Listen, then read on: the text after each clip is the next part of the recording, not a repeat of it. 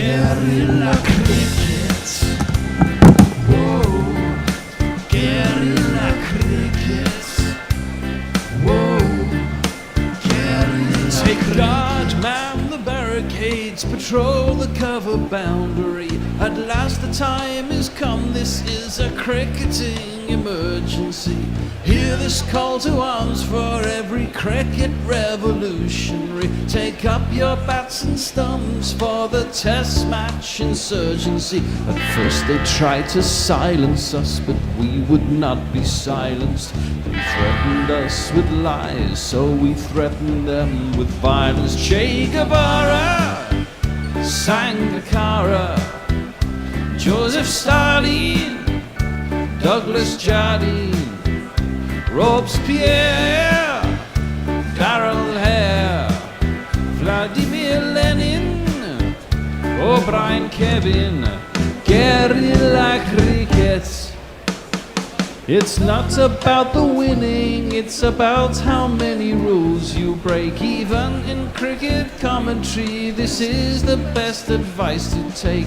Pick guerrilla cricket, it's the finest choice you'll ever make. There's so much more to cricket than rev counters and a slice of cake. At first they tried to sanitize us and clean up our act, but people like it filthy, and we know that for a fact. Fidel Castro, Lenny Pascoe, Carlos the Jackal, Umar Akmal, Mahatma Gandhi, Grant and Andy, Brendan Behan, Austin Ian, guerrilla cricket. Stick with us, cause you know we're not the kind of thing that you see on the TV and the radio. So vive la revolution.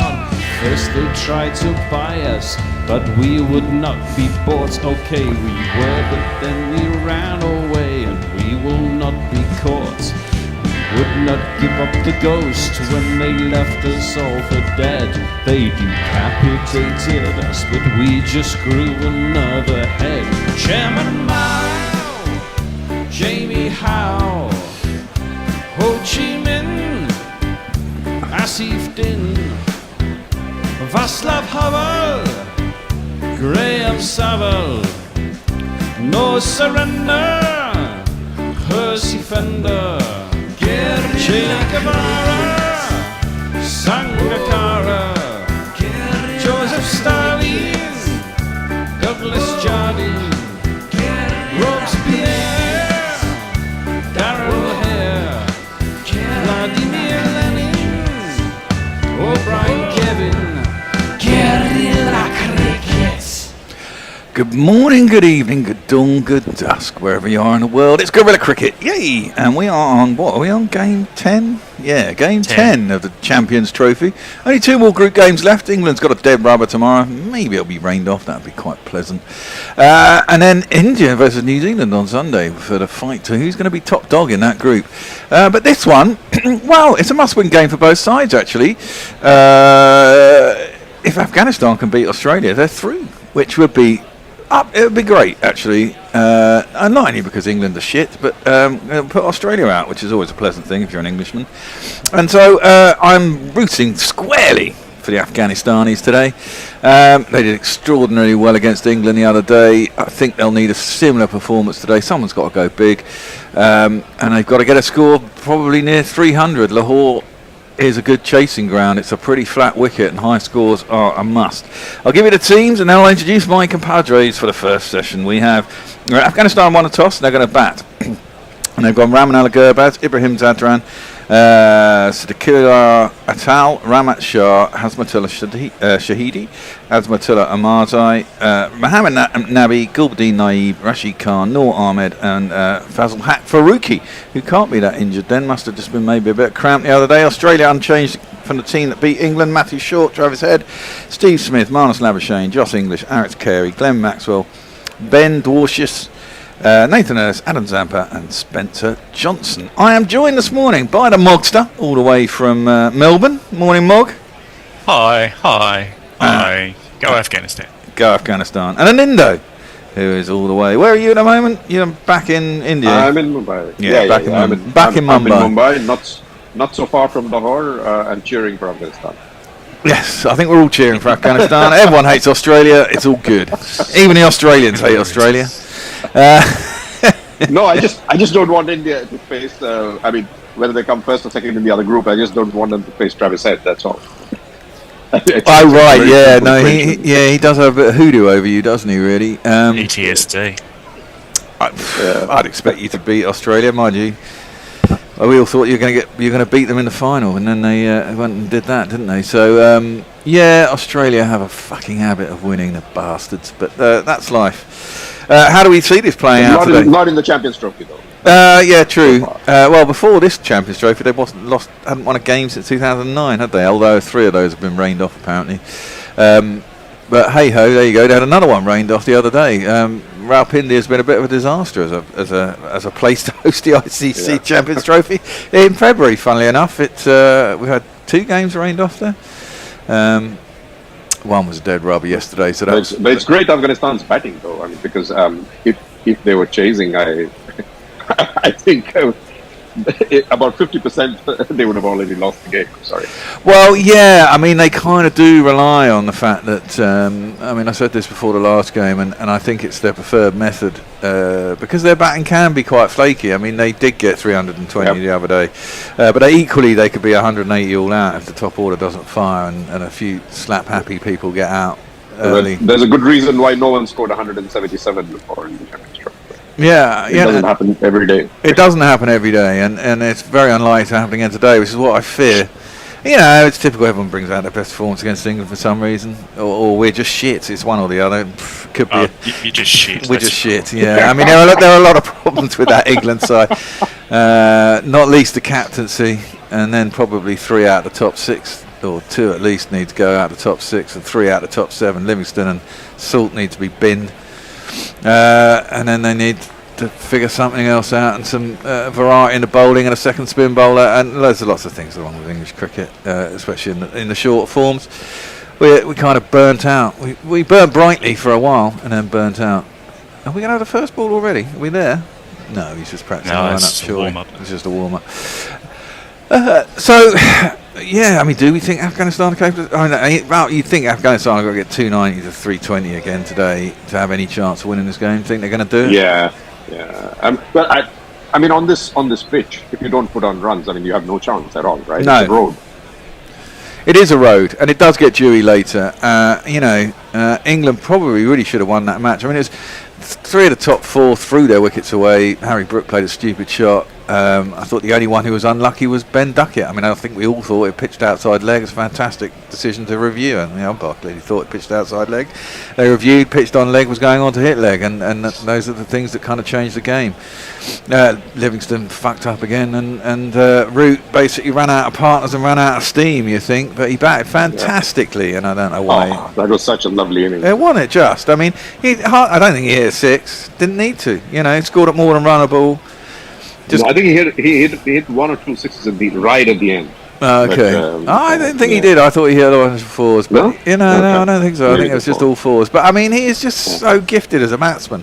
I just don't understand why they got rid of him in the first place. But, hey, that's not the game we're playing today, because we are about to get started. So I'm going to play up some jingles for the people who are bowling. This guy's opening the bowling. Spencer Johnson, he will fight till the fighting is for. Spencer Johnson, he's a bowler cause he bowls a lot.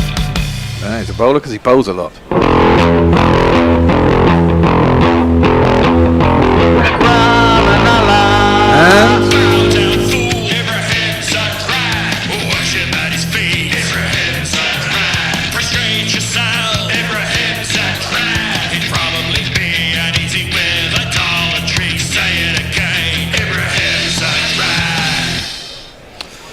And I'll give you the odds at the start of the game. Afghanistan 11-4, Australia clear favourite, 7-2 on. We are about to get going. Gurbaz is going to face the first ball, and it's on his hip, and he turns it around a corner towards long leg. They go hard for 1. You fucking idiot! He's come back for 2. Oh, he's made it.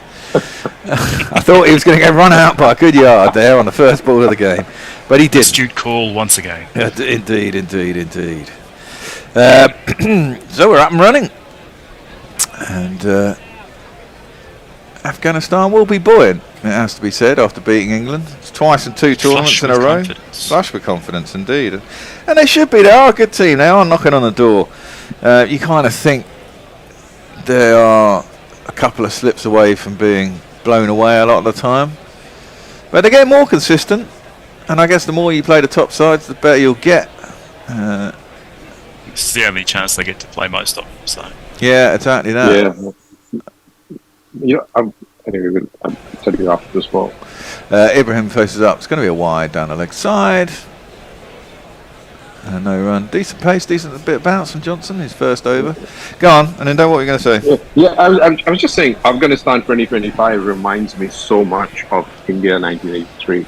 I mean, it's just the whole, being the underdogs and then trying to get going in a tournament.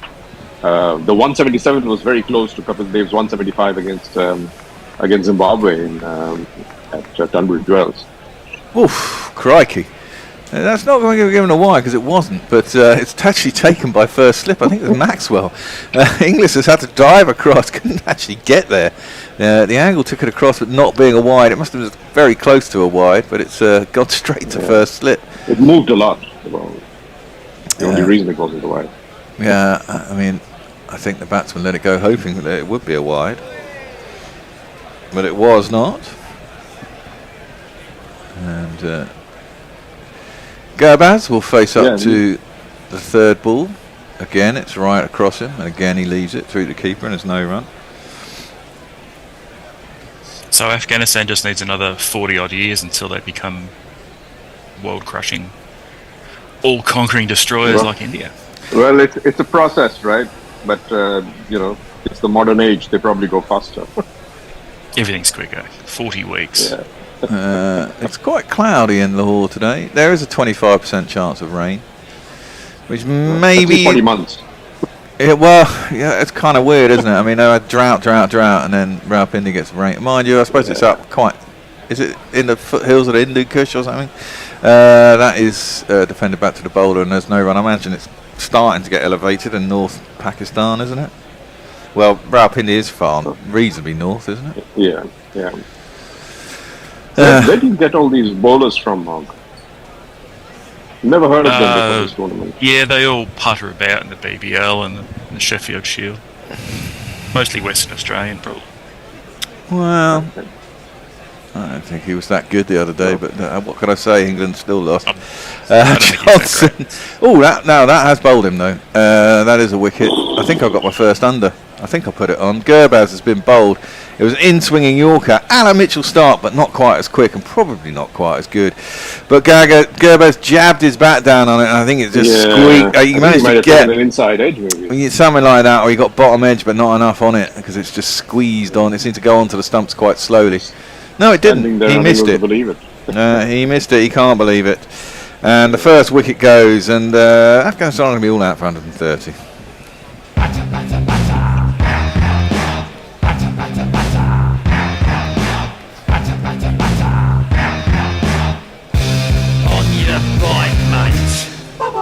And if they do get battered here, every England fan will go, why is it always us? But it must be something to do with us. We've mentioned it before, it's because you're shit. Well, yeah. Must be the deal. Just accept it. It's hard to accept, Mog. I know you're a positively disposed chap. I am positively disposed. And I think we're only just ever one win away from being great again. I mean, there's potential. There's so much potential. They just don't use it. And I've gone vehemently anti-Joss Buttler in my current state. I just think he's a shit. I can see that. He's just a shit captain. He's not the only problem with the team. No, he's not a problem as a batter at all. And I think actually it would free him up to be freed of the captaincy. Absolutely. I think he'll go back to being a good batsman once he doesn't have leadership on him. And maybe they should put him back as keeper batsman. I didn't realise he was so old. He's 37, I think, or he's going to be 37 in the next World Cup or whatever. So he is knocking on a bit. I have no idea how they are. I suppose he's been around for so long. That was good delivery. And never pleasant to get up, I guess, in the first over. And yeah, here you go. Australia knock over Afghanistan for 130. It's all over by 2. And England will be disappointed, and so will Afghanistan. He's up in 140s, actually. He's bowling in high 80s. That one's onto the hip. That's a new batsman, who I don't think is that going to be a leg by? That is the end of the over. I'll give his. I'll let you get him, Morgan, and I'll give him his jingle at the beginning of the next over because he's going to face first ball. Andres Rousseau says 300 plus should be their game.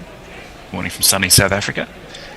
Sudahu says Gorillas confirmed hate women's cricket because we all want Afghanistan to win. Sabina B says good morning all. Jama says hello to myself and an Indo. Doesn't say hello to you, Bear. No, thanks, mate. Hello. Ice Cream says what the fuck.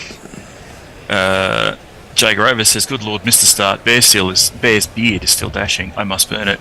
He also says Mog is wise. We are shit. Wow, Mog is so wise. Well, this man is going to face up to the first ball in the next over, which is going to be bowled by. It's going to be bowled by a bowler who will get a jingle after this jingle. And his first ball, oh wow, there's a bit of swing there this morning. That one squared up Sadiq very much. And he missed it by quite a bit, could have quite easily taught the edge.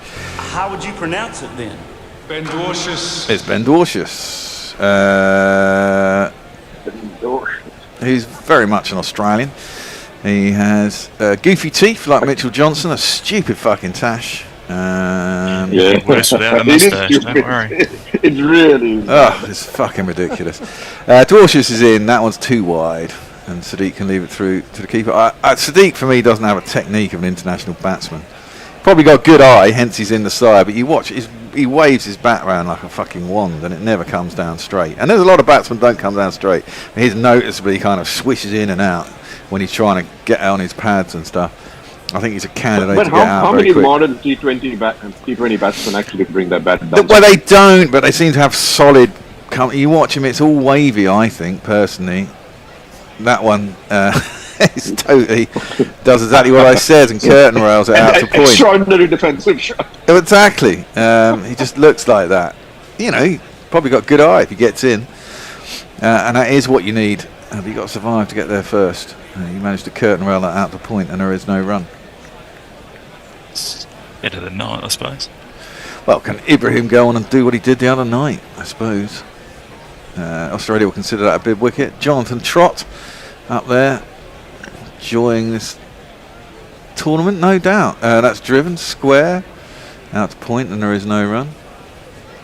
Well, he's the only Englishman enjoying the tournament like this. Well, indeed.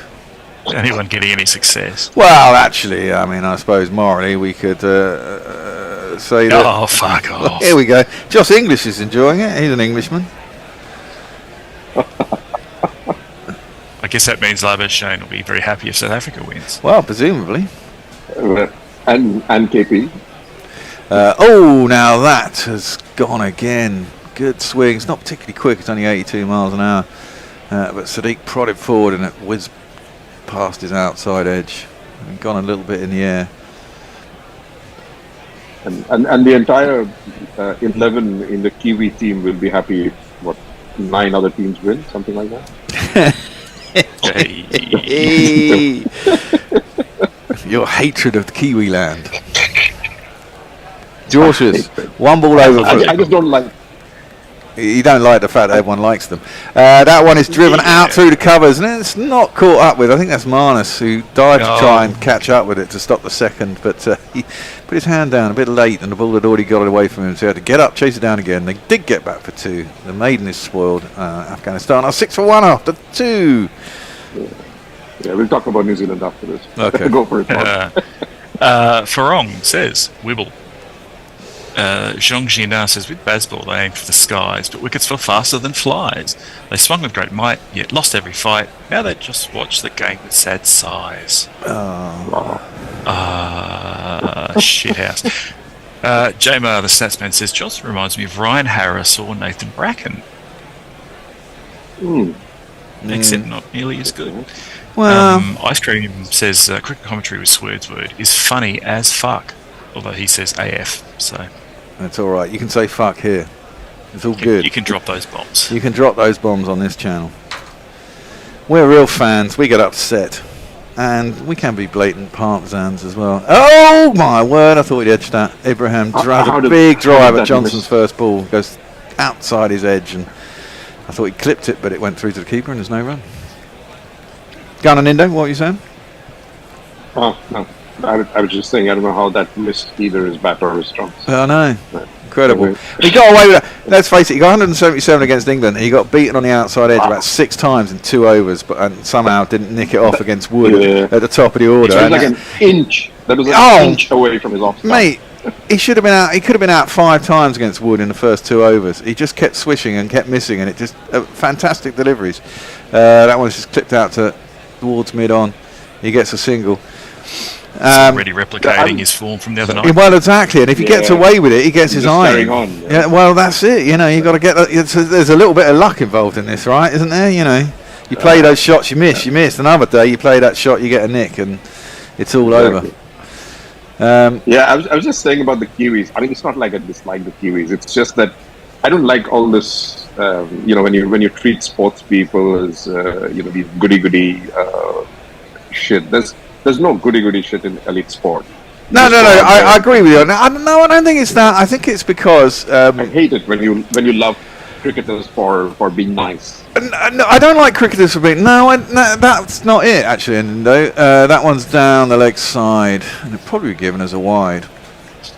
I like it when. You'd be surprised. That's why half of India loves the Kiwis. Well, no, I don't like them because of that. They're nice guys. No, some of them I don't particularly like. What I admire in sides like them, I mean, Afghanistan similar in a way, although they probably got a much bigger population. It's what you can produce. I mean, I guess it's like the West Indies of the 80s and 90s. You know, with limited resources. Much limited resources, and you can actually stand up to countries that have. You know, I mean, if they beat India, well, India's got population 1.4 billion to.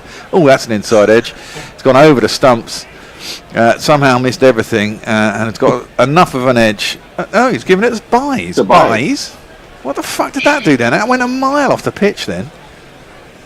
Or did something after it pitched, because it seemed to be swinging out and then went miles down the leg side. Let's have a look here. Has he rolled his fingers across it? No, it's a seamer. It's hit the seam. It's a scrambled seam. It's hit the seam and gone fucking miles down the left side. It's hit something. I think it was. Yeah, it's definitely the seam. 2, 3, 4. It's a fantastic delivery. Didn't get anything for it. Some unfortunate bug on the pitch just got absolutely cannoned. 12 for 1. Johnson in again. 1 for 3. And that's going to be wide. That's going to be 5 wides. Oh, for fuck's sake, you useless bum. Gets a wicket in his first over, bowls this shit in a second. He's how quickly they turn. I mean... It's the Johnson without the Mitch. Yeah. He looks like he's wearing eyeliner as well. He used to have very luscious hair too. He must have gotten rid of it for this tournament. Yeah, his team photo still has it actually. I showed the teams before. He's looking Vietnam vet today, isn't he? You know, complete with the haunted eyes after those. Yeah, exactly. 2 tours, PTSD. You know. No, it's not only last ball of the over. This one gets kind of right, dragging Sadiq into a drive outside the off stump. Look, Afghanistan have got 17 for 1. Sadiq scored 2, Ibrahim scored 1, and I think the other dude was out for a duck. Yep. They're all runs. They are. The Vietnam vet reminds me. I had when I was doing my MBA in the US, I had an ex-US Marine in the class. Oh, that guy was a class act. Class act as in mad or smart? Completely. I mean, we were terrified the entire time. Oh, right. you just didn't know what he was going to do, how he was going to react. I mean, you had him in these groups where you're supposed to do work, and this guy would go batshit. You had no idea how to control it. Oh my god! The last ball. No, it wasn't the last ball because there's been 2 wides in this over. It was just defended out to the mid-off cover, and they got a single. Yeah. So Afghanistan nearly going all at 6 and over thanks to the extras gifted to them here. 4 byes, 4 wides, a wide. So 10 in extras in this over. What a solid foundation. It is quite handy. Take the runs, man. That one, no foot movement from Ibrahim, has a drive at that one. It beats his outside. It's through to keeper, no run. We finally get to the end of the third over. Yeah, I didn't see his early part of his previous innings against England, but now I know what you're talking about. It's just really frustrating. Yeah, I mean, you expected him to get out any minute, and then all of a sudden it clicked. Like he cut one down airily towards Jofra Archer at third man, and 10 metres to the left he'd have probably been caught. He got it just inside. Jofra quite couldn't get around it. Next over, he just lifted one over the top of mid-off, and he was off and running. You know, it was like, wow. The switch was flicked. Got his iron, yeah, exactly. Mog. Jack Rover says this is going to be a grumpy bear game, isn't it? Is it? It could be, unless Australia lose. In which case, I'll be happy. Let's face it. That's full, driven back by Sadiq to the bowler, and there is no run. Well, kids, remember, smash that like button and subscribe, you know. And super chat. We haven't had a super chat. Remember, the GPL's open. Crikey, lots of things to tell you about. Yeah, the GPL's open. I think the pot's in the 70s now, nearly 78 quid, I believe. So it's 78 yesterday? Put something in there. I think it was 78 yesterday. No, 77. 77 pounds in the pot. You can win those 77 English pounds. Oh, flash that. Somehow I didn't get an edge to that, didn't Sadiq? It's through to... Who's keeping? Is it English? English. And there is no run. Well, you could win the GPL and then you could do even better by donating it back to the Gorilla. Absolutely. Become a patron with it. Because patronage is what we need. This is our last You could be series. a complimentary patron. Well, Complimentary patron. absolutely. This is the last series at Gorilla Towers. After this, it's all over. Here, Is it going to be the Gorilla Bunker next week? well, we're Gorilla's moving into proper studio territory as that one's delivered and defended behind square by Sadiq, and there is no run. We're moving to Lewisham. We've got ourselves a commercial unit. It's more expensive than being here, and hence, please do become patrons. Patreon.com/Gorilla Cricket. Having a steady income through via patrons, and you get lots of extras. It's not just you're giving us stuff. You get early access to podcasts. You get access to archives. You get a little gift. That's nicely picked up off the legs by Sadiq. Didn't get all of it. You'll get 2 out into the deep at deep backward square leg. Play the super chat jingle. Mark, give me a number. Oh, sorry. Oh, okay. Well, that's the good thing to do. YouTube Super Chat. Of course you do, Jay. Jake Grover, £2 worth of I Hate You All. Thanks, Jay. We love you. Yeah. You We'll can- take that you for can £2. wage it. We'll never go that low, Jay. You might not. No. Well, yeah. Dwarcious Mark, is give me a number for GPL. driven up to mid-on, and there is 698. 698. I don't, yeah. Did you want a realistic number? Yeah. I think he wants a realistic number. Yeah, I'm putting in a fucking ticket. Give me a number. Oh, well, in that case, 547.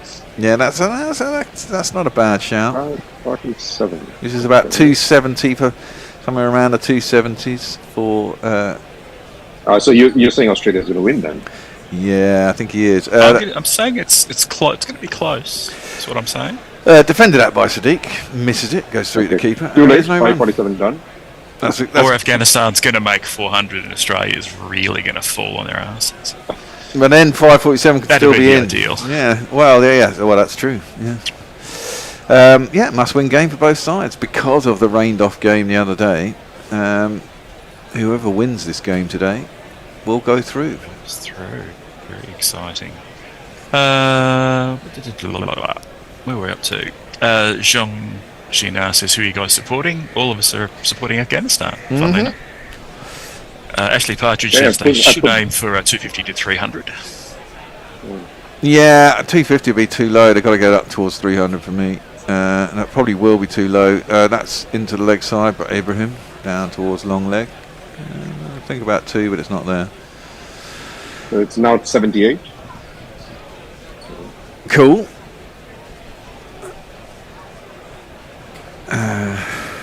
the previous over from Johnson, and that ball that went for 4 byes was amazing. But the ball A went little for 4. profligate, one could say. It was a little profligate. I think it was unfortunate with the 4 byes. The 4 wides, 5 wides was not great. But it was a bit unfortunate with that ball that went for 4 byes, to be fair.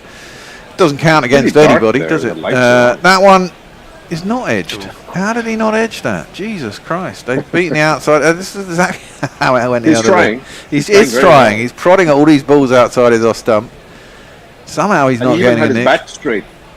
That's the problem. I think. Yeah, but that time he was playing miles away from his body, wasn't he? Look at where his eye line is and where his bat is. It's Oh, see, you criticise him for waving his bat everywhere. He has it straight once, and then all of a sudden you're having a crack at it. what I'm generally implying is that his technique isn't fantastic. Yeah, even I can see that. And look at the way he stands. That one beats Reminds him me on the of me. outside edge through to the keeper, and there's no run. It reminds you of what? Sorry. It reminds me of me as a young chap batting. I was very much the shut your eyes and swing kind of batsman. I'm sure Trossie could He- teach you a he- thing or two. He They got looks like a baseball batter, actually. a little bit.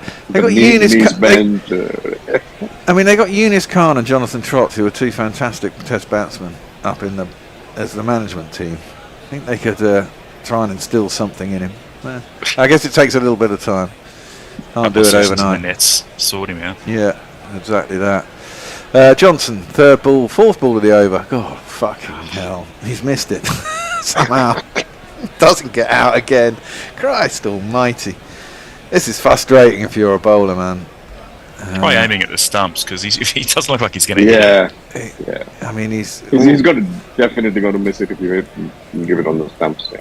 I mean, his bat's coming down again all over the place. And it's Inside, nowhere near the ball. nowhere near the ball. He's doing it on purpose. He's deliberately going around the ball. Yeah. That's Avant-garde kind of what it looks technique. like. That's exactly that. You just don't He's want it to really be straight. good. He must be really good. That's how good his eye is. Sadiq in again. That one's shorter. And he managed to work that one off his hip down towards backward square leg. Get himself a single. Get himself off strike. Probably nicked the strike for the next over now. Ibrahim, who's only faced 4 balls. I mean, this ball is actually going quite a long way this morning. Well, Glenn Maxwell describing the length of his anyway, moving on. Yeah. 22 for 1, Afghanistan. I mean, considering they've hardly laid the bat on the damn ball, and they've scored They've about only 8 runs off the bat. so far. They're on 22 for 1, so they're not doing too bad. As a But start. the weather's pretty overcast. So Yeah, it is. So I guess the ball must be moving around. Yeah, it's only about 19 degrees as well. It's not particularly quick. That's a quick run up towards mid-on. They will get 1 run. I haven't had a run out in this tournament yet. I bet about 6 times on it. I'll have another go today at some point. And There hasn't been a run out in this tournament? Yeah, there has. I've just not picked it when it's Wonderful. happened. You- There haven't been many, actually. There's been a couple. where are we? Jake England. Grover says, I'm only reading this one out because it mentions me. Mog's a fucking bunker. Yeah. What did that mean? James says, we're England, mostly on the plane home, Yeah. except they've got another dead rubber to play. And Jake Grover says, drowning it in shit and weeping blood. Well, Hopefully he's talking about England, not his current state. But you can never be sure.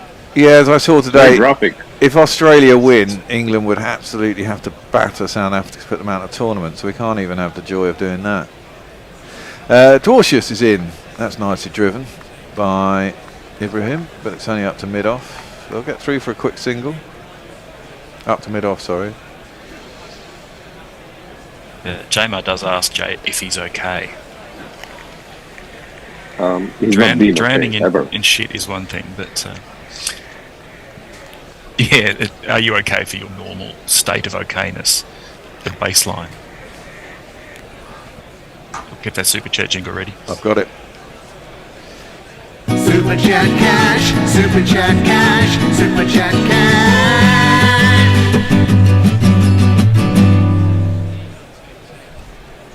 That one is a bit fuller. But Sadiq this time managed to get a bat on it. God damn it. And it goes out to point and there is no run. For those Richard who don't know, Milgate. Sorry. No, sorry, go ahead. No. I was just going to say, for those who may not know Bear, maybe you can tell people how to put in a super chat. I've never done it myself because I'm always here. But presumably you just click on the super chat icon at the bottom of the chat, and probably Mog can tell you better how you super chat. Yes, Richard Milgate in his €5 says just because he clicked on the $ button at the bottom of the chat on YouTube and then selected an amount and put in a message and guaranteed himself to be read out. There you go, perfect. That's how you guarantee it, man.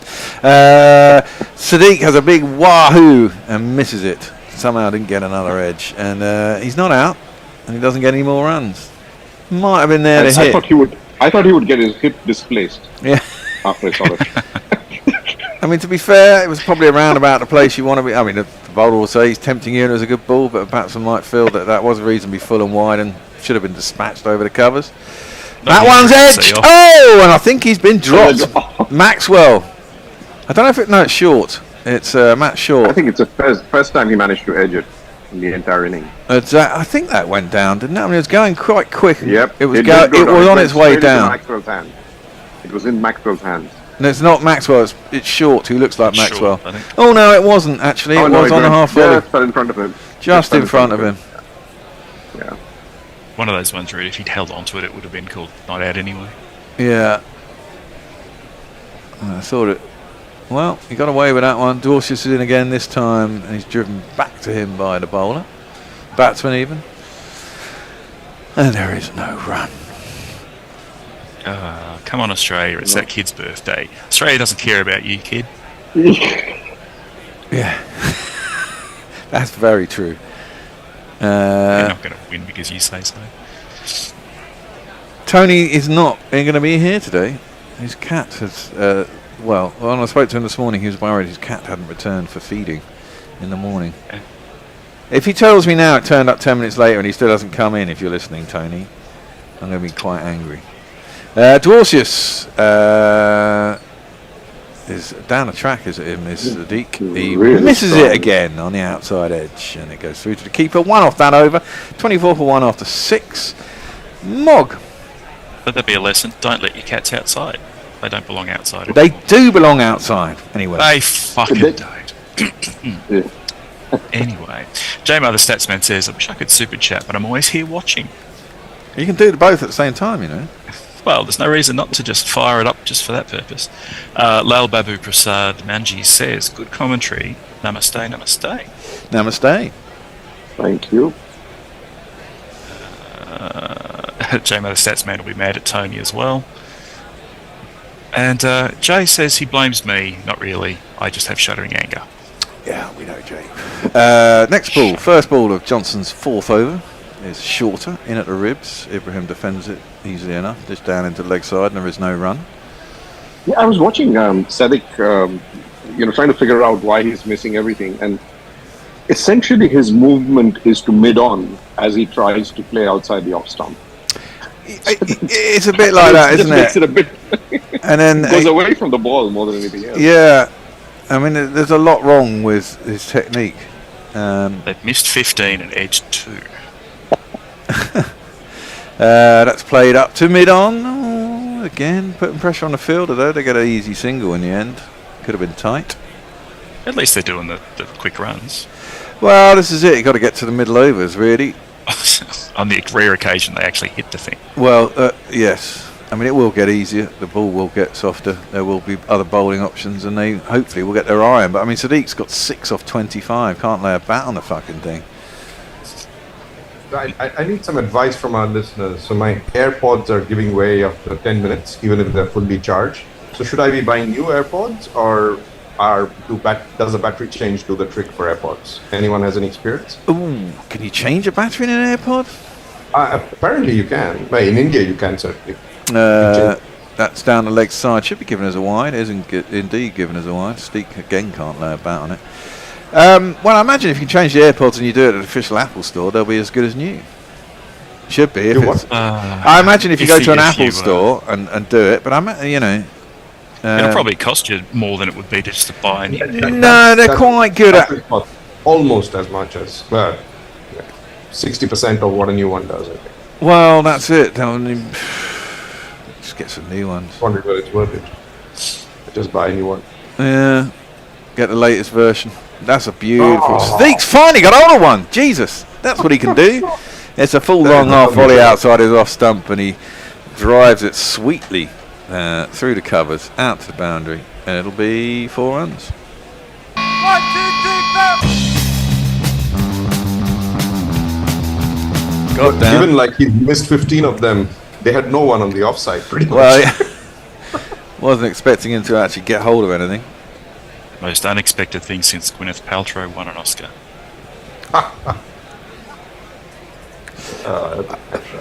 I see they're investigating Gene Hackman's death now.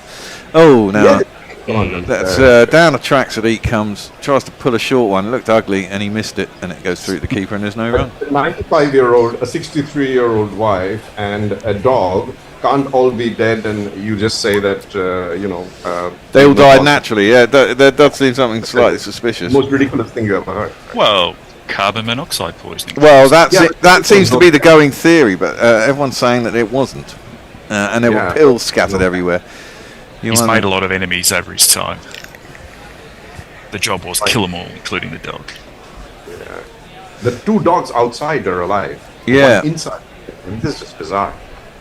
Indeed. Wow. That's another nice drive through the offside by Sadiq. This time, it's a long boundary out there. It's not going to make it there. It's chased down by Alex Carey, and they will come back for 3 that time. But this is why they put Sadiq in the team, I guess. Well, yeah, I mean, clearly, if he gets in and he gets his iron, he's probably got a decent eye. And that'll account once he eventually works out how. Once you've worked out how to get in, not get out, presumably he can score quick runs at some point. Not that I've had a lot of experience, but every Afghan I played with in England when I was still playing, they loved just hitting the ball as far as they could. Ibrahim fiddles at that one. He's rising on him sharply. Goes through to Inglis, and there is no run. And that ends the 4th over from Johnson, the 7th of the innings, 33 for 1. Sadiq's on 13 off 28. Ibrahim 5 off 9. Mog. Only 7 balls in that one. J-Mother Statsman says Johnson reminds me of Harris or Bracken or Watson. I think somebody else said something similar before. J Grove says Nindo buying airports is glorious. How many airports do you need to buy? Bangla Hardis says this is not a cricket commentary. This is just 3 people talking to each other. Jesus Christ! Who said he that? Sprung us. Bangla Harris. Very, very. We need to learn how to commentate on a cricket match. Nah, It's right. very upsetting. It's all right though. Suda Who's called him a Burke, so Yeah, it's fine. we'll let them sort it out. 2 men enter, 1 man leaves. Well, Sadiq is going to face up to Dwarcius. With his terrible tash, he's going to come in to bowl to Sadiq. Can he hit a ball? Well, he edged that one along the ground this time. Maybe his eye is finally getting in, and it goes down towards third man. And they'll get a single. Ibrahim, who's only faced 9 balls so far in 7 overs. So not a lot. Of course, the hero of the other night with 177. Highest score ever in an ICC tournament. Only the Champions Trophy. Champions Trophy, sorry, yeah. Trophy, yeah, because I think Said Anwar's 194 may have been in an ICC tournament as well. I don't know. And one of Tendulkar's triple centuries, probably. Well, that's driven aerially by Ibrahim, but it's out through a vacant point. It's gone out to the point boundary. There will be 4 runs for that one. Good shot. Well, it's a bit aerial.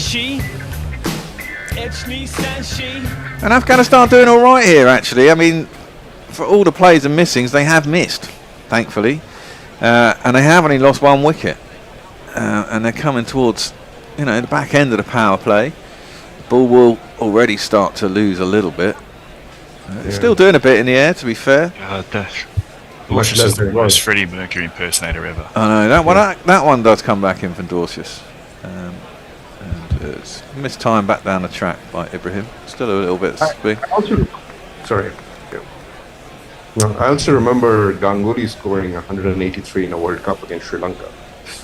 Yeah, so it must be in this particular ICC Champions Trophy. Who remembers Maxwell making 201? Yes, that's of course true. That's in J-Mo the stats man did. So that was in a World Cup not that long ago, in fact. Dorsius is in. It looks like he's trying to put out a shot, but managed to tap it on its head down towards third man, and he'll get a single. Ibrahim takes Afghanistan to 39 for 1. their run rate's gone from under 4 to just over 5 in the space of over and a half. Yeah. Well, they you know, done a 3, I guess, from I think. Yeah. I mean, Afghanistan have got plenty of biffers in that bottom 6, 7, 8, 9 slot. I mean, everyone can hit a ball, and they can't. They generally tend not to last very long. I mean, Rashid Khan can smash 6s, but you know, probably only last you for 2 or 3 overs if you're lucky. That one's driven at. It goes past point. Maybe not seen it. I didn't see that far from him. Maybe it was. It'll go all the way down towards a deep backward point. Zampa fields it, and it's 2 runs. Motoring along. Yeah, well, they are. They're not doing too bad here. Not losing wickets is a good thing. I mean, I mean, this Australian attack is. I mean, it's not scary, is it? Let's be honest. Well, not when you see that moustache come, imagine. Well, exactly. Makes you laugh. You might get out laughing facing that Tash. There's a little bit of swing there, but it's certainly not as prominent as it was a couple of overs ago. It already seems to have calmed down a bit, which just helps Sadiq. That and the fact he's faced 31 balls now and he defends that back towards mid-on. And there is no run. Well, Bangladesh says, seriously, you guys need to learn how to commentate on a cricket match. Just listen to the commentary Sky Sports Cricket is providing. Compare that with yours. Yeah, okay, fine. Sudahu says, Bangla's clearly never listened to cricket. And Jay Grover says, he's obviously lacking in our sophistication. Wow. Or as he probably should have said, our fucking sophistication. Absolutely. And will we see spin soon, says J-Mo, the stats man. Might get an over a spin in the power play. Look, you could get Pomian Bangwa, Aaron Finch and Ian Bishop. Or you could have us. I'd rather have us. What a choice. Hey, look, I'm off. I'm going to go listen to them instead. 41 for 1. Johnson is going to continue. He's going to bowl his 5th over. That swings nicely into the arc for Ibrahim. Already the ball certainly isn't doing as much as it was even 3 overs, 4 overs ago. Not troubling the batsmen so much. They've seen a bit of it. That was nicely driven out into the covers. Couldn't quite beat the man at long off. Mid off. And they'll get a single.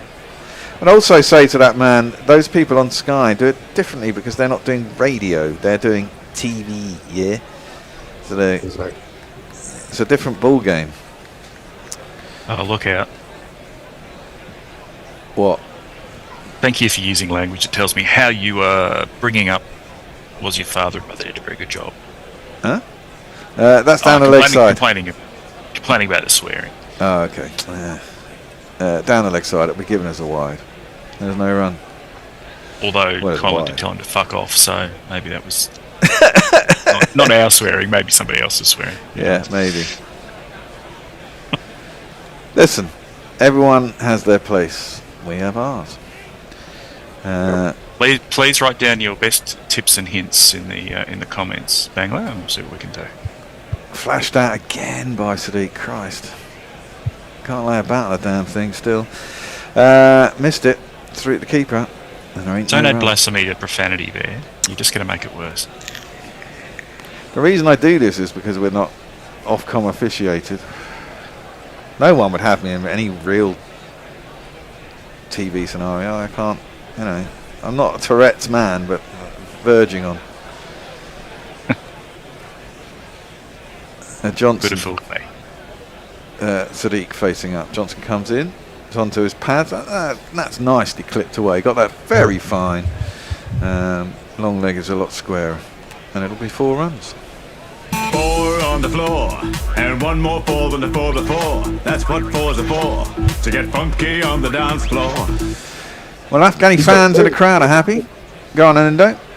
No, I was just saying he's got very good wrists. It's just that I think Sadiq is not yet up to standard in terms of being able to properly bat. But that's what I mean. That's what you see when you see him. Don't you? He needs someone needs to get him in there. He's clearly got a good eye, right? But someone needs to get him in there and give him some technique and he needs to survive. Yeah, he needs to survive for him.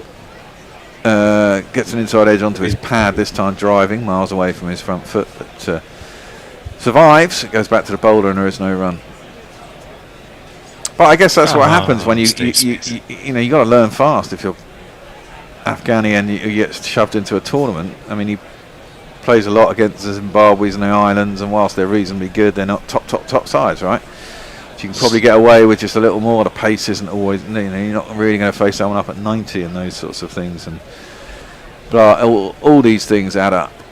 That one he does is close enough to his body. He just guides it out into the covers, short of the length, and there's no run. I was listening to Steve Waugh, an old Steve Waugh interview on Sky with Mike Atherton a few years ago, I think 2018 or something like that. And he was talking about making the transition from Shield cricket to Test cricket, and I think he had 14 Test matches before he had a Test century or something like that, and he was like, it's just completely different because you're facing bowlers who are much faster, much better, and it just takes time. Yeah. Well, I mean, Steve Waugh is an interesting case in point, isn't he? I mean, he as that's cut down towards. Third man. Get a single off the last ball of the oval. Steak 21 on 36, 48 for one. The Afghanis after 9 overs. I mean, someone like Steve Waugh is interesting. Actually, Mog, go, and then I'll say.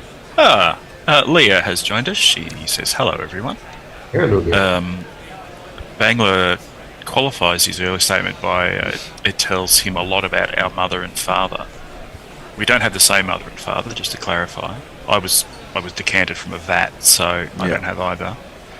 Also, there's this thing called culture where people do things differently in different cultures, so, fuck off. Ice Cream asked, what happened to Sri Lanka and the West Indies? They didn't qualify because of the bizarre way they organised this tournament. Well, they didn't know about it till halfway through the last tournament. Well, indeed. It's a ranking. It's been the top 8 in the World Cup, didn't you? Got through to the ICC Champions Trophy. Sri Lanka, to be fair, Sri Lanka has not been, the best ODI team for a very long time. No, but I suppose they beat Australia at home. Although they had lost a couple of series. Ellis is into the attack. I'll give him a jingle. Jesus, that was slow. Maybe that was one of his. It was a wide down the leg side, but it might have been one of his back of the hander ones. He's this good dude. Here comes the story of a hurricane. Nathan Ellis vital to their game. Restricted the other side's runs during the death of us. He could be the champion of Tassie. Well, he's got a weird run up and everything. And he comes in and he bowls to Sadiq. He just drops him out on the offside to go for a quick single. Back to Steve Waugh. Steve Waugh, a bit like actually Piggy Smith. I mean, the first time I saw him in an Ashes series, he was brought in as an all-rounder, bowling kind of fifth bowler, medium pace, batting at 7. And then over the next 4 years, he turned into a batsman. And then by the end of his career, you forgot that he ever bowled. And he was. I mean, he had 30 odd centuries, Test centuries. I know. But when you first saw him, I mean, he was another. He in a way, he's very much your Graham Smith, your Cookie, a guy with a kind of limited shots. There was a lot of bunting off the back foot. He was very strong off the back foot through the covers, flashed at by Ibrahim through to the keeper, and there's no run. Never looked pretty at the crease particularly, but fucking dogged and very good. The other thing he was saying was about how he was forced to change his game because he was as he described himself, he was a compulsive hooker and puller. And then when he got to the bigger stage, the bowlers were just too fast, and they were really getting in your face, literally. Good way to get a broken jaw trying to hook some of those guys. Thrown up outside off stump, slow shit delivery. Got what it deserved, was just slammed through the covers all the way at the boundary for 4. Suddenly it's looking all right for the 2 plus 2 is Afghanis. Sadiq has finally got his eye in. They've only lost 1 wicket and they're in the last over of the power play. Must be feeling quite good if you're an Afghani supporter. Better than they were when they're only scoring off wides. Yeah. Well, I mean, this is it. They've got to take confidence from what they did to England the other day. I mean, even Ibrahim was well supported by a couple of decent 40s. That's beaten on the outside edge again, and that's good delivery from Ellis. Full pace for once. And beats his outside edge through the keeper, and there is no run. I think with the ball still this young, I mean, from both ends, there's only the 6th over with this ball. You're better off pace on than trying lots of fancy shit first up. Short of length, I think it's still difficult to play. Yeah, exactly. What England don't do enough of. Ellis in. That's full. Ooh, big drive by Ibrahim, inside edge, crashes into his pad, goes out towards Smith behind the stumps at sort of gully area. It's a dot ball. I thought his stumps were gone. I did for a minute there, yeah.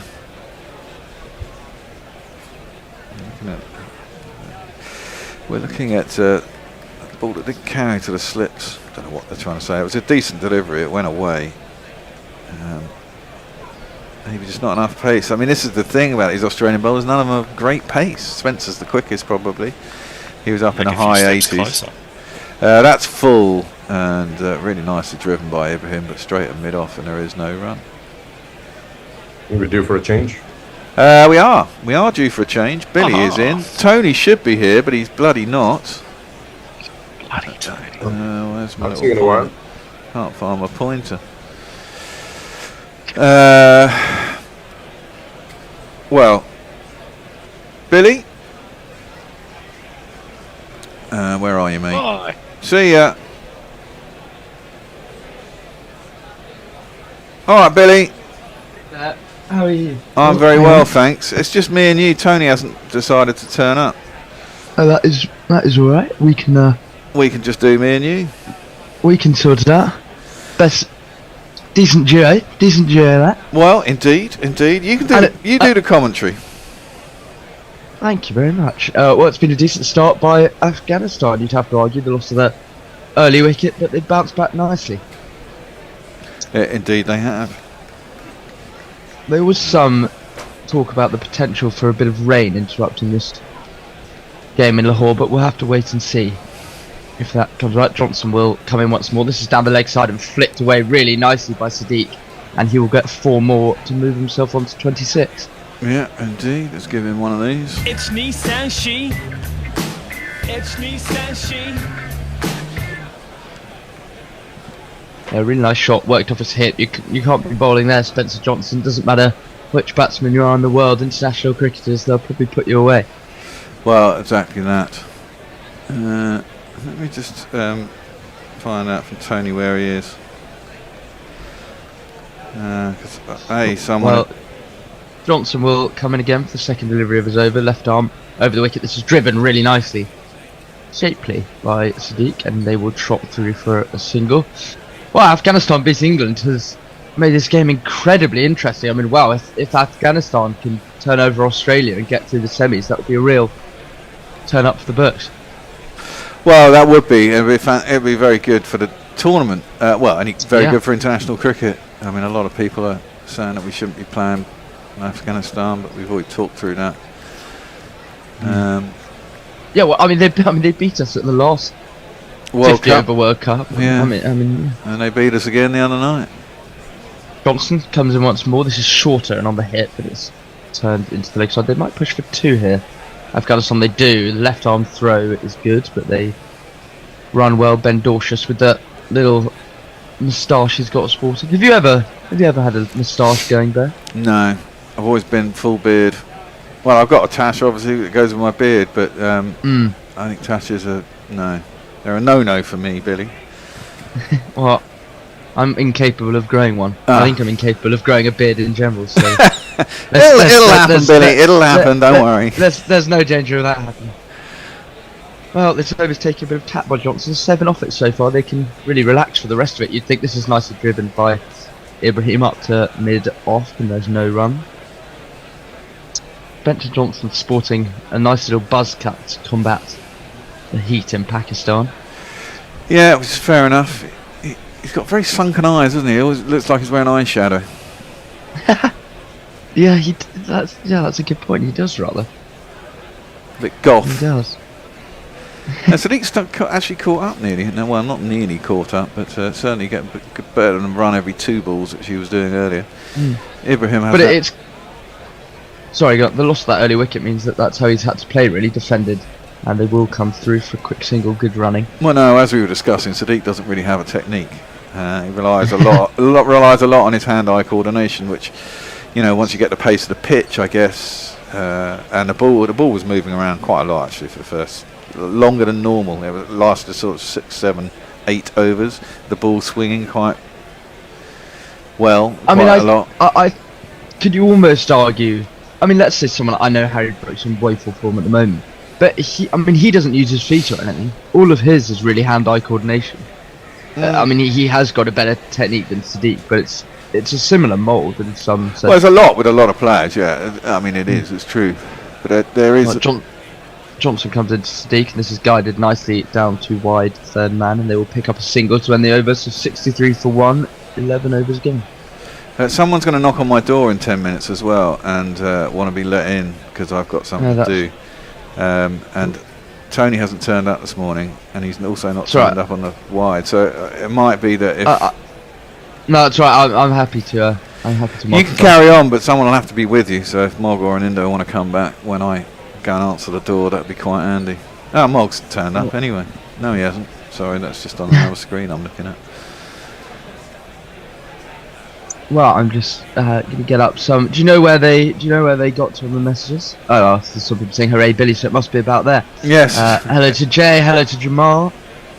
Leah says it's been a pretty bad week overall, with Germany voting for a bargain bin Viktor Orban, who seems set to form a coalition with fascists. New over. Nathan Ellis is going to come in, and this is an edge, but it's wide of the 2 waiting slips.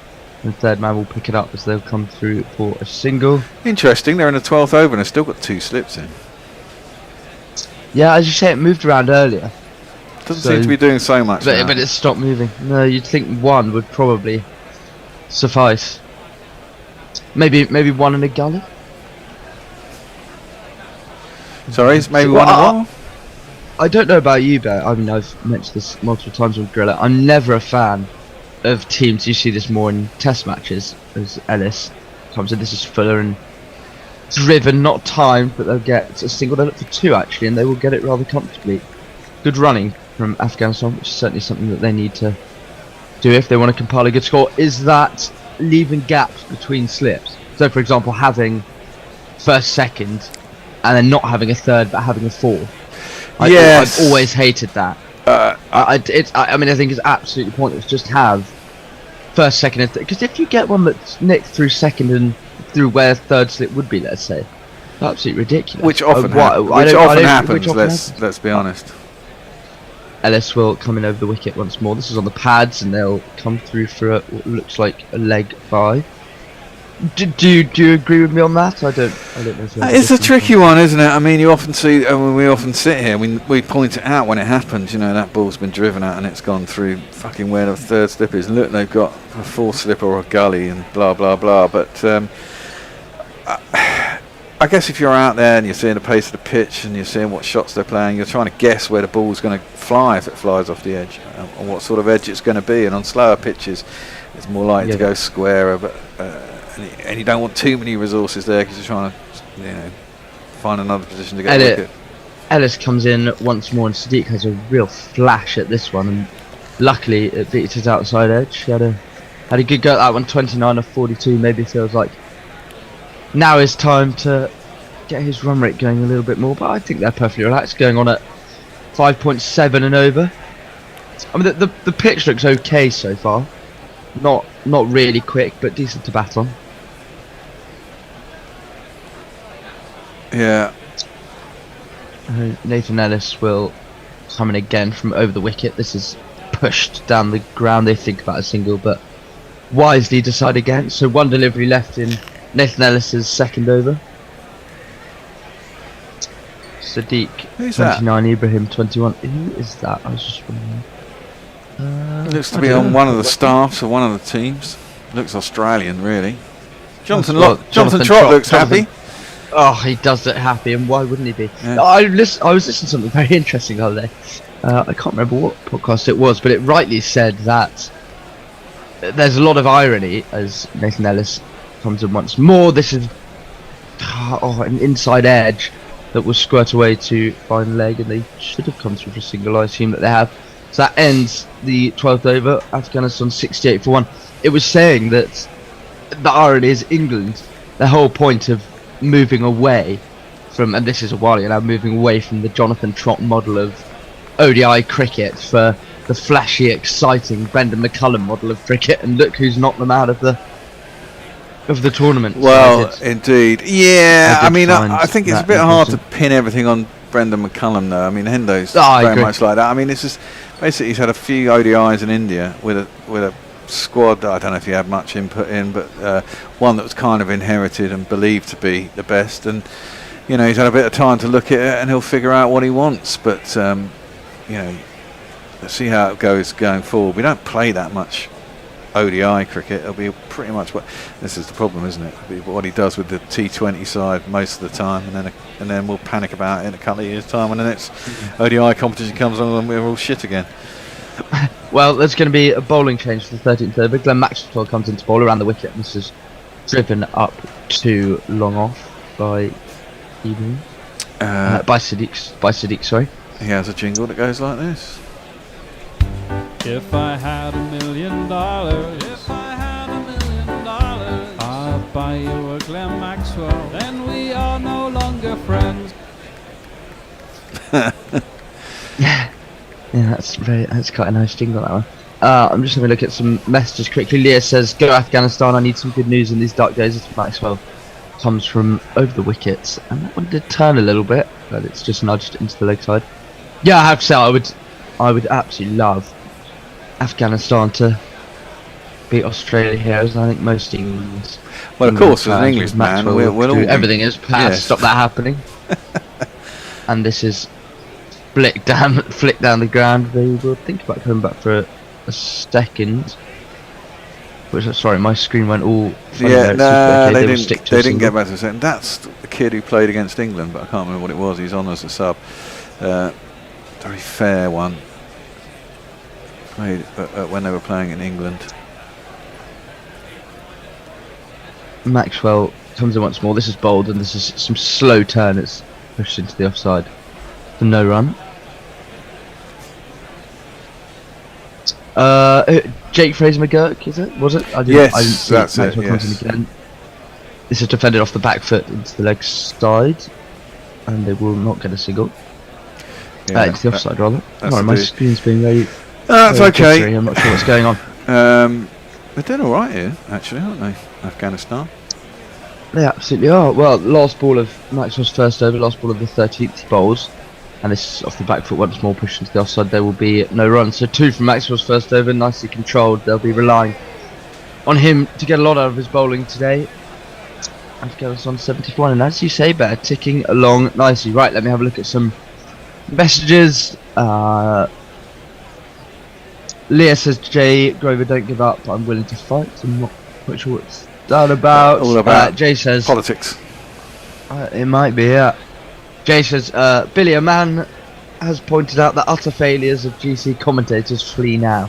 Yes, so we had a guy on earlier saying, "You lot don't know how to commentate." Well, you know. Who said that? Some dude from Bangladesh. He was like, "What do you lot do?" He said, "Listen to Sky." It's like, well, there's a reason we do it. That's because we don't like listening to Sky, obviously. We're all chilled down here. Oh, the big man's on. The big man, the ever important Adam Zampa. Yeah. And he will come from over the wicket to Ibrahim. He bowls. This is pushed into the offside. They will get no run for that. The enemies of the mighty fear many things. Yet there's one thing they fear above all others.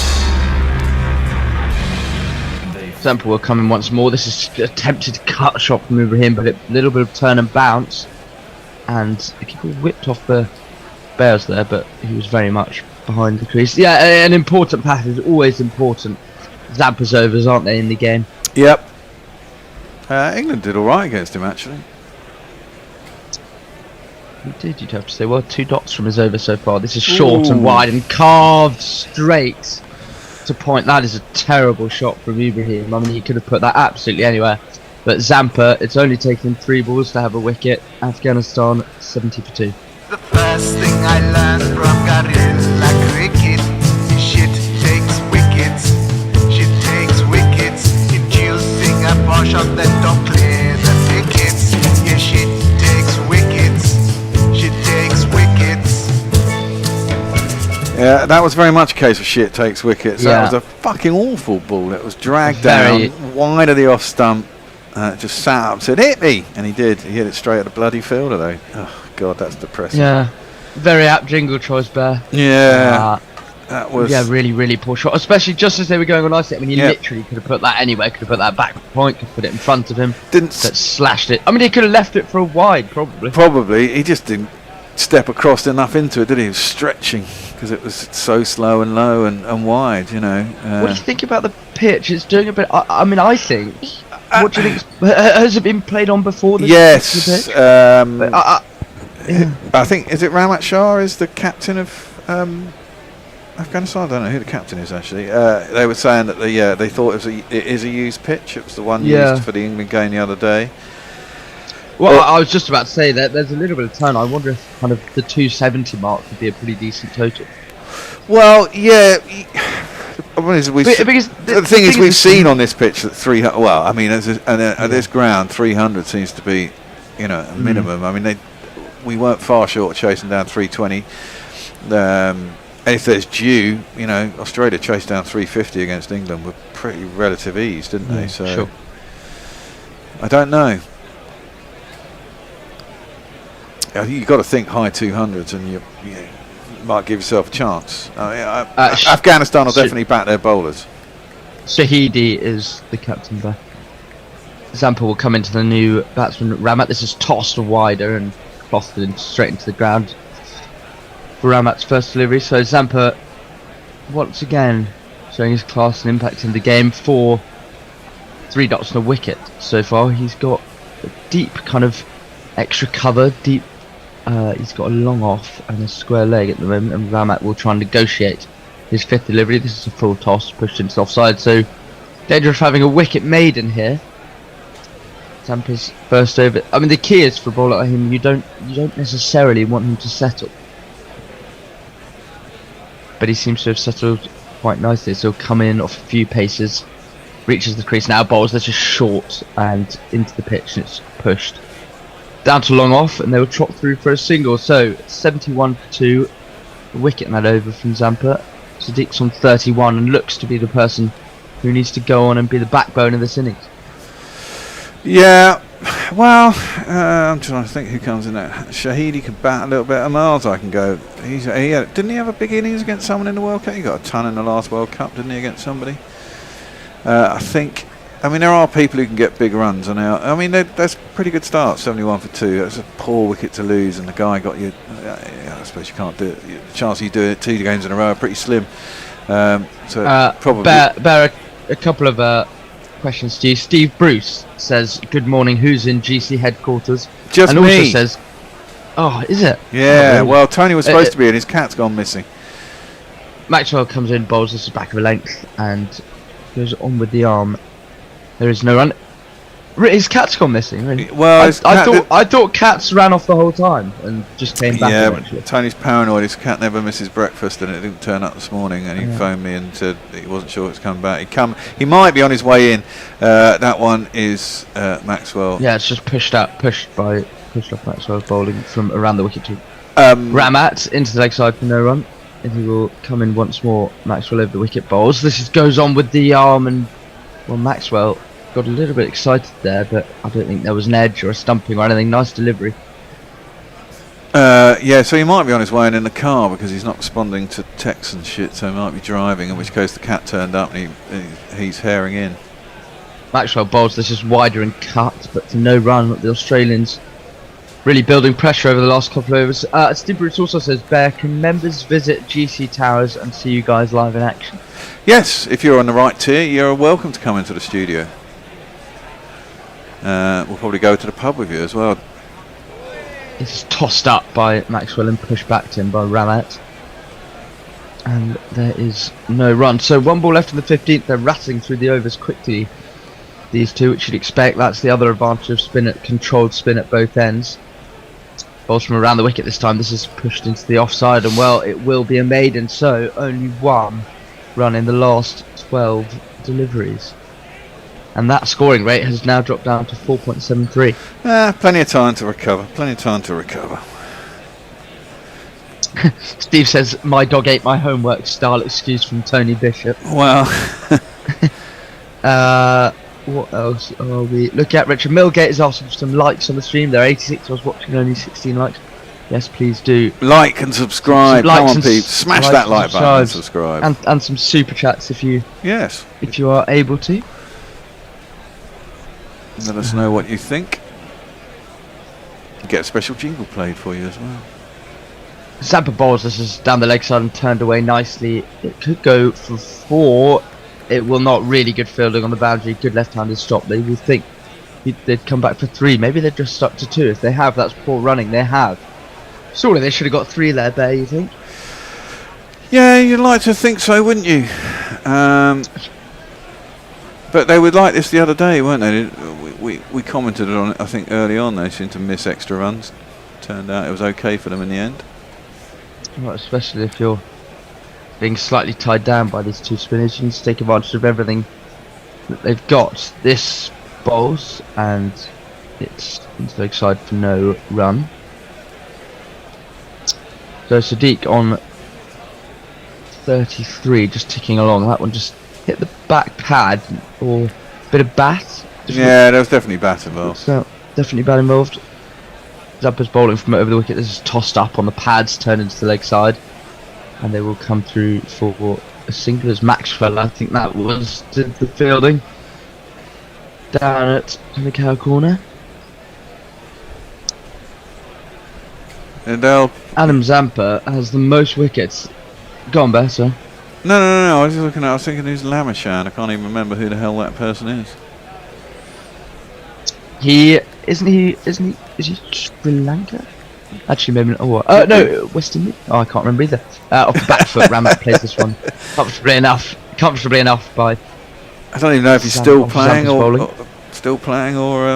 retired. I know the name. I just suddenly can't remember. I'm pretty sure. Zampa will come in once more. This is tossed up and driven to cover for no run. 1 ball left in Zampa's over, 1 for 4 from his 1.5 overs so far. Ramat has 1 from 11 deliveries, so he's slightly struggling to get going, you'd have to say. Zampa bowls this one into the pitch, and it's cut away nicely out to deep cover, where they will get a single. And that is the end of the 16th over. Afghanistan 75 for 2. Bear, I'm just going to very quickly reload Zoom and come back in because my screen's playing up, if that's alright. Okay, I'm going to play this whilst you're doing that. I don't know if you want to hop on, Mog, if you're there. I'm just talking into ether on my own quite now. We have one of these. Use your bright super chat. He's gone away, Jay. Next ball is Maxwell bowling to Ramat. It's a bit short, turns into him, played up to mid on, and there is no run. Mob off, Billy, grow a beard. Messing, he says. Short hit into the offside, and there is a single out into the deep. And Billy's quickly back. Let's see if that's any better. Well, 2 deliveries gone from Max over 37 balls since the last boundary. They're just being tied down. It's something that you can't really afford to do. Although to be fair, I mean they got off to a slow and poor start against England and managed to compile a very decent total. Alright. Maxwell will come in around the wicket to Sadiq, who's on 34. Whilst this is into the pitch and pushed by the left-hander down to long off, where they'll come through for a single. Oh, for fuck's sake. You changed it and sent out a revised rota. Thanks, Tone. What was that? Oh, well, apparently there's a revised rota. Oh yeah, he sent out one this morning. Maxwell bowls into the pitch, this just chips up and on the bounce. Fortunately enough for Ramat, it goes into the mid-off hands. Someone in the crowd's throwing. Can you juggle, Bear? Someone in the crowd's throwing up some rings and I cannot juggle. Maxwell bowls from around the wicket off the back foot, pushed back to him. You can't juggle, sorry. No, I can't juggle. Where's the latest bloody iteration of this then? 26. Maxwell bowls. This is driven up to mid-off. There could be a run-out chance here, but it was a misfield, and they should now come back for 2, Afghanistan, which they do. They might even come back for 3. Yes, they do. Really good running. Well, very poor fielding. There was a chance for run-out, and it was an attempt to chart the stumps, but you know you've got to gather the ball first if you want to do that. So drinks are coming on. 17 overs gone. 80 for 2. Australia. I will get up the socials. Oh, Jay Grover has sent us a super chat there. No, I already done that one. Oh, I did that in the 2 balls that you were off. Literally, it came through. She went off. But feel free to read it again. Maybe I should get off air more often. People send more super chats in. Jamal says Marnus is from South Africa. Yes, he is. Well, Kushal says that is interesting. That there's obviously some stats thing going about, which I'm trying to follow. Ashley Partridge says 294 is a good score. Is that because you've got something going on in the GPL, Ashley? That's very presumably very specific. Right, no, he did send it out, but he sent it on WhatsApp, didn't he? Which is no good to me. He sent it on email as well. Oh, well, it didn't come through on my email. Maybe it must left your rota. Yeah. I can. Sorry. I've got No. I've got things to do today as well, and Tone not turning up has really fucked up my day. Well, hopefully he will in a bit. And hopefully Afghanistan can keep ticking on to keep you smiling, Bear. Well, let's hope so. Well, 80 for 2 they are at the moment. They're just having drinks here, which is why there's a pause in play. I didn't actually see the dismissal of Gurbaz, Bear. The left arm Johnson. It was an in-swinger. Was it a decent delivery? Yeah, it was very much Mitchell start, but not quite as quick. You know, it's very full swing in towards his off stump, and just got snuck under the bat, missed inside edge, and there you had it. It was bold. And then we had the second wicket to go down was the filthy wicket from Zampa off Ibrahim, which was carved straight to Labuschagne at points, which was disappointing. Always annoying to get out in that minute. Bear, what's your highest score at the crease? What's your highest score? 82. Batting and for who? 82 West Hart's second 11 when I was about 15 opening, and weirdly, I'd taken 5 wickets and had a back injury, and then the captain was this old dude, and normally I batted at 7 or 8 or whatever, and he said, I want you to open today. He said, there's £1 for every run you get.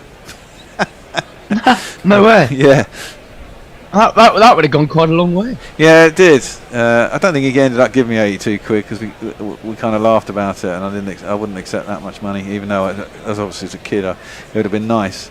But yeah, it's the highest innings I ever got. I don't think I ever got to 50 again. I've got a couple of 40s. Well, I've never got to 50. I've been out in the 40s. I've been not out in the 40s a few times, a couple of times in losing chases, which is disappointing. But no, never quite reached that magical 50. They're back on after drink. Zampa, this is tossed up and driven through cover where they will get a single. How do you think they play this next kind of? I think they do. Afghanistan? I think they just got to drift along at 4, 5, 6s and over, and average 5, and then have some wickets in hand. And they've got some bangers, man. They really do have some people who can score quick runs, and they don't mind about throwing away their wickets as long as they connect with a few 6s. Zampa bowls, tosses this one up on Sadiq's pads. It's nudged down the ground for a single. Well, Ramat's back on strike, 7 off 18 for him so far. He's been more sedate of the two in recent times. Jonathan Trott looking pensive on the boundary. Maybe he'll be. He could coach England at some point. You probably think. Well, if he wants to, tossed up by Adam Zampa and pushed down the ground. His approach single. It'll be interesting from going Bazball to Jonathan Trott. Mm. I can imagine quite opposite ends of the scale. Yeah, very much so. Zampa will come once more. This is wide and it's full toss has been hit or just over the man. He will get 4 Sadiq. I'm not sure he quite timed it. It was a filthy delivery. It was. Adam Zampa, but he'll get a 1 bounce 4 over mid off. It was nearly a case of shit gets wickets again, but yeah. 1, 2, buckle my shoe. 3, 4, shut the door. My initial thought was, oh my god, he's hit that straight to mid off. as was mine. Jonathan Trott's happy enough with it. Not necessarily a shot you've seen him play much of in his heyday. Zampa bowls. This is defended nicely well. Lots of people would be very happy with that, myself included. Hit a 4, then just defend the next delivery or try and get a single off strike. I think Afghanistan's approach is something that England can learn a lot from. 7 off this over and they've just put away the bad ball. They haven't done anything reckless. Turned into the leg side of Zampa's next delivery to end his 3rd over. He's taken 1 for 12 so far. Afghanistan 87 for 2 off 18 overs. Claire, logistically, if Tony doesn't turn up for the next stint, you need a break. You need a break, really. Yeah, he is on the next one. What I really needed to do was turn up though, because I rejected a bit of work yesterday because it was at 3 in the afternoon and he wanted to leave early, and so I said I was available between 12 and 12:30, and they've asked me to go and do it at 12:30, and of course now he isn't in, so I can't go and do it. Anyway, having said that, I could do it at that point, so that makes me look like a bit of a fucking idiot. Tricky. It is tricky. Let me get up the Maxwell's coming once more, and this is short and hacked into the leg side. Actually, that was a decent shot from Ramat, because he'll get 4 over tail corner. He moves on to 12. It's Nissan She. It's Nissan She. Well, the important question first, Tone, is did the cat turn up? Oh, he's here. You're on mute, mate. Well, he's on mute, and this is edge behind. Ramat goes. Well, Tony, that's your fault. I blame that on you. It's a wicket for Maxwell. Slid on with the arm. Ramat pushed at it, kind of moving off the back foot, and he has edged it behind. So another wicket falls. That wasn't a case of shit gets wickets. Well bowled by Maxwell. Afghanistan 91 for 3. The crowd says. The crowd says. The crowd says you're out. Tone, did the cat turn up? No, he hasn't. Oh. So I'm really quite stressed at the moment. Fair enough.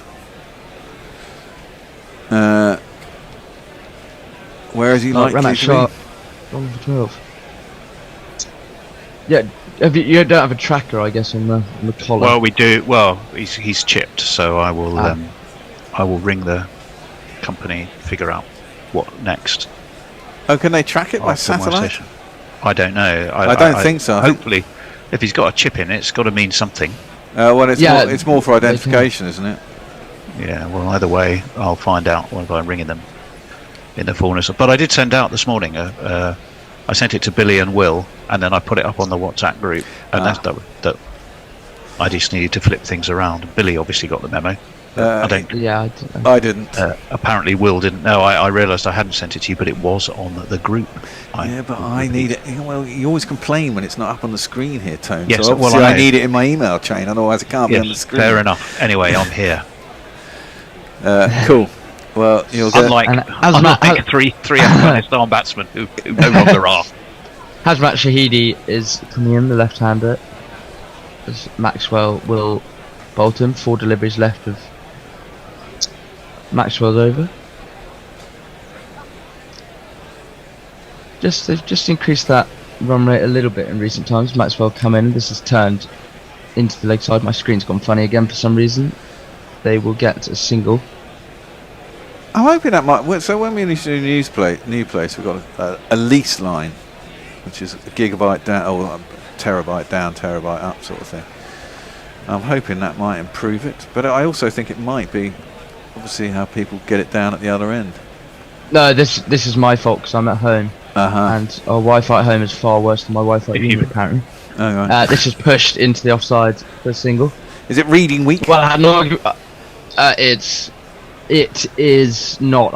I've had a few things to do. I've had to come home for a few days. But it's not really. They don't give us a reading week at Newcastle because we're too stupid. We can't afford more time off, and we don't do any work while we're at uni anyway. So it kind of defeats the point. This is pushed into the offside by off Maxwell's bowling for no run. If you've just got 2 toilet rolls and a bit of string at home, it doesn't matter how many terabytes you've got in Lewisham. Well, Maxwell completes the over with another dot. 1 for 13 off his 4 so far. Afghanistan 93 for 3. Sadiq's on 41 and going on nicely. Have you got YouTube up, Tony? I'll do some. Okay. Was I supposed to be doing social? No, I can do social. Well, I don't know. Jay says, Bear saying doing a bit of work's giving me the fear. Don't worry. Yeah, Tony, I rearranged those appointments, didn't I, yesterday, assuming you would be here. Now they've actually, not expecting to be asked to actually do one, they've asked me to do one. Oh, well, at 12:30. Which obviously I can't do because no one's here. So well, I apologise. I'd be there if I could. I know. I'm just. I'd be there either way, but Vivian happens to be overnight at a conference.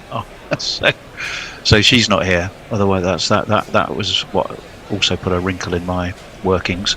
Well, that's an intriguing bowling change. You have to think Matthew Short is coming on to bowl, and this first delivery has turned into the leg side for no run. Right, let's have some jingles. We've got some jingles for all these people, if I can find them. This guy. He's gonna come in from around the wicket to Sadiq, and it's cut into the leg side. It's offside. They might get a couple. They just have a single, and here is his jingle. What's going on?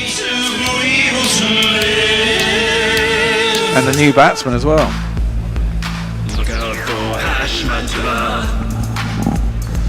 Consistently bowled during the Big Bash, Matthew Short for the strikers. Pretty economically, mainly as well.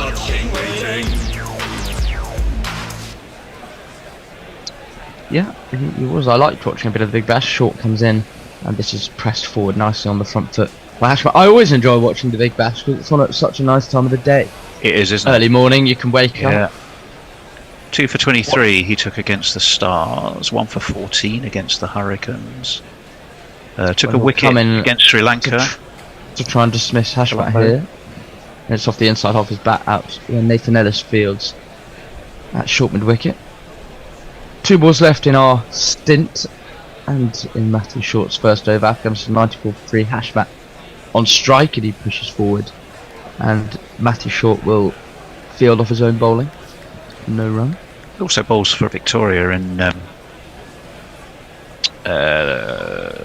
Shield, so he's more than just a part-timer. This is swept and not quite timed from Short. That's the end of the 20 overs. Afghanistan 94 for 3. An interesting stats just come up. The first 20 overs against England, Afghanistan were 81 for 3, so pretty similar place to where they are now. And the last 30 overs, they were 244 for 4. Well, don't remember that. Makes pretty grim reading. Yeah, it does. Well, don't forget that record that against England, they were not that so many for 3 in the power play. They were about 29 for 3. And then England, they said 94 for 3 off 20, 54 for 1 here they were in the power play. Listen. They're awesome and smart and they're playing their part. Super chat, super chat, super chat. Jay Grover sends a sympathy cuddle for Tony for £2. Thank you, Jay. I appreciate that. That's pushed into the onside. Off Maxwell by Siddiqui. Should be back for 2, I think, on that occasion. At least today, I don't think we're going to be rain interrupted. Well, there is a chance actually. 20% chance. The forecast didn't look great. Single that was. Apparently, it's going down. It's going down. Lockie6 also sends a super chat. Says fingers crossed for the wandering fur kid. Thank you. That's worked off his legs. That might go all the way down to deep fine. No, just at the last minute. Who is that host interview? Adam Zampa, I think. Adam Zampa did look like Adam Zampa, who's easy to spot when he's not wearing a cap. Given us wides that one, Tony. Yeah, I thought it brushed the pad or something on the way down, so it would. I think it brushed the keeper. Yeah, keeper's gloves, I thought. Right, in comes Maxwell. Half driven, half defended by Hashmatullah. Maxwell fields off his own bowling. A very Maxwellian innings against England, wasn't it? The damage had largely been done on this occasion, but he'd really powered Australia home, didn't he? And it just destroyed England's will to live, I think. That's defended again by Hashmat. No run. He's my favourite batsman to watch in world cricket. Oh, crikey Moses, that one turned and Hashmat made a right mat of attempting to I think work it to leg. It sort of got an inside edge and somehow he survives, but it was anywhere near where he was aiming onto the back foot. He plays that rather nicely though, but straight to back point. Labuschagne does the fielding. 98 for 3, run rate decent at 4.7. This is one of the more batsman friendly tracks for sure. That one's defended to back point again and again. Labuschagne does the fielding. It's 98 for 3 after 21. Oh, and Indo's supposed to be on. I'm not even supposed to be on, am I? Fucking hell. Well, Indo was supposed to be on anyway. I'm supposed to be on, I think. Apologies. We're now back on message pretty much as to where we should have been, I think. So yeah, it is hello Anindo. Have you been sitting there waiting to be admitted? No. I've been there. I just didn't realise the 20th over was done. Yeah, I was a bit distracted. Honestly, sorry. You'd think you do. Right. What have you made? Well, I'll wait as Matthew Short, who of course bowled a maiden to start with. So Billy and I were chatting that he's more than an occasional off spinner. He's bowled very tidily in the blast. He bowled reasonably tidily in the Shield, and did okay in Sri Lanka. That one was an attempted cut by Sadiq, but no. He again rather bottom edged it. There was no run. We were saying in Indo some similarities with England in that 3 wickets down, and yet still looking like they can get themselves to a total here. Afghanistan took a quick single there. Almost 30 overs left. Plenty of time to get to 300 plus. which is par really. Yeah. I think by and large. There certainly has been. I mean, not historically. I don't think it has been. But I actually think that's down leg. That might well be a wide. Yes, says umpire Dharmasena. That one is defended though. I think they take a single. Sorry, please. Sorry, I just actually think par will be more like kind of 280 here. So it's a bit of a used pitch, and I think there's a lot of pressure. Income short, defended on this game by Hashmat. 100 is up. Yeah, or Afghanistan. I think what's a bit different about this pitch is the spinners seem to be getting a bit of bounce on it, and the bounce is not always even. That one's worked out to a wide-ish mid-on, and there is no run. Yeah, in the Tri-Series, 322 was the average first innings score in this Champions Trophy. Both games, of course, involving defeats for England. 338 was par. So that one's clipped down to fine leg. Well, it wasn't actually. It was a leg by Zampa there again with his the the spinner in the pearl earring. Yeah, Just do some socials.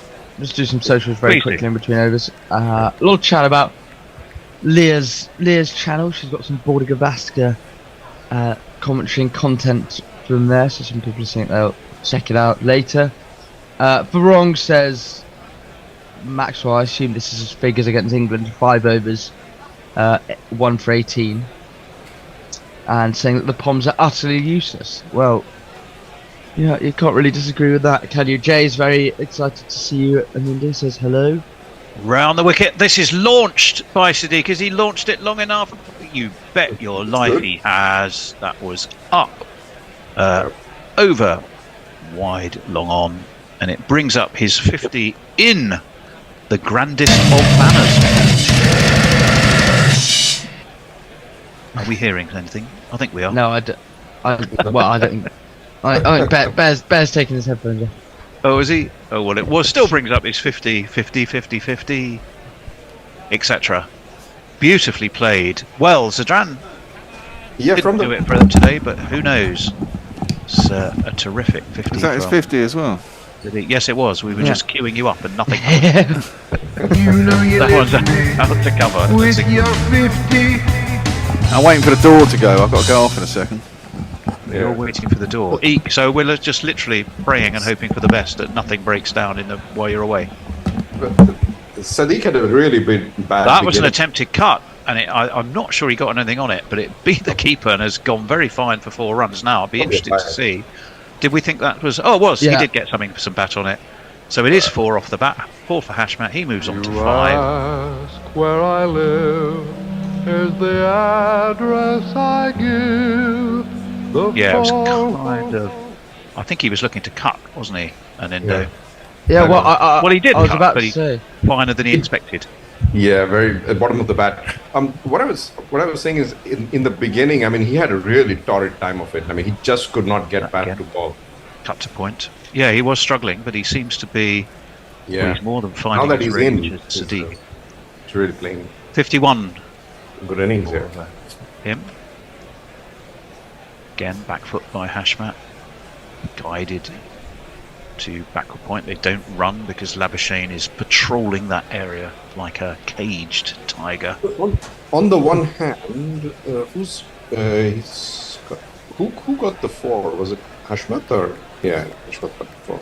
It was Hashmat, who in turn defends and pushes the ball back to Glenn Maxwell, and there is no run. Jay Grover says that he needs to play the book game with Billy's library. Well, I am, and it's not quite as impressive as 40s. It's not really a library either. There's a dictionary in there. There's a few other. There's mostly files and folders. I'm trying to see if there's anything at all. It's not quite as riveting. There's Mum's old Durham University work up there somewhere, which I think when we were doing A levels, she pulled those out to try and encourage us to do some work and impress us with how good her notes were. We are going to see a bit more Matthew Short. So it's all spin at the moment. I did point out that she was a girl and had a natural want to work that boys don't have, and she was not very impressed with that comment at the time. Yeah, well, I possibly might have some sympathy with your mum there, Billy. I think you're casting onto all men a habit that may be just particular to you. But we shall see. Right, so 113 for 3. Not afraid of work at the moment is Matthew Short, because he is going to be bowling again. You could argue part-time spinners, sort of part-time plus though, as far as this. Well, they've got to get through 10 overs. Well, they do. That one's defended into the onside. Well, Maxwell's been more than useful for a very long time. So. Yes, he has, absolutely. And Short, as we were just saying, and has got a very decent track record as an off spinner. Yeah, the thing started out with a dot ball. On the days that he's on song, he's really good, like today. Around the wickets. And on some days, he's totally rubbish. Well, today he's been okay. Yeah. Started with a maiden. Leg by on that occasion, but just one of them. Takes the score on to 114. Sadiq is 51. Was it 67 balls, did I see? Round the wicket, wheel short. Forward in defence comes Ashmat. Out towards extra cover. There is no run. If Nick Brooks is listening at all, if he could get to the studio early, that might cover for the Bear. Bear, if you're listening, why don't you email him and see if that's a possibility, because he had some late ability. That's worked a leg, single taken. Apologies for the on-air production notes. It's all my fault. I'm the one who's rather disturbed the natural order and flow this morning. Also leaving the Bear sad, lost and lonely in the studio. Is the cat okay? No, we haven't found him, and that's what's bothering me. Out to the offside, fielded by, well, Australia captain again, Steve Smith. Finally, clemency shown by Cricket Australia. He'd done his time, and he's back as the boss here. Cut nicely by Siddiqui down towards deep cover. It's the end of 24. It's 116 for 3. He's only a temporary captain, though, isn't he? In Cummins' absence. Well, he is, but nonetheless, he's a captain. Yeah. No, absolutely, absolutely. Yeah, Billy, who's with us? He didn't have the right either temporary or permanent. There's discussion from Kushal saying that he's discussing with a friend how cricket really needs to focus on Europe because expanding cricket to the US is a lost cause in his opinion. Well, I wonder. I mean, how much traction does Major League Cricket get? Because they certainly seem to have the players that play quite a lot in it. But I don't know how. I've never watched a game. I don't know if it's that well supported by American fans in the stadiums. I don't know if you know. There are Billy. Let's get real here. There are no American fans. There are only Indian fans in America. Well, I think you may. Well, hang on. I think Brian Barish is going to very quickly take you up on that. That was quick. From Flight Sergeant Dorsius, sporting his pilot's moustache, and his first delivery rather hurries Siddiq, catches him on the top of the thigh. So it's a dot ball, 116 for 3. Interestingly, though, we've just seen Adam Zampa go off the field and into the dressing room, followed by a doctor. He would usually be bowling at about this time. Yeah, but maybe has a slight problem. I don't know if it's cramp or some kind of issue that needs some attention. Well, you've got Johnson, Ellis, Dorsius that could be as your front 3 seamers, as that one's guided down to third man. I'll take a couple off Flight Sergeant Ben. So that you're right. It would leave. You've got your other options then. Any number for that 5th bowling role, depending on how they want to attack it. Travis Heddle, he doesn't bowl so much. Labuschagne, of course. Yeah. And there wasn't an obvious problem with Zampa, but he is off the field at the moment. I'm not sure who's subbed on. That's pulled down to fine leg, just a single taken.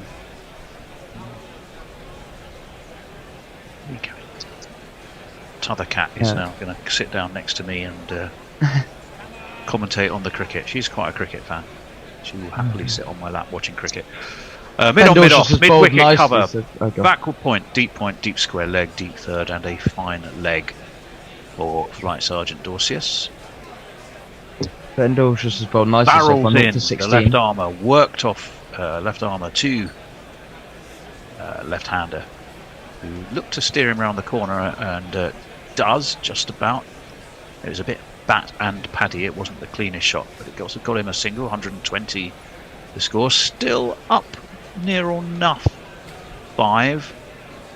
So they've kept things moving despite the loss of 3 wickets and have left themselves scope. Unfortunately, the man who made the huge difference against England is not there. That's pulled though.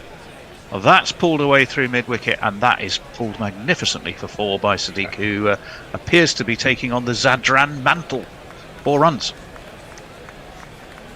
And there is no bear to. What's the bear gone? Really, yeah, the bear's gone really nice shot, back of a length. 1, 2, 3, 4 into the leg side. I think between the 3 of us, we can remember most of the 4 jingles. Yeah, we'll just sort of give you a kind of a cappella rendition of them as they are required. Right, over the wicket comes Dorsius. That's quite full. That's nicely flicked off his toes very nice by Siddiq. It's a two-man fielding effort completed by Labuschagne, and they will come back for 2. It means that Dorsius over has gone for 6, 8, 10. Am I right? Yeah. Yes. Yeah, Gone for 10. It's 126 for 3, Billy. Sadiq is batting nicely, you have to say. Let's see some comparing Australia and England's bench strength and backup. So I think kind of Vishal means the squad and depth and talent there. Do you believe there is a significant gap in terms of the quality of players coming through from both countries' domestic leagues? It's a very good question. England, some would say, Tony, we've been sold a bit of a dummy over recent years. There's all this talk about how much domestic talent we've got in spades, and I do remember. Do you remember when in COVID times we had to field against Pakistan, a completely different, young, almost ridiculously young and squad all over the place? And including John Simpson, who finally got the international recognition there. A lot of people might have been saying he deserved for a while. Well, we beat them 3-0 convincingly, that series of Pakistan, which at the time did show we had all that domestic talent. I'd be interested. Let's just hold that thought for a minute as Short wheels in. Hashmat drives, Short fields to his right off his own bowling. I would argue a lot of countries, not just England, have rather deprioritised ODIs, but they don't seem to be suffering the same way England are for having done it. That's thrown up outside the off stump by Short. It's cut away through point, and they will take a single. I think the talent in the batting department is there in spades. I think the technique or tactical nous for longer form white ball cricket possibly isn't. So I don't think it's a talent issue in the batting department. I think there's a production line of batsmen who have the talent but not quite the correct application. That's why you're seeing young players. That was a dot ball, by the way. Young players like Jamie Smith coming in and not quite cutting it just yet. That one's worked nicely away down to square leg. They jog a single. 2 so far of this short over. The bigger worry, I think, is in the bowling department, where we're overly reliant on chucking pace at everything because we just don't have the variety of spin options, and that I think severely hampers England. And application of tactics are also somewhat wayward. That's just eased down to mid-on, and they'll take a single. So they've been working the ones and occasional twos off the short. Tony, after this over, I just want to make a point on this. Into the onside, no run. Discussion. No. Just on, do you think there is also an element of the other teams are putting in more test players into the ODI team, whereas England puts more T20 players into the ODI team? I think England are looking for multi-format players and moving increasingly in that direction. I think they are applying too much of a T20 mindset in an ODI format. Would be more. Which is the problem, because you just can't do that in an ODI. I mean, that's really how. Well, and we're sort of saying the same thing. It's 129 for 3, by the way. We're sort of saying the same thing. I just think, though, it's from the batting department, it's mindset.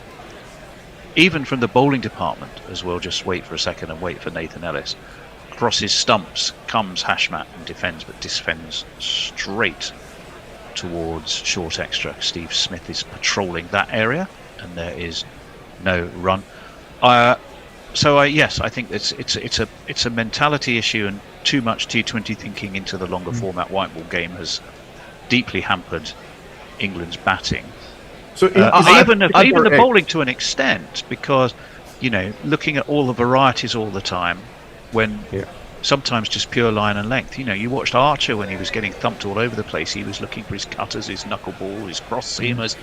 He was working through his varieties. Just good on his line and length might have served him far better. That one was just eased down to third man by Siddiqui.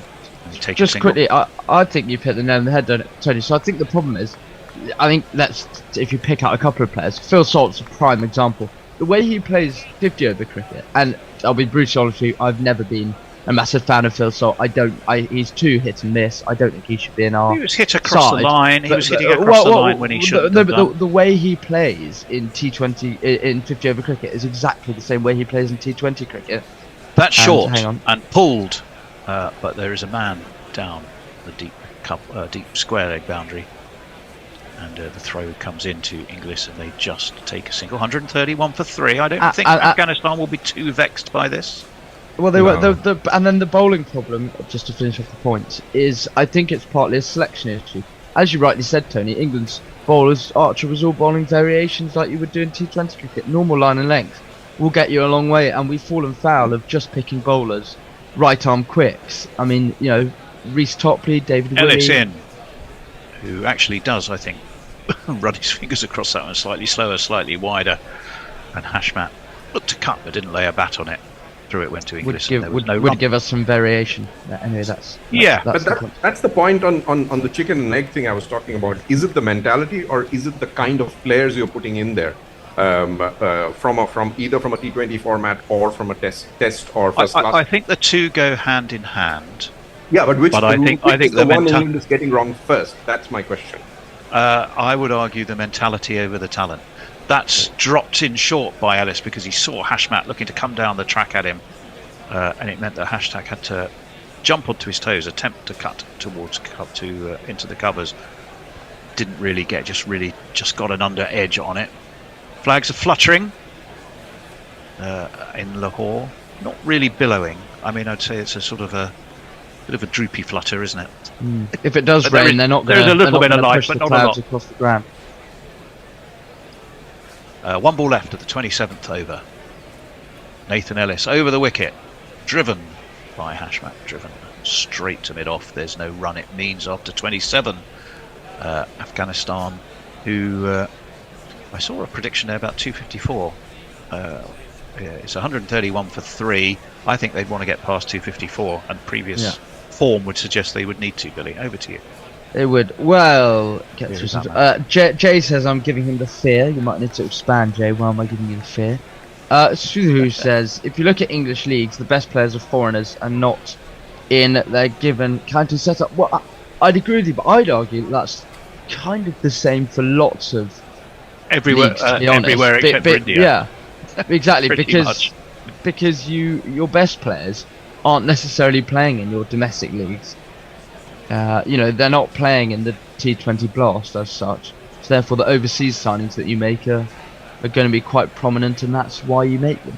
Well, here is Adam Zampa. We were saying he must come into the attack soon. That's been launched by Sadiq. It's high. I don't think it's deep enough. Oh, it is just. Who's that chasing back down after it? Like 6 inches above the line. It was Matthew Short. Up it went. Who ironically wasn't tall enough. No, sure, no, he wasn't. You're right. But I think he was just too far in, so he was already running backwards, and it plopped, as you rightly say, a matter of inches over the sponge. And it is 666. That's the number of the beast, which happened to be the first 6 jingle that popped into my mind. Was that an Iron Maiden? It's an Iron Maiden. Well, it was my. Well, yes. I mean, I'm not really Bruce Dickinson, am I? But there we go. I don't fly planes either. I travel in them, but I don't fly them. 137 for 3. Zampa, who was off the field, is he's now back on, so that's good. Maybe he's had a little bit of the tummy troubles, but he's bowled that nicely, having been launched for 6 off the first ball, so that was a good comeback, pushed it through. Lovely footwork by Siddiqui, who's looked in great touch today. So Zampa, what's he got here? He's bowling 2, Siddiqui's on 69. Siddiqui leans forwards, just doesn't drive it, steers it to wide mid-off, jogs a single. I'm just having a quick look at the stipulations for the tables. So for those of you who don't know, I'll give you a quick rundown. South Africa, 3 points. Australia, 3 points. Afghanistan, 2 points. So if Australia win today, hang on. Yeah, that one is drilled to mid-off. They run a very sharp single. So well done. I think the winner the simplifying today isn't it? Winner goes through. Losers not out, but they have to rely on the other result. Yeah. It's not quite an eliminator, but it is all to gain by winning. It is, Tony, because if Australia win, Afghanistan are out no matter what. So there we go. But the other way round, not quite so much. I think. Exactly. Yeah, that's right. Yeah, Pushed into the onside by Siddiqui. He moves on. He's on 70 off 82. There was no run on that occasion. Looking at Lampard's field there is quite interesting. There's a lot backward of the wicket. There's a lot. There's a square leg point.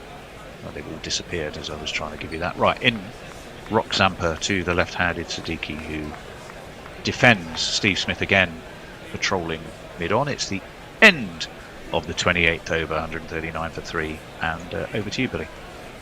Just quickly, so if Afghanistan beats, if Afghanistan wins today, they will move on to 4 points, and then Australia would be relying on England to hammer South Africa to get their far superior net run rate down enough for Australia to get through.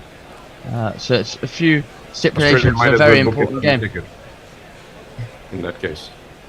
So who says bollocks? India, Australia, and South Africa all have homegrown leading their country stats. Well, that completely debunks what he's trying to make. But not in England. Sidhu, what are the stats? What are the stats in England? Can you delve into that a bit more if you can, please? Kushal says, what are our score predictions? How many do you think Afghanistan will make? What's the GPL? Got no one to look at the moment. Nathan Ellis, in he comes. It's defended by Hashmat. Back to the bowler. Dot ball. Number 13 off 3. Reasonably economical. Took number 51 against England, which is okay, wicketless, but I suppose 5 is okay. We're roughly going at 5 and over against England in his 10 overs. I think Afghanistan will get to kind of 270, 260 from here. 270, I'd say. The London Spirit in the 100 did Nathan Ellis. So he's been over here taking our bowlers' jobs. Is that one's cut to Labuschagne at backward point. And again, there was no run, so it's a good start to this over. 2 dot balls for Ellis to Hashmat, who's struggled a little bit to really get going. Siddiqui's in fine rhythm, and we saw him launch that enormous 6 in the last over off Zampa, just to welcome Zampa back. But Hashmatullah has been not quite finding his rhythm yet. In comes Ellis, round the wicket to the left-hander, up onto his toes goes Hashmat. He has cut that, but there's a man on the deep cover boundary. It will just be a single. Nathan Ellis, let's have a look. 12 wickets at 34. His best was against India in 2000. Assume 2023. Tony Maxwell just threw that in from the boundary, and he's immediately clutched his shoulder. Oh, he has. He seems to be in a bit of pain, and he's twisting it round, massaging it. He's wincing quite a bit. I wonder what he's done. If I was Australia, I might go and get him looked at straight away. Yeah, I absolutely would. Happy because he's already shown in this game that his bowling is still a very useful asset, and he is just the man you want to close out an innings lower down the order, which is exactly what they like to deploy him as. That's beautifully cut by Siddiqui. Backward a point. Maxwell does he really somewhat shows that to the boundary, I think, which might show that he is worried about his shoulder. Well, they need him for the batting, really. Yeah, they've got enough. One more four than the 4 before. That's what 4's are for. To get funky on the dance floor. Well, Short and Labuschagne can. A bear must have returned. Yeah, Short and Labuschagne can fill Maxwell's overs if need be, but they really do need him for the batting. I think this partnership, indeed. 53. Yeah, 53 off 64, 144 for 3. Nathan Ellis, really close to the stumps. That's a huge shout from him. Who's that? Is that that's Alex Wharf, isn't it? Yeah. Standing umpire at that end. It's going to be umpire's call, even if they get a DRS. Yeah. From that angle, though, it's whether it was pitching in line. They've let it go. They're going for it. Yeah. Nathan Ellis, I don't know if that's normal. I'll have another look for you, and he really does bowl closely to the stumps. Shades of Stephen Finn and his big knee knocking the bails. See, you know what? I thought that pitched in line, and I thought that was going to hit. I'm surprised. I think that's really close. Josh Inglis is not sure. He's concerned about height. Yeah. But Tony, I'd like to see that replayed properly because that I looks think very they've made a mistake close there. to me. Right, in comes Ellis. Yes, he is very close to the stumps when he bowls. And that one is worked out towards leg. If I was a left-hand batsman batting at the end that Nathan Ellis is currently bowling over the wicket from, I'd be quite concerned at some of those footmarks he's going to be leaving, because he come right in front of his stumps there, Billy. Yeah, he does rather. I mean, I He think also did a bit of a Mark Wood, flung himself forward. the advantage of bowling so close to the stumps is it's more likely to pitch in line from that angle. And then, sorry, I don't know if you want to jump in. I realise with the pace of the game, I've been doing quite a lot of talking when you should be. That's absolutely fine. 145 for 3. Well, it's your turn to read us some social media if you can, Billy. Yep. If you've got 1 second. Kushal says, do you guys write and produce all of the jingles? A few people don't. Mark does a lot of them. We do. When I say we, I don't mean me. That's One's beautifully lofted off Zampa again. Seems to be a pattern here with Siddiqui. First ball, Zampa over. Attack Zampa first ball. That one's launched over mid-on. That is 6 runs, Bear, if you're still there. There.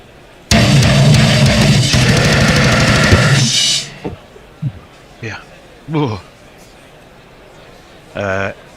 What was the question? Yes, we have a broad global talent base of amazing jingle writers, is the answer, who volunteer their services. That's just pushed along on. It is a single. Just quickly, Tony, Sudaru has rightly pointed out that I misread his first question, getting the county and country slightly mixed up. His actual question was, if you look at the English leagues, the best players are foreigners that are not in their given country setup, not county. Does he mean players kind of like Tim David, people like that? And that one is worked by Hashmat down to long on. Pretty lucky. That could have gone anywhere. I mean, Zampa was lucky.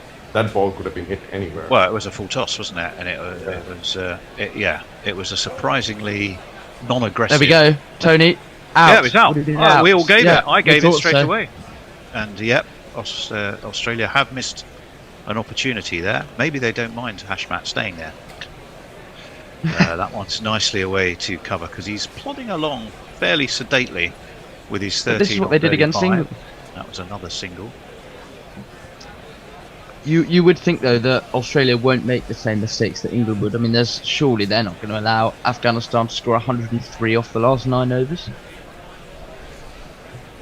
Down the track, but only bottom edged to short mid off. No run. So Zampa, apart from again, he's gone for that big hit at the first ball of the over, and then everything kind of settles down to some sort of standard BMO fare. Whoops, that's cut to cover. Sent back. And who was a replay? I think that was a replay, Tony. Yeah. Oh, well, all right. Wouldn't be the first time I'd fallen foul of that particular problem. Right, last ball. Flighted by Zampa outside the left-handed Hashmat's off stump. He steers out to deep cover. They will come back for 2 comfortably enough. The score moves on to 156 for 3 after 30. And we can go for some messages and a change in personnel. Well, Kieran Rosebade says, should be up next. Kieran Rosebade says, did you hear about the boil water alert in Yorkshire, Jay? You need to boil all the water that you're going to brush your teeth with across the whole of Yorkshire to ward off some disease. Disease in Yorkshire? I never. Sounds very unlikely. Apparently it's just for teeth brushing, and just in Yorkshire the disease has gone rampant because people have stopped brushing their teeth there. Well, they're all taking their own teeth out and Subaru comes in Yorkshire, all water is consumed either in beer or tea, so boiling is no problem. Now that is kind of true. I'll see you in a bit. Okay, see you later, Billy. I didn't know the English even had teeth. Well, it's Will has joined us today with Mog for this session. All right, Will, how are you? Yeah, it was all a bit confusing earlier. I was very confused myself. Sorry, I was running off a different Yeah, same here. rotor A and completely that. different rotor because he didn't send it to me via email. First ball was cut out to the man at cover. Second ball is played down towards long on. They'll get a single. Check your fucking WhatsApp there, Jesus. I got too many things to do, Mog. And you know what? Tony always complains because he can't use. Because I let them access to my email because that's where I put it up on the screen. And he always complains, "Oh, where's the fucking rotor? It's not on the screen." It's like, because it's in my email. And he knows that, and they didn't send me a rewrite into my email. That's cut down to short third man. It'll be a single. Character assassination. Well, you know, I'll give him a little bit of excuse because his cat's gone missing, but which is probably a little bit distressing. Didn't find it then. That's not No, he hasn't found it yet. No, Maxwell bowls. Sorry, it's short. Bowls up pretty flat. It's just driven by Sadiq out into the covers, and there's no run. Well, Sadiq, the man who was there could bat, has got 84 of 92. He spent the first 20 balls doing his best not to hit it. Well, he did indeed. That one he does hit, finds a space. Out through point to the man in the deep. It's like Maxwell out there. It'll be a single. They're doing better here than they were against England, to be fair. And they're only about 120 odd, 129 for 3 at 30 overs, weren't they? I think. Comes down the track. Does Hashmat? Can't get to it. Hits it into the offside. He's going nowhere fast, and he can't get a run. He's really slowing what down. happens when an Afghan batsman does that, though? They end up scoring 170. Yeah. Yeah. At over a run a ball. Let's read one of these things. Kieran Roseblade says, in regards to the Yorkshire Water, no, mate, they've all got E by Gum disease. Oh, I like that. Kind of. And Joe Graver says, I should take offence, but spat whiskey. so he's in no danger of getting the water disease anyway. Yeah, that's good water in whiskey. Yeah. 159 for 3, 24 extras, 31 overs done. It's a lot of extras. 11 of them in 1 over, I seem to remember. At one point, Afghanistan were 22 for 1, and they'd had 18 extras. It's quite handy. We're at the Gaddafi Stadium in Lahore. Johnson's back into the attack. First ball driven straight up to mid-off, though, by Sadiq, and there is no run. Should we have time for some more wides then, if Johnson's back on? Well, indeed.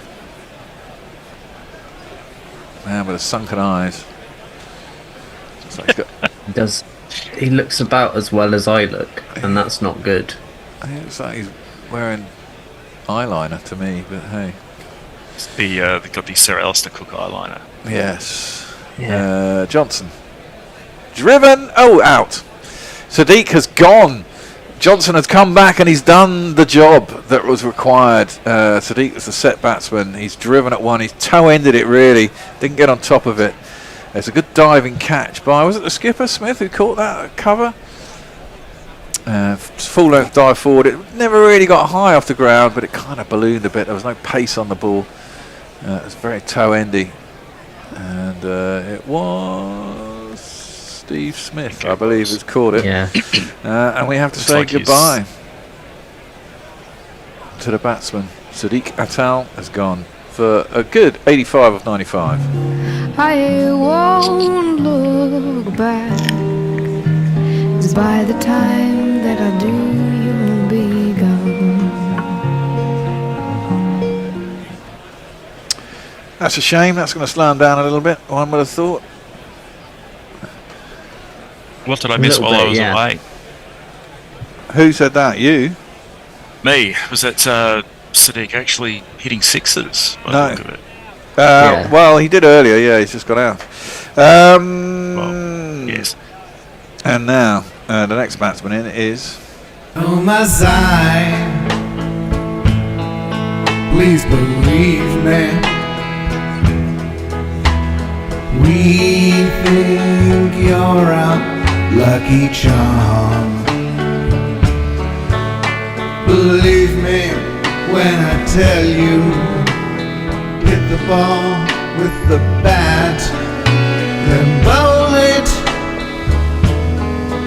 overrun. Well, first ball, he just defends out behind square on the offside, and there is no run. Stick or twist time.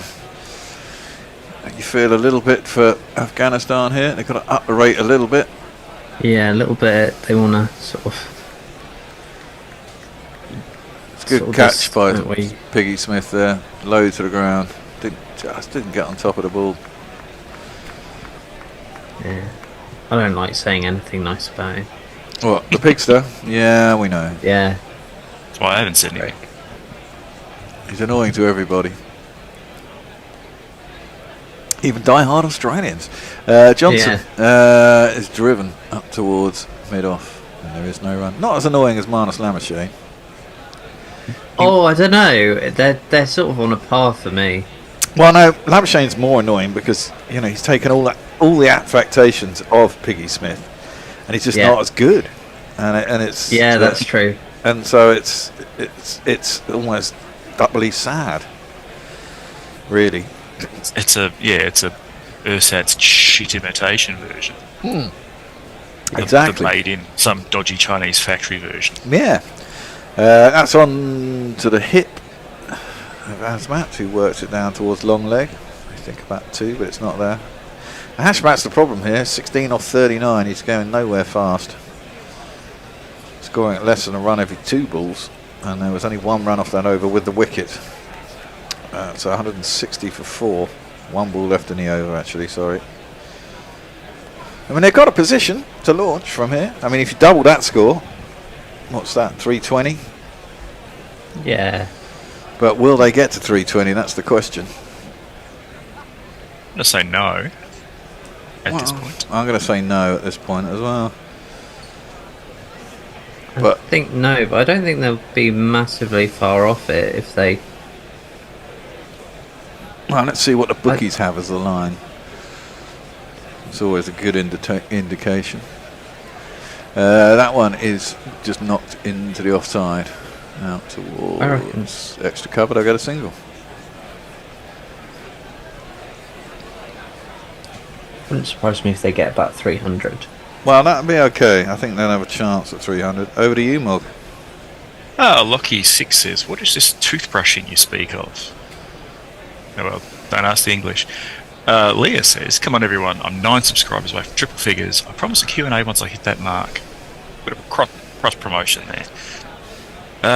Jay wants to steal Kieran Rhodes' blades. Joking, he is foolishly saying he didn't make it up. Should have claimed all the credit. And Jay says, are you alright, Will? Getting some downer vibes from you. I was in A&E till 5:30 last night. Oh, no, not again. Yeah. Around the wicket. I'm just tired. Fair enough. Short is in. Hashmat cuts it straight to the fielder and there's no run. The line at the bookies was 281.5. I went over it. Maybe I'm being optimistic. What are they telling Nindo for? 547. Yeah. That's into the pads, driven by Hashmat up towards long on, who got himself a single. There's Azmat, Hashmat and Azmat. On Hashmatullah, Azmatullah. That's right. Both at the crease. The mats are there. Let's hope Australia doesn't walk all over them. Oh. Oh, see what I did there? See what you did there. How hard? Azmat drives it to, is that Maxwell or Short? In at short cover, and there is no run. Zampa feeling his side a little bit there.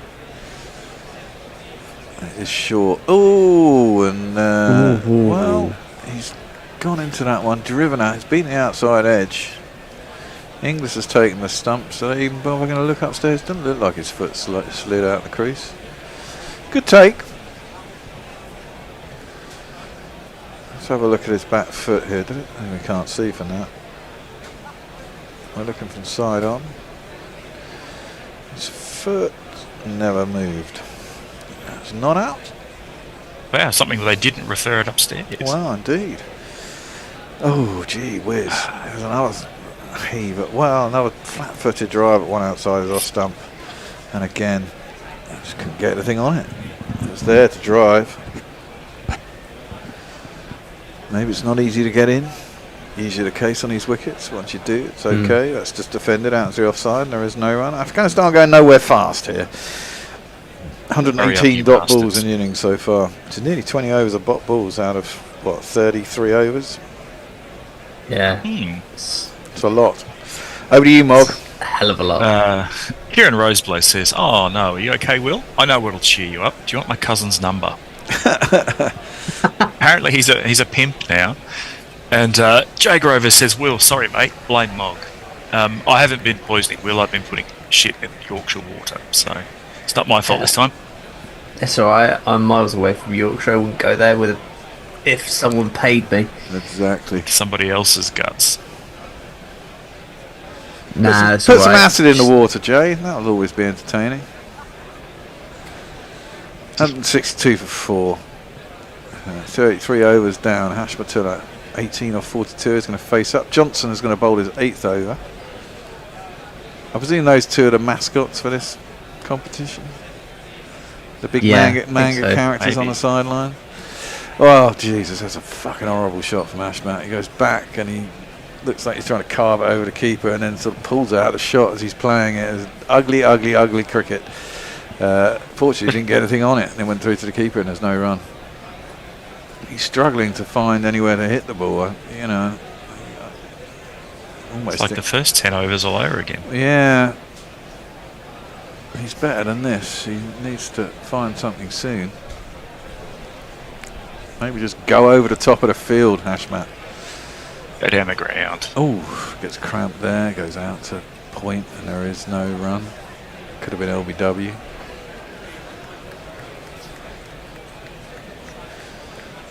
I went over 281. It's now not looking good already. I've 1 over later. Hopefully someone's going to come out and give it some banging. Nabi's still got a bat. Yeah, Nabi's still got a bat. Rashid Khan's He'll still give got a you bat. A quick 40 or 50. Yeah. Theoretically, they will. Asmat should be able to get some runs. Asmatullah. Johnson in again. That's into the pads. This time they do get a single. It's going to be a leg by because he didn't connect it with any bat. It's going down leg side. But Hashmat at least will get off strike. Jonathan Trott, looking like Jonathan Trott does. About falls asleep. Low resting heart rate. Yeah. Rubbing his eyes to keep himself awake. Or narcolepsy, possibly. Might that be that too? Of course, a man who's never been to Afghanistan. Don't blame him, of course. I would struggle. It's not an ideal holiday spot. No. Nah. Although they're trying to open it up, aren't they, the Taliban? That's worked into the leg side, and there's a single. They're not going about it the right way in terms of PR. No. Yeah, I mean, opening it up unless you're a woman, disabled, gay. Yeah, anything basically. Like anything that's not them. They arrested an English couple the other day. One of them was 82 and the other was 78. Yeah, I saw that. They did release them and they weren't trying to apologised. convert people. No, they were teaching people out in the sticks though, which you know. Well, that's. It goes back. Does Hashmatullah pushes it out towards third man? This time they will get a single. And they were arrested. They've been there for 50 years, and I think they did have dual citizenship. They got Afghan passports, but the authorities thought that they'd faked the Afghan passports. But they were arrested, and they've been in prison for 3 weeks. They have been let out, apparently. Gee, that'd be a fun time for someone in their 80s. Yeah, wouldn't it just, eh? Jesus, yeah.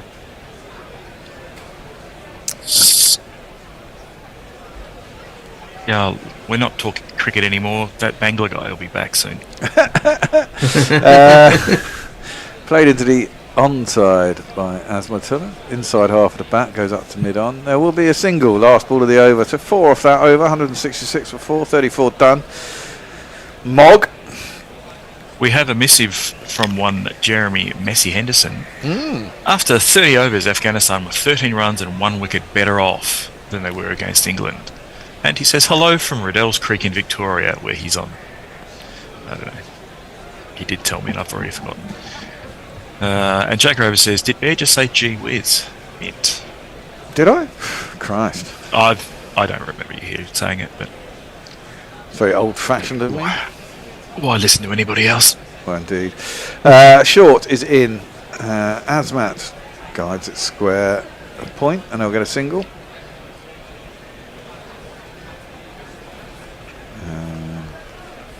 Going nowhere particularly fast. But we need a couple of boundaries. Yeah, Ashburton really needs to pick his game up. Short. Well, he's gone for a reverse sweep. There's an appeal for LBW. Hit him outside the line of off stump would be my surmise of that. He looks very stuck, Ashburton. Like, he doesn't really know what to do, and everything he's trying is not really working. Time to hit out or get out. Yeah, well, it kind of feels a bit that way, doesn't it? That's played up inside mid-wicket. Go up towards long on, he'll get himself a single. Got to be looking for singles off every ball at this point. At least 5 and over if you can't hit a boundary. Maybe, you've got to maybe keep it 4 moving, and an haven't you? extra, a leg by or a wide, you know. But yeah. You've got to keep that scoreboard moving. Johnson's bowling. Well, he's gone big, Hasmatullah, and I think he's got all of that. Oh, yeah, it went a long way in the air, but it did go far enough, and that is a decent shot, and it gets what it deserves, which is 6 runs. 1, 2, 3, 4, 5, 5, 6. I think he didn't quite get all of it, but he got enough of it, and he's picked that one up. Does turn a bit. You wonder if this pitch is going to be good for the Afghanis bowling second. They can just get enough runs on the board. That one he cuts out to cover. Can't beat the fielder though, and it'll be a dot ball. You've got to take your chances. The thing is, if you do take your chances and you get a couple right, you feel good, don't you? The flip side of that is you get it wrong and you're out.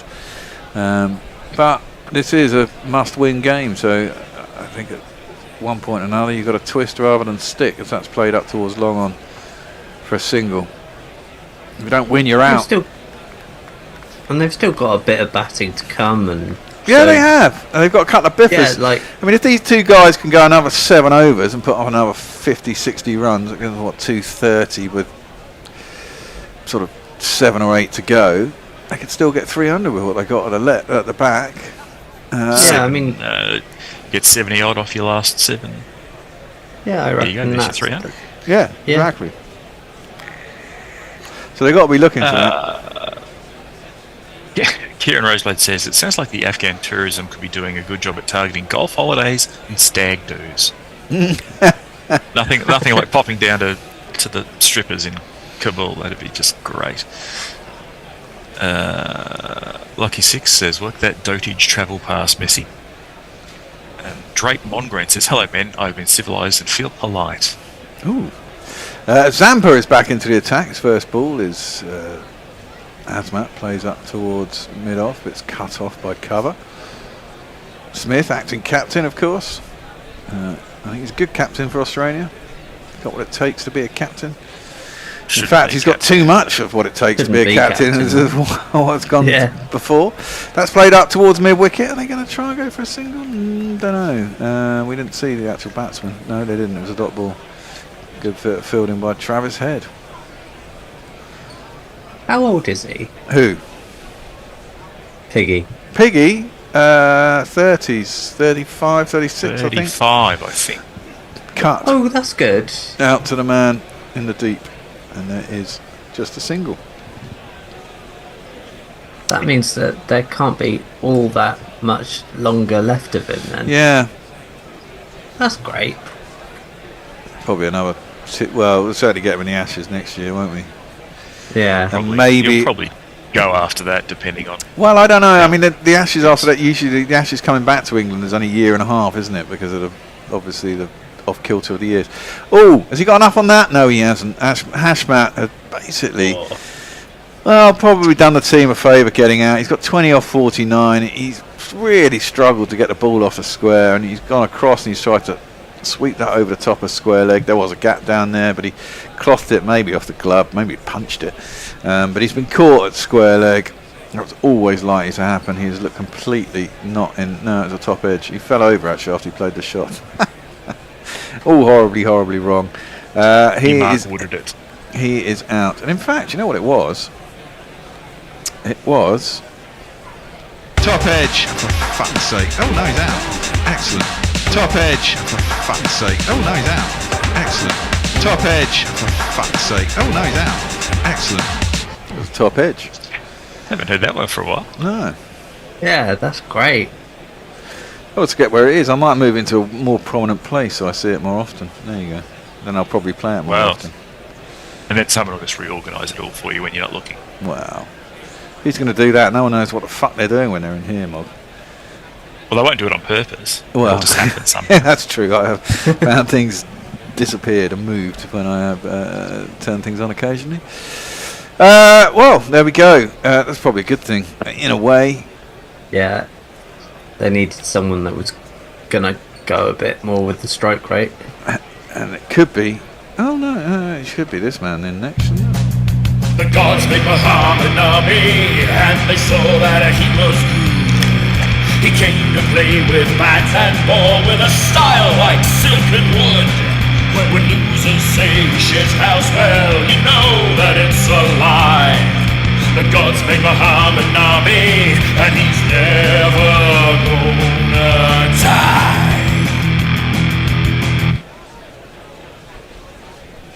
Have they gone to drinks? They might well have done. Well then, because Jay is being what I would politely term a little bitch, after watching the Starmer Trump clusterfuck, I'm drinking the Grimworth Reviser. Then I'm going to haunt ye all good. Happy, Jay? Yeah. Bitch ass motherfucker. Ice Cream says Afghanistan still in the game. That was before Hazmat went out. And Sidahu says Afghanistan. They just need some Trump marketing. That'll help them no end. Trump Towers Kabul.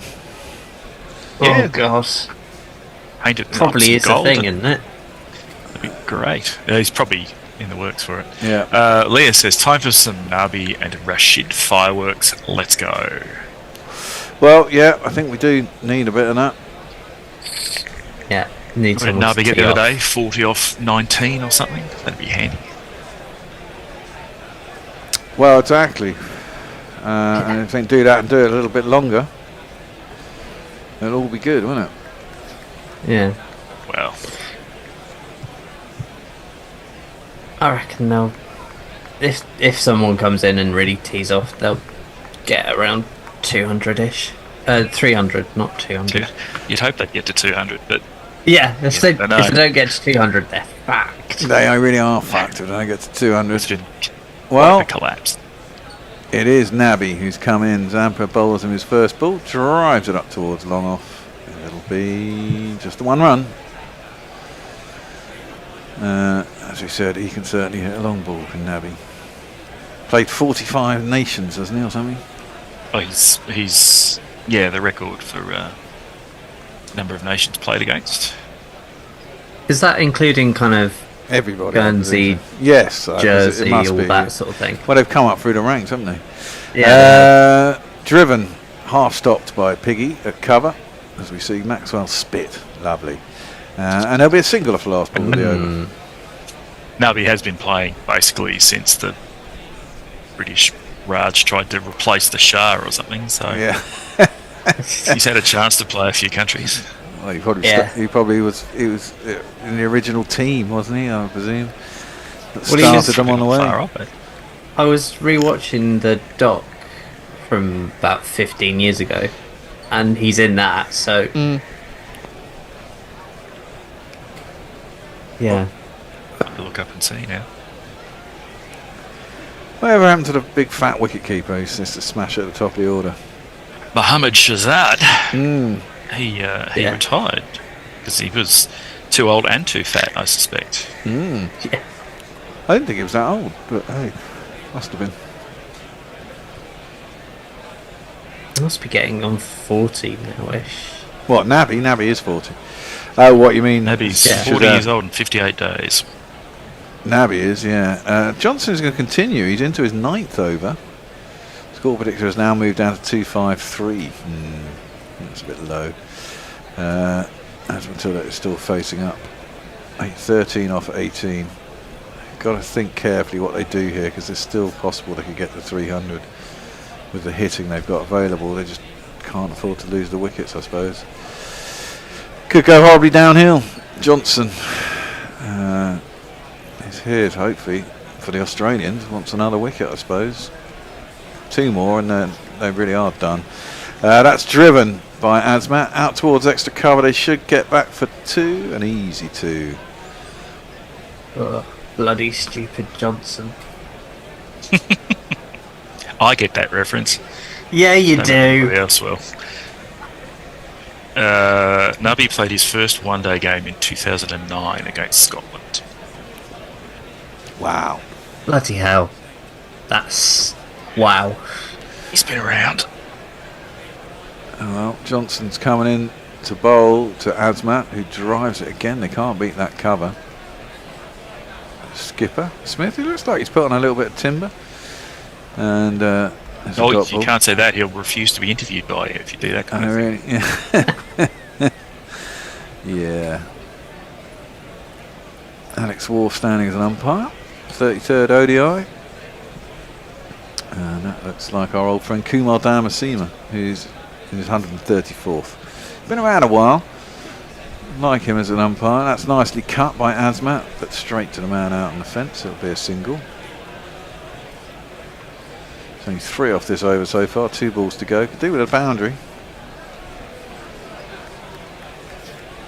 Yeah. Oh, and there's Matt Hayden looking cancerous as ever. Yeah. What is he? He's an evangelical cooking Christian these days, isn't he? Doesn't he do? Doesn't he teach us all how to barbecue while telling us about God or something?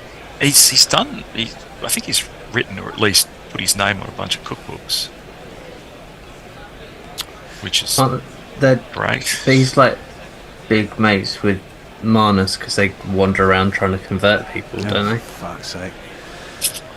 Yeah, don't try that on me, mate. That one's short and down the arse. And they're going to get... Oh, there could be a run out here off a wide. That would be really disastrous for Nabi. It bounced and it's short. It's gone over the batsman down the leg side. Would have been given a wide. Nearly went over the keeper for 4 wides, which I presume Nabi was the reason Nabi was down a wicket. But Azmat could see it all and said no. Nabi was stranded a bit, slow to turn. The Australians think they've got their man, and that would be a really unfortunate way to lose Nabi. And it could be curtains. They are acting very smug. Yeah. They are acting very smug indeed, but we aren't seeing bunch of anything pricks. yet. He had time to get back. Let's have a look. Oh no, he's well gone. Fucking Nabi was stranded mid-pitch, was sent back, and unfortunately, I put on for a run out 2 wickets ago. Motherfuckers. I didn't get it this time. And we lose another one, and this is all going to pot, unfortunately, for the Afghanis. All of the dreams that I dreamed were mine are gone.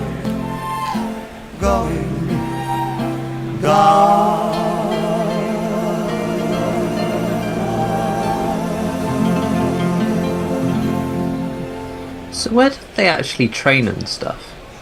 Because it's not in Afghanistan. So where's their Don't base? they set up in northern India somewhere? Right. Yeah, they are. They're up, aren't they? Up near Dharamsala. Dharamsala, aren't they? Up around that way somewhere. Oh yeah. That sounds more like it. And that where they played their test against Ireland that we did. Colin reminds us that Shazad talked out against the selectors and got dropped, then retired. Kieran Roseblade reckons that diabetes got him in the end, though. Well, maybe. Gulbadine Naib is the next man in. He can give it a bit of a humpty. I keep trying to talk him up and I keep fucking it up. Schoolbus first love was only lifting weights. Logar province is his homeland. I guess at bodybuilding he just wasn't great, so someone put a cricket bat in his hand. Gulbadine, ask his dad, he'll go on. Whoa, la la, Mr. Knife goes on. Sharp bit of fielding by Johnson as well, because Inglis just hurled it at the stumps and he caught it. Well, actually, maybe not so smart. He kind of fumbled it onto the stumps, but he was so close that it was going to be difficult to miss. Surprised that Inglis didn't go for the actual stumps directly, but maybe he was trying to and just missed himself. No, that's down leg side, and that will be a 4 for Gulbadine off the first ball he faces. Don't know if it was off here. It was off him, maybe off the glove, maybe off the face. But he slips it down there, and he'll have one of these. It's Nissan She. It's Nissan She. We've still got time to get runs. It's running out of wickets. But every Afghani, as I've mentioned before, likes to give it some Humpty. Yeah, I mean, let's face it, Gulbadine's got the bloody arms for it, isn't he? Yeah, he certainly has. Johnson in. And he tends to swipe that into the leg side. Doesn't get anything on it. Goes out to mid wicket. There's no run. Couple of quick 50s at the back end here. In the last 13 overs. Should be doable. Another 100 runs, there you go. Another 100 runs, there you go. He's a piss. Messi says, too old and too fat. What are you trying to tell me, Mock? I'd never say you were too old, Messi. Pirate Badger says, I love how YouTube's tetching us with comments. Which I've got George referring to. Leah confirms that Nabi has played against more international teams than anyone else. And also reminds you, Bear, that the demonym for Afghanistan is Afghan. Afghani is the currency. It's technically correct, the best kind of correct. Ooh, flashed at by Azmat. There's an appeal from behind the stumps. Well, they've appealed. I think there's going to be a review here from... yeah, there's going to be a review from Australia. It wasn't given out by our friend... Oh, I've just forgotten his name. And Dharmasena. I want to say Dharamsala. That's why I wasn't saying his name. It's nowhere fucking near it. I don't know what they heard, but it's a good 3 inches away from the bat. That's a terrible review from you could try to bust through that gap. Don't even have to go anywhere near it. I don't know what they all heard, but they all heard something. Yeah, they heard the hype of Inglis jumping up and down. Bandwagoners. Well, Steve Smith didn't look convinced in the first place. But there you go. He didn't have to review it. No, he didn't. But there are a couple of people who were convinced, so I presume he took their word for it. There are only 13 overs left. There's still 2 reviews left. Ellis is in. That one cramps Azmat for room. Plays it back up the track, and there is no run.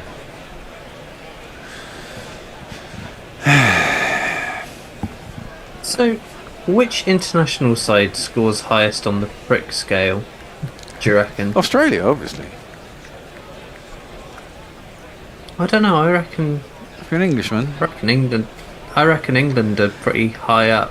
Yeah, well, no, I mean, like, of the current squad, who has the most bell-ends, basically?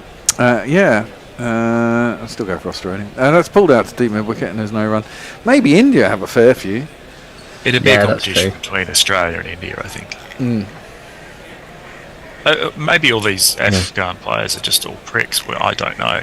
Don't see enough of them to know. No, that's true. Indeed. Well, Gulbadine facing up. I mean, Marnus and Smith alone are worth 1,000. Yeah. Yes, that's true. Very true. That's just dropped into the offside. Oh, God, they think about a run. It's not there. Oh, someone's done their knee. There's blood on whoever that's red on their trousers. Whoever that was coming in from backward point. It's probably maybe they've scraped it fielding or something. Yeah, I presume so. That, or they need to get some sort of prostate check quite badly. Very quickly, yeah. Ellis, who is got a very weird run-up. Bowls it full and into the pads of Gulbadine. He appeals, but it was clipped by the bat. My man, all the way down to long leg for a single. Gets himself off the mark. So a cross between Mornay Morkel and Woody. Lots of little steps and little dinosaur paws. Yeah, the little arms thing. Yeah, exactly. And then a little hop. It's all a bit strange. Oh, he's only gone for 2 in this over. He's only gone for 21 in his nearly 5 overs. It's quite a long run up as well. And he does a little javelin throw bit. And then he gets edged. Up aerially through where Gully would be. So a wide third man. They're going to come back for 2. They do. The score moves on to 190 for 6 after 38. Over to you, Mog. Suda Who says there's more chance of turning Anton Zander LeVay than there is converting you, Bear. Who? Hopefully people know who he is. Oh, he's the head of the Church of Satan. He's probably long dead by now. Lucky Six says Crazy Eyes helicopter Rashid will save the day. Muttley says, Woof, morning primates. I needed that lie-in. Love and sausages. Messi thanks me for being the exemplar of message reading. I doubt that very much. Jay Grover says, I miss you now. And Messi. Which is true. He's much better than I am. Drake Mon Green says, is Pakistani the Pakistan currency? No. Don't they have the rupee in Pakistan as I well? think in India? it's either a rupee or a rupee or something like that. Oh, top edge, or maybe the helmet. Don't know which, but it's gone for 4 straight over the keeper. He sconned him, didn't he? Waiting for it to come up on a dot underneath the screen. 4-leg by, so yeah, it's come off the helmet and gone behind for 4 runs. You ask where I live, is the address I give. Just glanced off the top of the helmet. You know, probably have to get someone out, change the helmet, and fall asleep for 5 minutes whilst they bumble about. Maybe the Afghanistanis are tough. He doesn't want anyone out there. Probably. We'll go with that. I imagine they're tougher than most. Doing the shit they've had to put up with most of their lives. Like those cosseted fucking Australians. Yes, exactly. Gulbadine showing us his biceps as he got a wicket. That was Livingston. He got out in the last game. He played shit. Had a shit tournament. That one's cut for a single into the deep.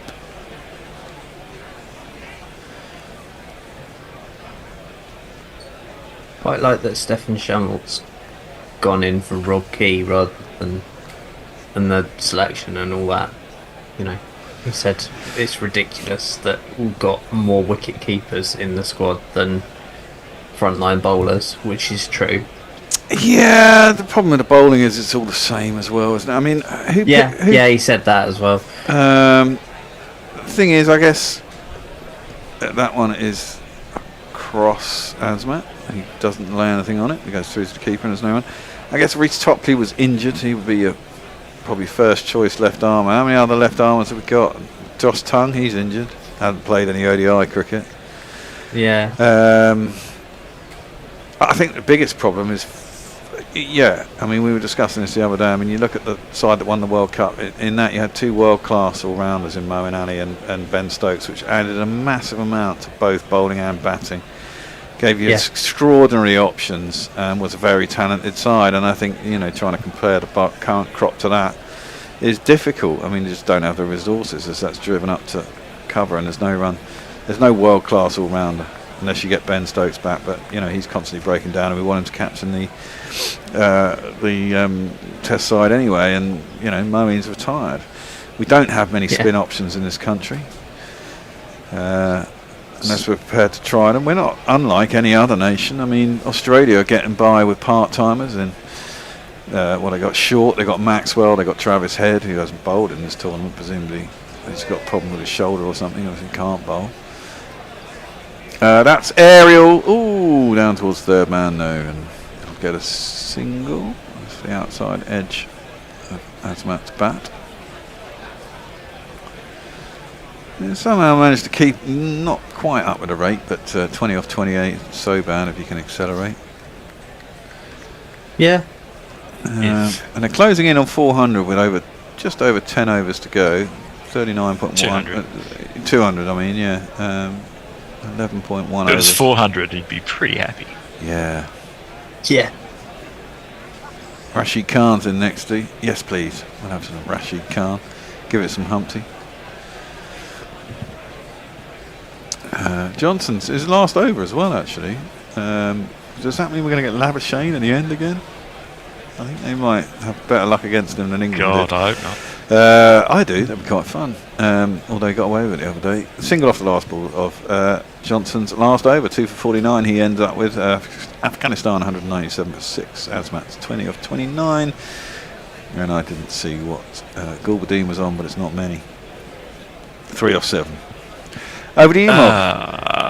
Sidahu says in regards to the ranking of prickishness, it used to be Australia by a mile, but now it goes to India, England, then Australia.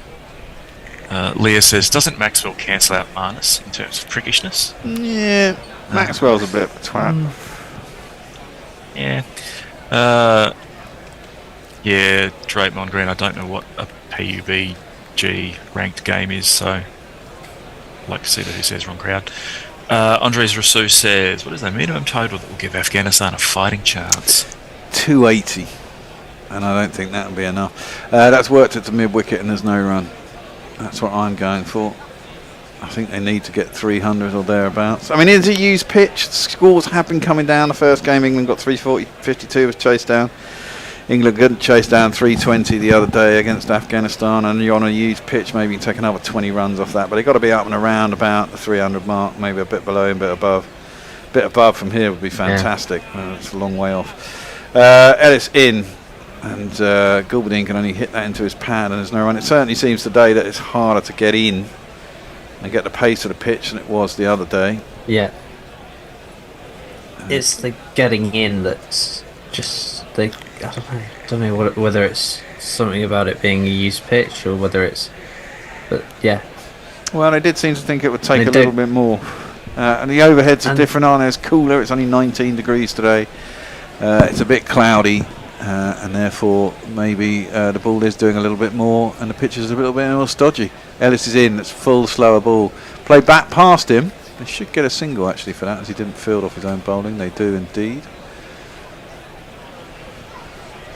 They've got to think about it soon. I mean, the problem is you've only got 4 wickets left, of which only this and the next one are probably the guys who have got to get the majority of the runs, you'd have thought.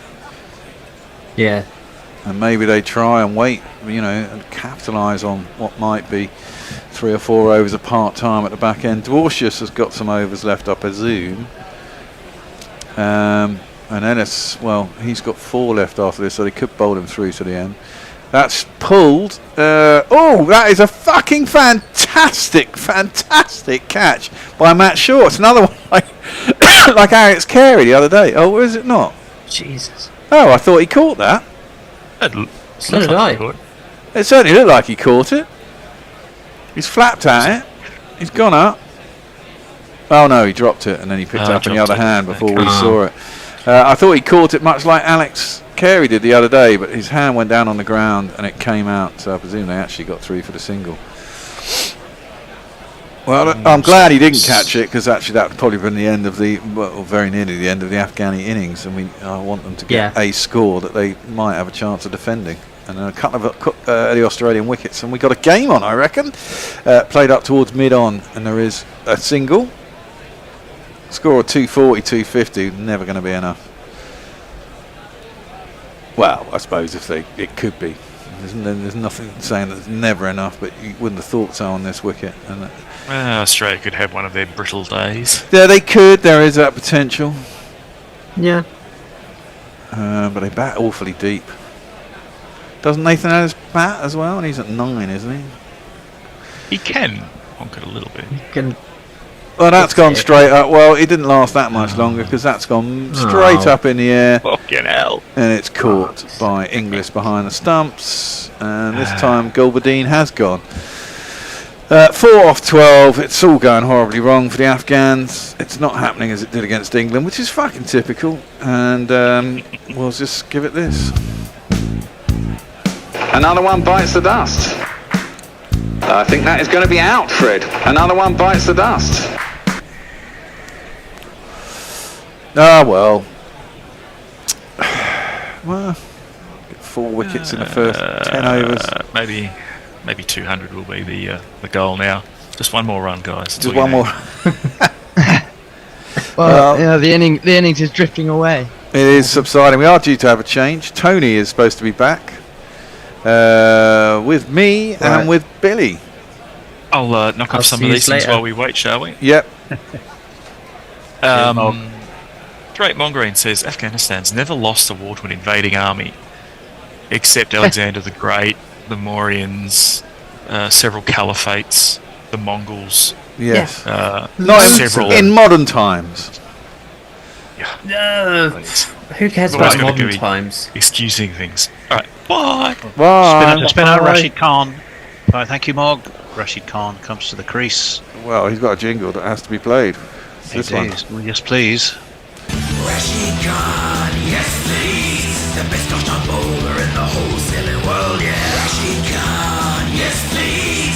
What you gonna do when he bowls to you, yeah. I think, Bear, I heard what you said about... I'm still playing a jingle. Rashid Khan, yes please. Typical that they performed against England. It just could be that Australia bowled better than England have done. As that one was just eased to mid-off. No run by Rashid Khan. May not be Rashid Khan, because he wouldn't be on strike, would he? Well, I think both things can be true, Tony. Australia have certainly given England a lesson in how to bowl at Afghanistan. Azmat again just guides to wide mid-on. Azmat, However, not Hashmat. However, Afghanistan also haven't batted as well. The Hashmat innings was very laboured. Well, everything's been pretty laboured. To go on, really, didn't they? Zampa in. That's just clipped off his legs. The tossed wide of leg will get a run for Azmat. Bring Rashid to face his first ball onto strike. It does get the 200 up for Afghanistan. They're 207 after 40. That means DP World will be dutifully delivering where they're needed some cratefuls of cricket kits, which is always good to see. That run rate's still under 5, and they got not looking good, I'm afraid, for Afghanistan with 7 down. They're going to have to find something. If they can claw their way to 260. That one's driven straight short extra though. Rashid Khan starts with a dot ball. Wouldn't have thought that'd be enough, but I know what you're saying, but it kind of feels that's gives them a chance. Yeah, I think that's under par, way under par. 330 is the average first innings score this year. Yeah, it's an ICC. I heard you say it's coming down. That nips back into Rashid Khan. He'll get his first run because he just works it to leg. Well, yeah, I mean it's a used pitch. Yeah, it is. And it's ICC prepared, so maybe it's not, it's slightly 322. 322 was the Tri-Series average first. Pressure as well, though. This Australian side can be quite perfect. Good length, nicely flighted. All Azmat can do because push it back to the bowler, no run. Yeah, 322 in the Tri-Series. In this Champions Trophy, 338 is the average first inning score. That averages out for all the games in 2025 to being 330. So even if they get to 260, and I take your point that the pitch may be aging a little, that's still 70 or 80 short of where par has been. So they really need something exceptional, and it's hard to see where it would come from, really. 41 overs, 201 for 7. Who's on socials, chaps? Oh, I think it's Bear, but I mean, I'm me. Happy. It is me. If you two want to switch, you can do. No, I'm all right. Drake Mongreen says Alexander the Great never won in Afghanistan. Please do your history. Oh, there you go, Mog. Right. That's his handle. England bowling made Afghan Nathan batting Ellis. look good. Worked to mid-wicket by Rashid Khan. They take a single. Wasn't it Alexander the Great who burnt cakes, was it? No. Who was that then? Who That burnt was cakes? fucking Bonnie Man of Scotland. What's his name? No, it wasn't. Yeah, it was. It wasn't Bonnie Prince Charlie. No, it wasn't Bonnie Prince Charlie, but he was a Scotsman, wasn't he? Well, that's what I'm trying to remember. Well, Alexander the Great was not Scottish, and it was a long, long, long time before. What was his name? Who burnt cakes? It's the spider and the cakes and all that shit, but I can't remember his name. It wasn't Robert the Bruce. Yes, either. it was Robert the Bruce. No, it wasn't. King Alfred. It was Alfred the Great. Accidentally burned some cakes while taking refuge in a peasant woman's home. You'd think if he was taking refuge in a peasant woman's home, he might be finding other things to do, but there we go. And I don't know. It's one of the best known stories in English history. It was Alfred, not Alexander. He was great, and his name began with A, but it was Alfred. It was Alf, not Alex. I'm afraid. 2 singles off this over from Nathan Ellis. There's a rueful-looking Jonathan Trott. This game can kick you in the teeth, can't it, Billy? When it had gone so well the other day against England. That's a well-taken single there. Just worked to leg. There'll be one more to score. Single wickets in hand. Wickets in hand at this stage of an innings are so important against England. I mean, how many were they down at this point? Were they 4 or something? Because off the last 9 overs or something against England, they scored about 103.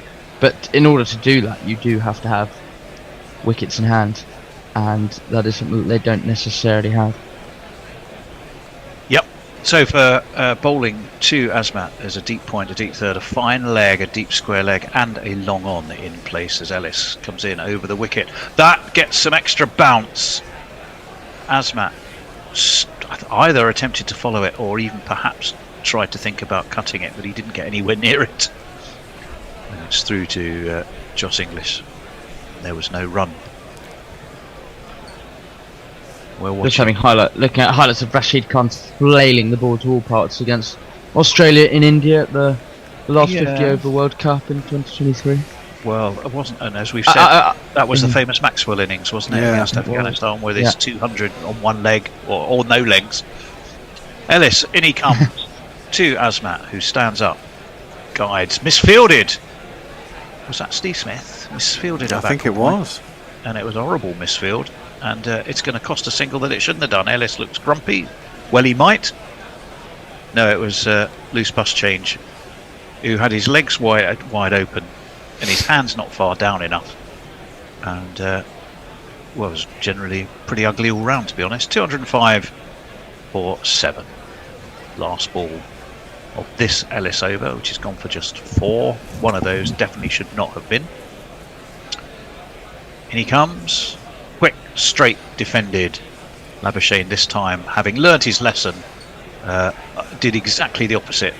In that he went down classic manner on one knee, got behind the ball, saved the single, and we can go for some social messages. Well, I like this. Drake Mongreen simply asked, as we're going history so wrong, he says, is Jesus black or white? Well, I'd say he was neither, actually. He's probably Arabic, I would guess. Olive-skinned. Well, there you go. Right, says Alexander lost in Afghan because it's simple common sense. He would go back if he could have done, if he'd won, and he would have enjoyed a few days rule in Afghanistan. Steve Bruce wants to know how the cat is. Well, I don't know. Put messages out on all forums available to me, but he hasn't appeared. So if I sound distracted, that may well be why. We're watching, actually, funnily enough, having just spoken about it, the Maxwell one-legged innings. No-legged, really. No-legged, bow-legged, no-legged. Either way, it was extraordinary. Right, Zampa in. That's been launched by Asmat. High, handsome, certainly long enough over deep mid-wicket. That's gone all the way for 6 runs. I was doing this today. It's really annoying.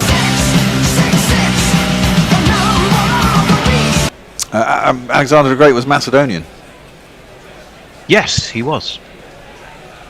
And Steve Bruce wants to commend my beard, which I'm always glad to accept. He says, Bear, can I commend you on that wondrous beard? Yes, you can, thanks. How long did it take you to grow from scratch? Well, I had a beard forever. I decided to shape it so that it was a bit more pointy, because I was bored with it. The scratching being in the early stages of growth, in my experience, as that one is cut. down to deep cover. They'll take a single. They may have come back for 2 actually. 212 for 7. No, just 1, but that's still 7. And Zampa, well, rinse and repeat. That's the third time the first ball's been launched for 6, and then we all kind of settle down for the rest of the over. Exactly what I was about to say. Do that a bit more often, really. 3 times so far that I could count, and there may have been occasions when I wasn't on air. Down the track comes Rashid. That's uppish, flails it a little bit, but it drops short of deep extra cover. They will come back for a second. At least they were giving that one a go. Those previous Zampa overs that went for 6 off the first ball, it was then a sort of a steady singles and dots to follow an explosive start, wasn't it, Billy? Yeah, it was. That has happened a lot, as you rightly say, in Zampa's overs, and then he's settled into it. A full toss, I'm afraid. And Rashid says, thank you very much, but it's not going to go for 4. Swept it off his legs, but was fielded in very lively fashion by Matthew Short, who isn't short. On the, not by a long shot. Deep mid-wicket boundary. He's not by a long shot. Is he short? He would make... Well, he would be looking down at the top of Ben Duckett's head, let's say that, where they stood next to each other. And Temba Bavuma may be tickling the belt of his trousers as that one's out towards cover. No run from Rashid. 216 for 7. I do still feel like they can well, I don't know. I do still feel like they can cobble together 270. I mean, I know past form there's a lot to go on. Hang on, off the score. Cut by Rashid down to deep point. They will get just 1. Probably one of the most frustrating shots you ever play, I reckon, is the one where you put a kitchen sink into it and you still only get a single. It's 217 for 7, Billy, after 43. Finish your point. I just certainly think that 270 will offer Australia some challenge. Any chase in a game where it's it's not quite losing their out, but almost. Yeah. You know, it's a big it's still a challenge, and someone's got to stand up and get kind of 80, or if they're going to chase that. I love this comment. Steve Bruce. My wife keeps asking me, why am I watching a bunch of men on TV instead of the game? She's particularly not fond of me, the bear, because of the swearing. Is she mad? Tell your Mrs. wife. Bruce. Hello, Mrs. Bruce. Maybe that's why we salute you. Robert the Bruce, who, so far as I know, was never associated with cakes in his life. He was associated with spiders. You were dead right on that. Right. It's going to be Flight Sergeant Dorsia. Stand by your beds, ready for attention, for inspection, and whatever else would happen. Oh, that's gone straight up in the air from Rashid. Top edge. Drop short of mid-off. And it will get a very streaky single indeed. And the shot he then retrospectively plays to rehearse was nothing like the one that nearly got him out. But he somehow has survived. And got to the other end, and his team have got a single. He's such a flamboyant character at the crease. You never quite know what you're going to get. Tony, you're going to have to explain this reference you keep doing with Flight Sergeant Dorsius. Well, only that his moustache gives him a very sort of militaristic bearing, and I imagine him in a flight helmet and sort of a Biggles style or Battle of Brittany Spitfire pilot look about him. That's all. That one's steered to backward point. They'll come back for a sharp 2. Oh, that's good running. 2 for Azmat. Very good running. Azmat, he moves on to 33. Afghanistan for 224.7. Is Mrs. Bruce listening? Are you there, Mrs. Bruce? Are you wandering around every so often just to see what Mr. Bruce is up to? And if he's still watching the... we were described the other day, obviously not when Billy was on. It was Hendo the Bear and I, and somebody commented that it was like watching the last of the summer wine on YouTube, which I thought was a tad harsh. Right, Dorsius, who I've now explained why his flight sergeant's moustache makes me think of him as thus, and he's worked around the corner and they take a single. Interesting. 221%. I'll get some of these in. So Jeremy asks Mr. Bruce, does your wife like cricket? And we had this discussion the other day. He says, Messi says she doesn't. He's a sucker for cricket. She hates the sport. But I wonder, Mr. Bruce, whether at the beginning of your relationship, she said she did, because that's what I said, and it's absolutely Dorset, bollocks. oh, that's misfielded again. Oh. It's cut by Rashid, and don't tell me that was Labuschagne again. No, I think it'd be quite it's funny if it was. No, it was Nathan Ellis on that occasion. So it was Nathan Ellis who was the wronged party when Labuschagne decided to imitate Bambi on ice, and he's done literally the same thing in exactly the same fielding position.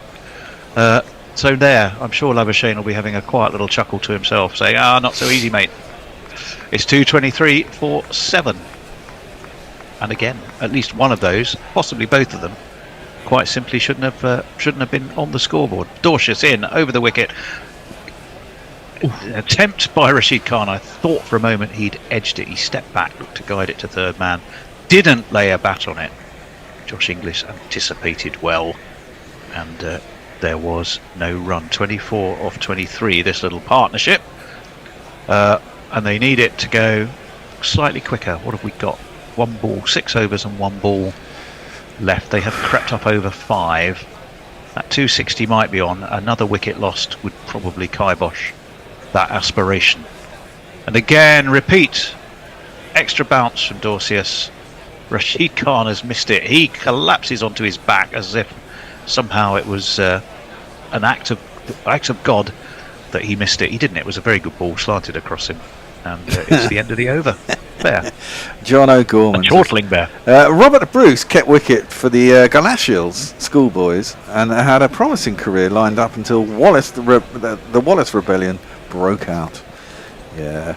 They'll never take our freedom. Yeah, indeed. Washington freedom. Jake Grover says, Drake Mongreen, Semitic, no arrows when JC was around. We had this argument the other day, didn't we?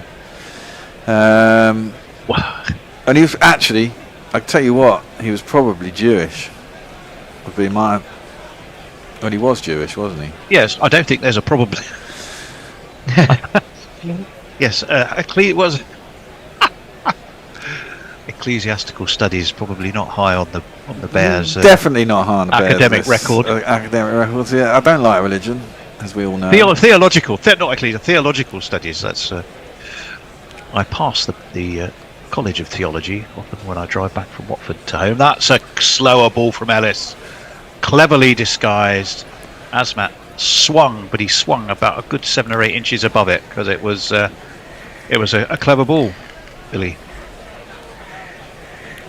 Yeah, it was nice just rolling the fingers across it. Good disguise from Nathan Ellis. He's good at that. Bowls a lot in the shorter formats, and it's something that all bowlers nowadays are so good at, the variations, hiding the ball, and vital in the death overs, especially in this kind of tournament where the ball is old with 25 overs each. The ballers comes had by the end of the game. Defended by Asmat to the offside. I'm kind of interested in is just how big is Steve Bruce's telly. Does Mrs. Bruce wander into into the lounge, and there's some sort of almost like IMAX cinema with 2 fat blokes and a young lad? Exactly. Well, she's just squared up to the screen when Tony appeared, called her out. Don't think she likes me. Don't think she likes. She's fond of Tony either. What have I done? I don't know. Mrs. Bruce. Mrs. Bruce doesn't like What have I cricket. done to deserve that? That's short and pulled and misfielded. Well, it was a good attempt, Down actually. at deep mid wicket. That was a pretty good attempt because that was very flat and it was nearly a catch. Was it a drop? I don't think it was. Short from Ellis. It was slapped very flat, and yes, it drops. Actually, to be fair, I should take back everything I just said about Glenn Maxwell there, because it did just drop short of him, and he did the next best thing, as any good goalkeeper would be doing, as making sure he got at least a bit of his body in the way, which he did very well, as it turned out. That short and wide, finally Asmat does connect, but all he's done is drill it to deep cover, and they take another single. Right, Mrs. Bruce. I'll just wait for this. And it's our man Jeremy Henderson messages. It's given us Australian $7.99. He said, it's because I've never super chatted from Victoria before. Well, thank you very much, Messi. I was going to say, he's declared himself unavailable, and yet here he is super chatting us. What's going on, Messi? Well, he's having a time off. I never get any For time good off. behaviour. Quite right, he's certainly allowed it. And yes, you do. You've got Sunday off if you're good. Oh, thanks. And that one is just guided to a short third. There's kind of 2 short thirds, so they're trying to cut that off. It's a man too deep to be a slip. Well, they're just trying to sort of a tuck him very up. sort of deep backward gully as well as a short third. Really, they're really making sure they're blocking that area off. They're trying to tuck him up. You don't want to give Rashid Khan anything in the arc, and just the 3 from the serve from Nathan Ellis. So I think Rashid Khan is going to go for a slog here, and it will be potentially boundary or wicket. He's beaten them out. And Rashid, again, I think he was looking to cut. It was more of an edge. It went very fine, and it beat the first. Came down the pitch. 2 men behind the bat on the offside, and got him 4 runs. There's not one boy for me. I must have 2 or 3. I need 4. Well, so Bear, I'm looking out for messages now from Mrs. Bruce, because I'm starting to take this a bit Well, personally. Mrs. Bruce doesn't. I'm a 65-year-old grandfather. Don't swear as much as the Bear does. What can I possibly have done wrong to upset you, Mrs. Bruce? Tell me. Don't worry about it. It's water off a duck's back. Forget it. Pyro Badger said, and he's thrown a real cat amongst the pigeons. It's all meaningless. Jesus is a fictional character anyway. Oh, I'm not going. That's just a Let's territory. let's not go into there. which I am not going. 45 overs, 230 for 7. Well, yeah, Drake Mongerin's true. Jews are not an ethnicity; it's a religion. That's true. So this is turning into a theology lesson. Right, Azmat on 37 is going to be facing our friend, the mustachioed Ben Dorsius. Number 29 so far for him. He's bowled 90.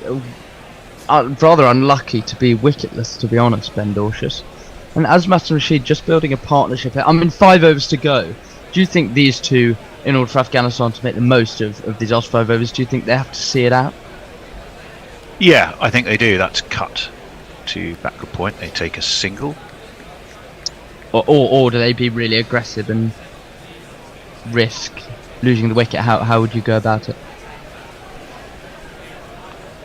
I think I would be more inclined to say if you can get 5 or 6 and over by still being there, that's going to be worth more than 12 quick runs and then not being out with balls left unused. Sure.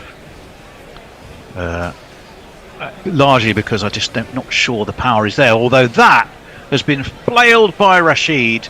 It's 1, 2, 3 bounces past backward point. Travis Head jogs across. He's got no chance of getting it, and it's 4 runs. And if you kids can't listen, then you bound to see the way you get shot for crossing a boundary. Crossing a boundary. Super chat. Jay's back in. He says, I still hate all of you. GTF, Mrs. Bruce. Thanks, Jay. Why does Jay hate us? What's the? Well, I think it's a love-hate. It's a general comment. No, yeah. Jay hates everything. Right. 235 for 7. There are 4 balls left of the 46 as over the wicket comes Dorsius. That's up in the air. That's the top edge. Surely someone's underneath this time. They are. It's Glenn Maxwell. Thank you very much. He was never in a million years going to drop that. Gets a pat on the back from Alex Carey, and they haven't survived together. I think there's your answer, Billy. They went for it. Rashid Khan went for a 19, a sprightly 19. That's a big wicket. But it is a big wicket, and well, he was looking to pull to leg. His head was looking down the ground, and his bat was angled over somewhere towards mid-wicket. Net result, up it went, gathered some snow, down it came, and thank you very much, said Glenn Maxwell there. Top edge, for fuck's sake. Oh, no, he's out. Excellent. Top edge. Top for edge. fuck's sake. Oh, no, he's out. Excellent. Top edge, for fuck's sake. Oh, no, he's out. Excellent. And another. YouTube comments were not getting a mention. Too many lonely folks needing some attention. You post your super chat and then you pay the price.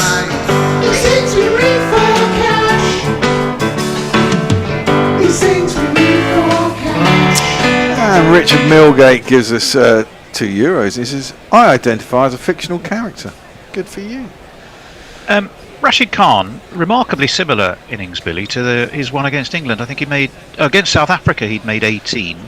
Oh no, he only made one not out against England, but he made 18 against South Africa in a very much a situation not dissimilar to this, as I recall. He does like a little kind of flash in the pan. Sometimes it comes off, sometimes it doesn't.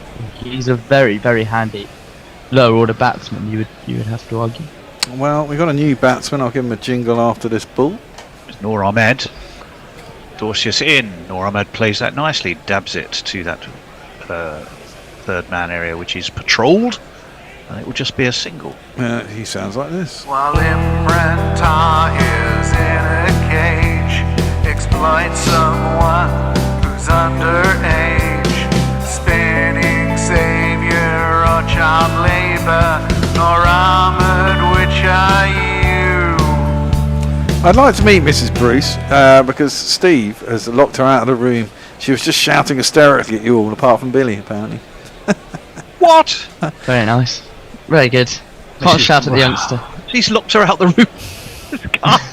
What's cover? Oh, Mrs. Bruce. Maybe she's gone to a laptop. If you can hear us, Mrs. Bruce. Yeah, come on. Just go and find your laptop or your phone and go to YouTube yourself. You can put GorillaCricket.com. We'll listen to what you have to say, Mrs. Bruce. Yeah, we want to know. We want to hear your critique and what Billy's got other than youth and good looks that the Bear and I haven't. That was worked away towards cover. But look at the miles we've got on the clock. Look at the experience. Look at the depth of life lived. Mrs. Bruce, you're rejecting all of this just for the callowness of youth. Absolutely. We are disappointed. 238 for 8 after 46.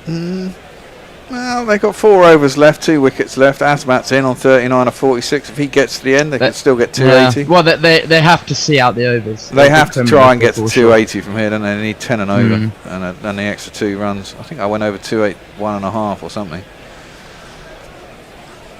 So I'd actually like another 44 runs, I think. But it's going to be close. Oh, crikey. They're all coming in now. We've got another one of these.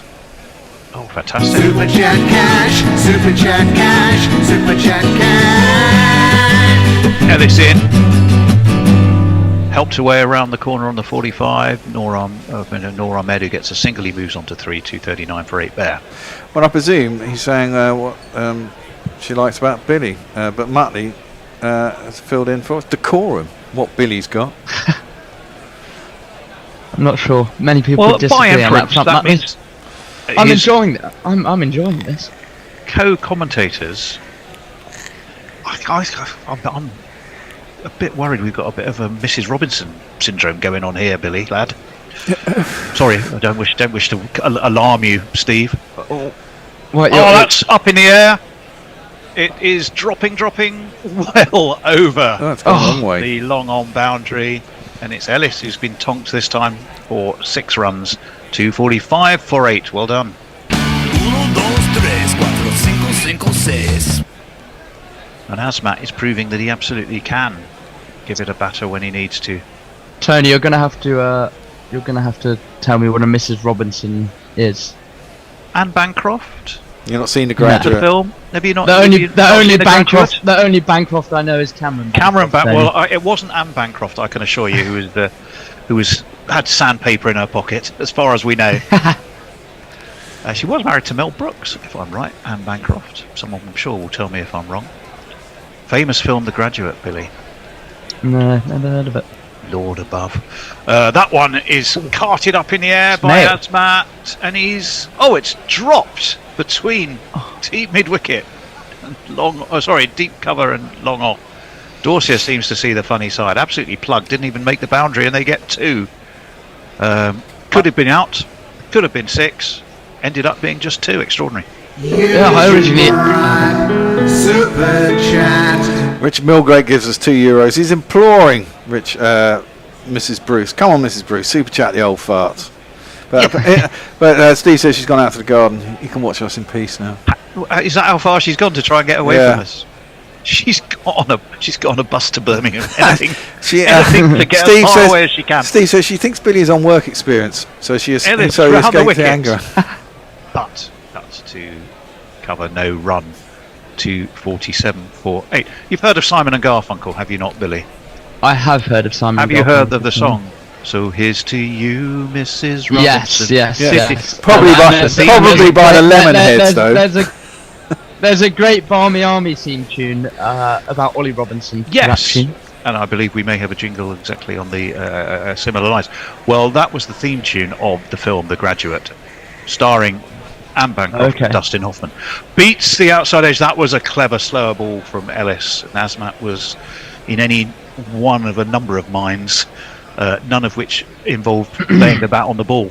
And the theme of the theme of the entire film, not giving any spoilers for a film that's 60 years old, that she teaches our man, the younger man, the ways of love over a summer, and then he falls. Then he falls for her daughter, and she doesn't want Catherine that. Ross, and they end up eloping at the end. They do, looking very unhappy on the back of a bus. Well, you're not going to give me any spoilers. I'm not sure I'm going to be watching it. Well, Billy lad, take my advice. It is it's an all-time cinematic classic. And you would be enriched by watching it just due to its iconic nature, and the fact is it's brilliantly acted. 47 overs complete, 248 for 8. Bear. Well, Pirate Bachelor, it should always be remembered that Anne Bancroft was only 5 years older than Dustin Hoffman at the time. Wow, she looks a lot older than that. Or maybe he looked very young at that point. He did. Steve Bruce doesn't think he's getting lunch today. Well, not unless you've got a kitchen at the top of your garden. Yeah, exactly. Michelle Pfeiffer says, "G'day, lad, legends." Well, thanks very much, Michelle. Good to see you. Lockie 6 reckons that Tony is the Dustin Hoffman of GC. Well, I disagree with that one. This is Robertson. 248 for 8. She was only 9 years older than Catherine Ross as well. Yes, there's the scene at the end when they're just they interrupt the church service and run like crazy. Indeed, the theme of "Here's to You, Mrs. Robinson." Have we missed a run out there, or is that a highlight from earlier? No, it was all from earlier on. Dorsius is going to be bowling to Asmat, not Hashmat. Hashmat today laboured. Trudged to his whatever he made, but he didn't make it in much of a hurry. So Ben Dorsius is going to continue.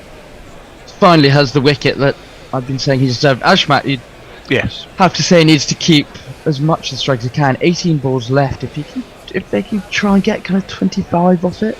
No, I think they need to get 30. I think they're looking at this, guys. Was at the end of the last over, where actually would have been a run out because he's out of his crease.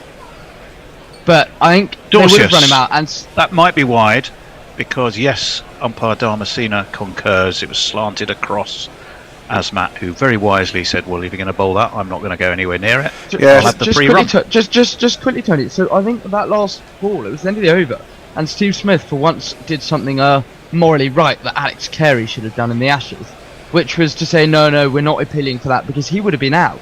Yeah, he would have been. He was ran out of his crease.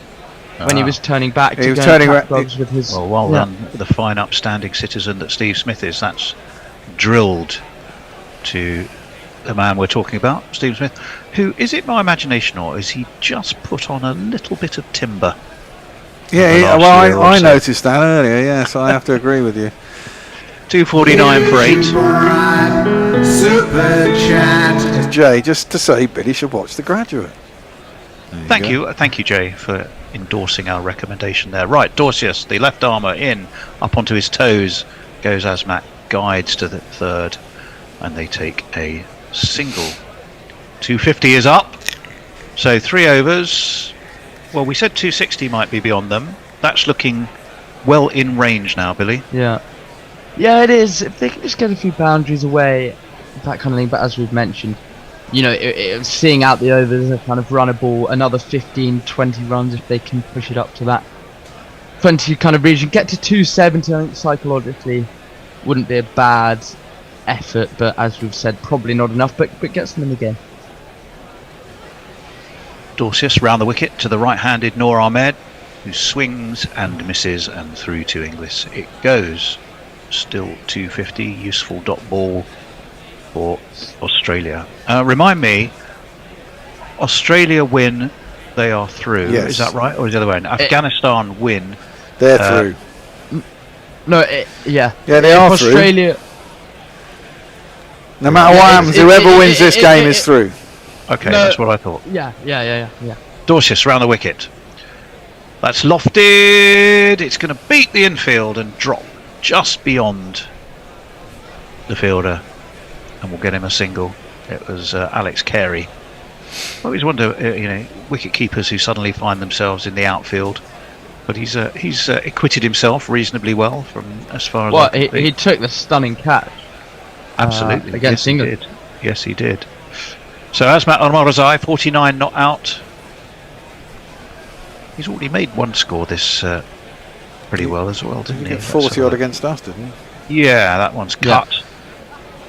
Guided to deep point, and there is Azmat Almorazai's 50 as Afghan fans and the team bench rise to applause. A fine effort from him. 50 off 54.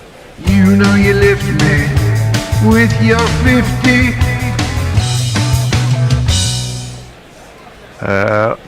19 against South Africa, 41, you're right, off 31 before he was overturned. But he did take 5 wickets against us, didn't he? Took 5 for 58 against England. Saltroot, Butler, Overton and Rashid all fell to him as that one's gone down leg, and that will be a wide. Indeed. Umpire Damasina. Not the hardest decision that he'll ever have to give. So that's the second wide of the over, an extended over. Afghanistan not going to complain about that. Dorsius just trying to get out of this over without a boundary. If Noor Ahmed could somehow find a gap. Or top edge over the keeper. Yeah. Well, I think they might have a third man. Round the wicket. Sort of dug out a little bit. Down to Zampa, who's at third. They take a single. And at the end of the over, it's 254 for 8. And it should be Noor Ahmed with the strike next over. It is indeed. Well, Ice Cream asked, is it a bad score for this pitch? I think it is, really. I think it's 280. We reckon by about 60 odd thus far. I've got a slightly different view. I think if they get to 270, I think that's about 20 below par. I think if they got, I think 300 would be a really decent score on this pitch. Well, again, it'll depend whether the dew comes down. It came down both the other nights, but they still managed to get away with it, didn't they? They bowled well against England.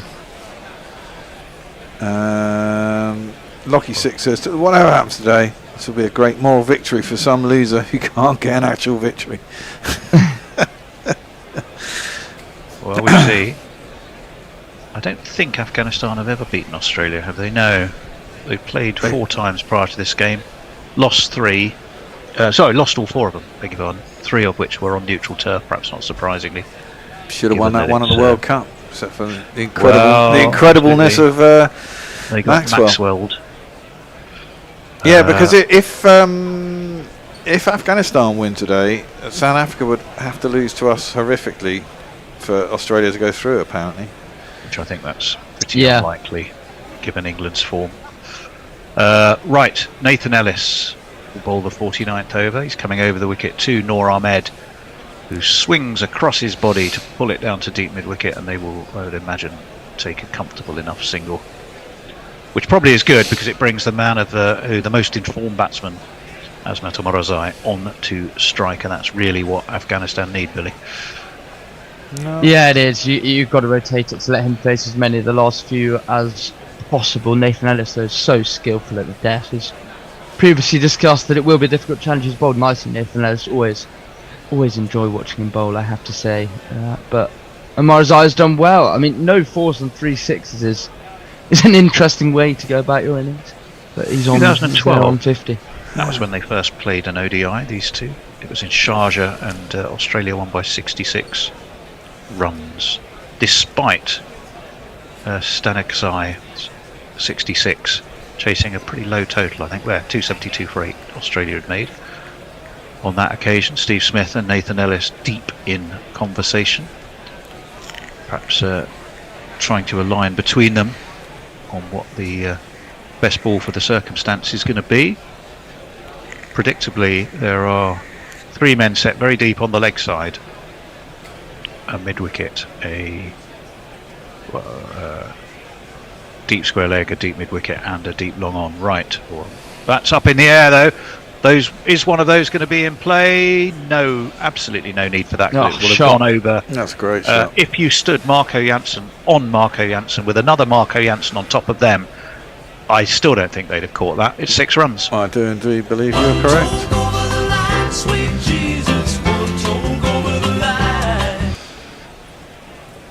Nailed that, didn't he? What a shot. Absolutely nailed it. The floodlights are on, even though the sky is still blue, but 102 metres. Glooming. Yes, what a hit that was. 102. You don't often see him over 100. Wide of off stumps. Swing and a miss this time by Azmat Amorazai, who's cross with himself. But Ellis's answer to being belted to leg is to bowl it wide of off stump, and it slightly slower as well, and it rather did the trick. Yeah, nice delivery. The ball that went for 6 with back over length, not necessarily the worst delivery, but good hand-eye coordination. Nailed into the stands over cow corner, so Ellis rightly. If you take pace off, Azmat's going to have to generate his own power, which is far more challenging. I mean, let's not forget very much the B bowling attack for Australia, certainly in the pace department, not so much in the spin department. That one hurries Azmat, who'd stepped away to leg and got himself in a bit of a tangle. It'll be a useful dot ball for Australia after conceding 7 off the first 2 balls of the over. It's not just, it somehow, to a certain extent, it seems not to be just poor old Adam Zampa who's been first ball for 6 and then retrench. Because it's happened now to Nathan Ellis as well. I'm wondering if it's a deliberate ploy. Get the runs you need on the board early, and then see what the rest of the over brings you. It's a great thing to do because it takes the pressure off the rest of the over. That was earlier. That was the second ball of the over, but still early in the over. Yeah, definitely. 261 for 8. That's a 56 for Azmat. He's going to be on strike to London Spirits. Nathan Ellis. I have no idea what he did in 100. Don't really look. Who cares? Something exceptional. Right, that's launched. That's long. That's over. Oh wow! Deep extra, and it's flat and fabulous. 6 runs for us. I might give it one of these. Smack it in the air. Be on the boundary. Smack it in the air. The problem is, you look at this and think if they can do this at the end of the innings, if Australia got wickets in hand, that's what I mean. The score looks quite low. Yeah, sure. 80 metres, that one. Not surprisingly, as it was, as we said, very flat indeed, hence the Smaximum jingle. That's eased nicely backward a point. There should be a man running around from deep cover. There is. And they get at least they just they take a single, that's because they want to keep Azmat on strike for the rest of the next over. 268 for 8. There. There's loads and loads of messages, so I'm just going to pick some out. That's bollocks. Says if Afghans win this, England can feel satisfied. It took a great team to knock them out. Well, there's a little bit of that. Lockie 6 says 11 ducats, foot on shoulder stack would have caught that. 11 ducats. That sounds like a payment in money in old money. To hear Mohammed said this tournament was so predictable until Afghanistan beat England. It really made you second guess yourself. I'd say it was predictable that Afghanistan beat England. Yeah, I mean England played in the 2 best games of the tournament by no shadow of a doubt. You'd have to say the 2 closest games of the tournament come out on the wrong end of both of them. Well, let me point you to our GorillaCricket.com website, where you will find an article written by Billy, who he's too modest to mention. But should England lose on Saturday, he could say, "I told you so," because he gave a number of convincing reasons as to exactly why he thought England would lose all 3. That one is slightly edgily away down to deep backward point where Marnus Labuschagne fields.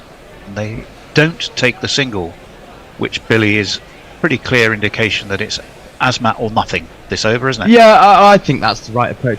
People can criticise that if he now gets out of this delivery, but I think that's the right approach. In the middle, he knows how conditions are, and he's faced 60 deliveries. He's just swiped 2 for 6. So yeah, definitely the right call. Dorshus is bowled nicely. He's not going to be bowled out.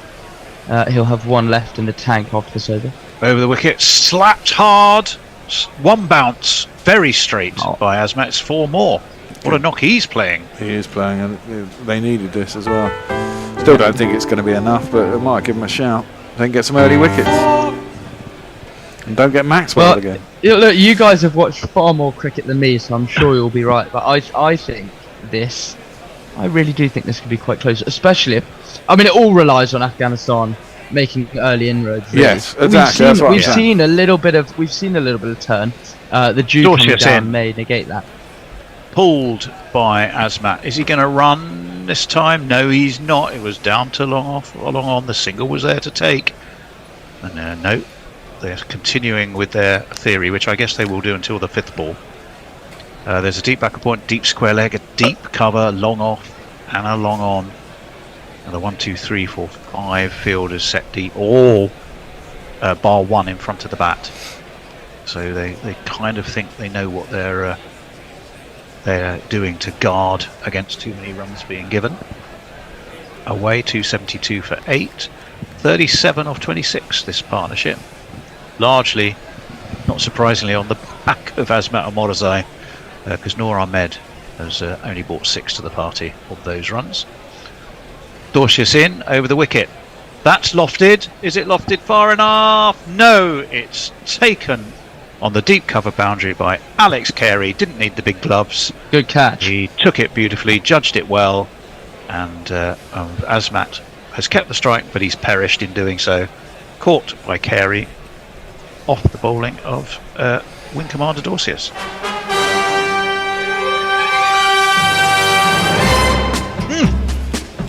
He didn't need the big gloves, but boy, he ended up with it only just between the end of his fingertips. Gulbuddin Naib has put his hands on his head. He's just seen that replay, and he's obviously basically going, how did he drop that? Well, he didn't. So it's 272 for 9 with just 2 balls left. It's swing like a rusty gate for the last 2, Billy. Yeah, absolutely. It's wonderful innings from Azmat 67 he got, which has really kept Afghanistan well in the game, because there was a time where you thought they may get bowled out, may struggle to kind of 220, and yeah, really good innings under a bit of pressure. Yep. Well, I still think, to your point earlier, it's competitive. Yeah. If they bowl well and a couple of early wickets, and you could induce a little bit of a wobble. I mean, England had Australia 25 for 2, so it's possible. Well, but two balls left. Yeah, exactly. If Faruqi can get a Faisal bounce out of these last 2.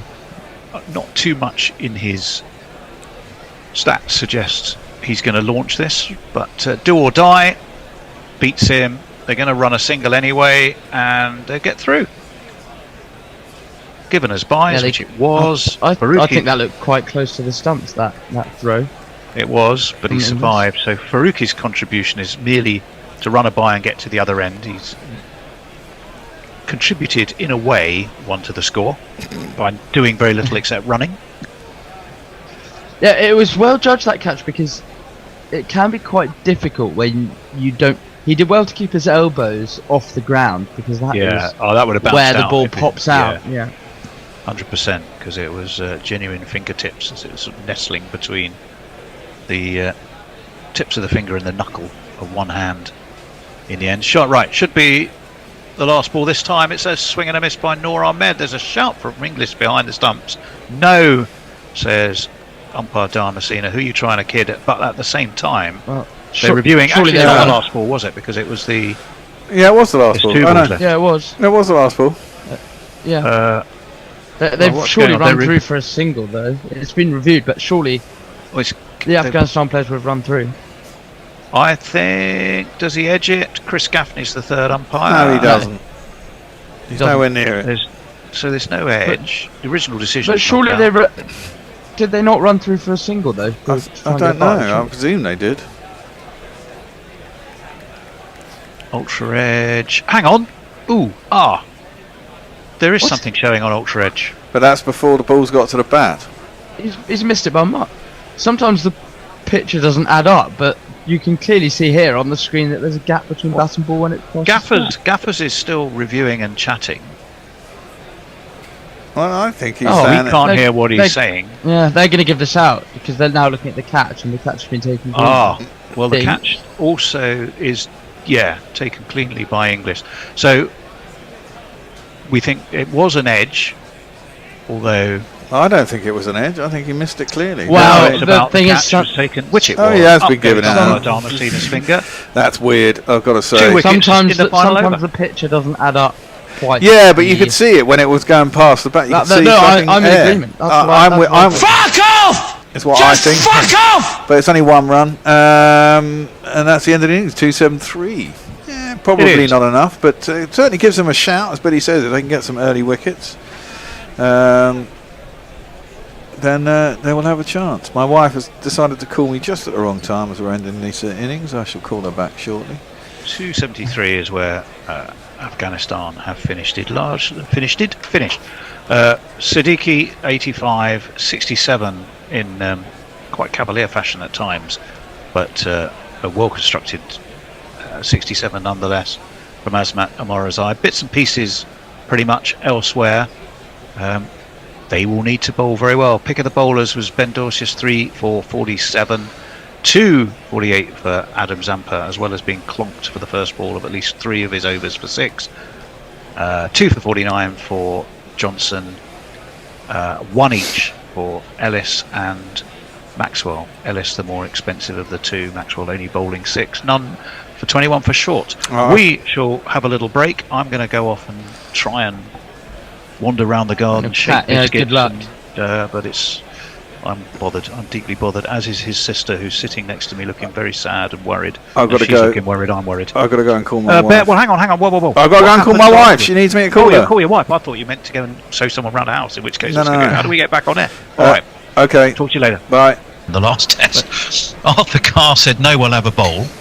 To everyone shot at horror. You're right, loads of things conspired together. And they didn't play the bloke who could have probably Charlie won Parker the test. from Gloucestershire, who was... Now there's an echo. There's a really interesting echo. You've got a bloke taking wickets for fun who can spin a ball in county cricket, and they're going, no, we're not going to pick him. That's sticky wicket operator in England. Yes. I suspect that Plum Warner might have had something to do with that, but he'd been picked in the squad, and therefore it was Carr's choice to decide who the final 11 was. I'm convinced. It doesn't make any sense all these years later as to why Charlie Parker, leading wicket taker in England, left arm spinner, best sticky wicket operator in England, having been selected in the squad, didn't make the final 11. And then, to boot, he decided to put the opposition in anyway, assessing obviously that it would turn into a sticky wicket. The sun would come out and it would dry out. In fact, the wicket never was as capricious as they thought it would be. But the whole thing made no sense. And then, of course, England took a wicket with the first ball of the match through Tate, Bardsley out, caught it first slip. And then, fifth ball of the over, Carr, the captain who'd put him in, dropped Charlie McCartney. It was a difficult chance. He went on to make 150 odd, didn't he? Going to his left. If he'd gone with one hand, he'd have had a better chance than the two hands that he went with. But he dropped him. So Australia at that point would have been 2 for 2. Instead of which they were 2 for 1, and McCartney scored one of the, as I said earlier in the piece, he scored one of the most sublime hundreds in all Test history before lunch. And I say in the book, Tony, you remember that Carr went in at lunch and sat next or opposite Pelham Warner, didn't speak to him and just looked at him with a stone face. All ready, as always, which is part of Plam's raison d'etre is to shift the blame in another direction. But I think the team was probably, I don't know, the toss was... To insert then just wasn't heard of. You just batted, win the toss, bat. And I think it must have been a bit of a collective effort, you know. There was certainly a committee going out to look at the pitch of England, great and the good, selection committee and senior players, including Sutcliffe. Yeah, you don't point the finger of blame at any individual quite. but you Carr hint certainly very got heavily. the blame, and ultimately it cost him the job for the You final. hint that he was advised and then shot for taking some advice, basically. But the decision to exclude Parker still makes no sense. And of course, Parker, one of the leading wicket takers of all time, only played the one Test match, which he played 5 years previously. Actually, never played again. Well, let's move on to the Oval, which interestingly wasn't that well attended initially. A lot of people thinking we're in for more of the same.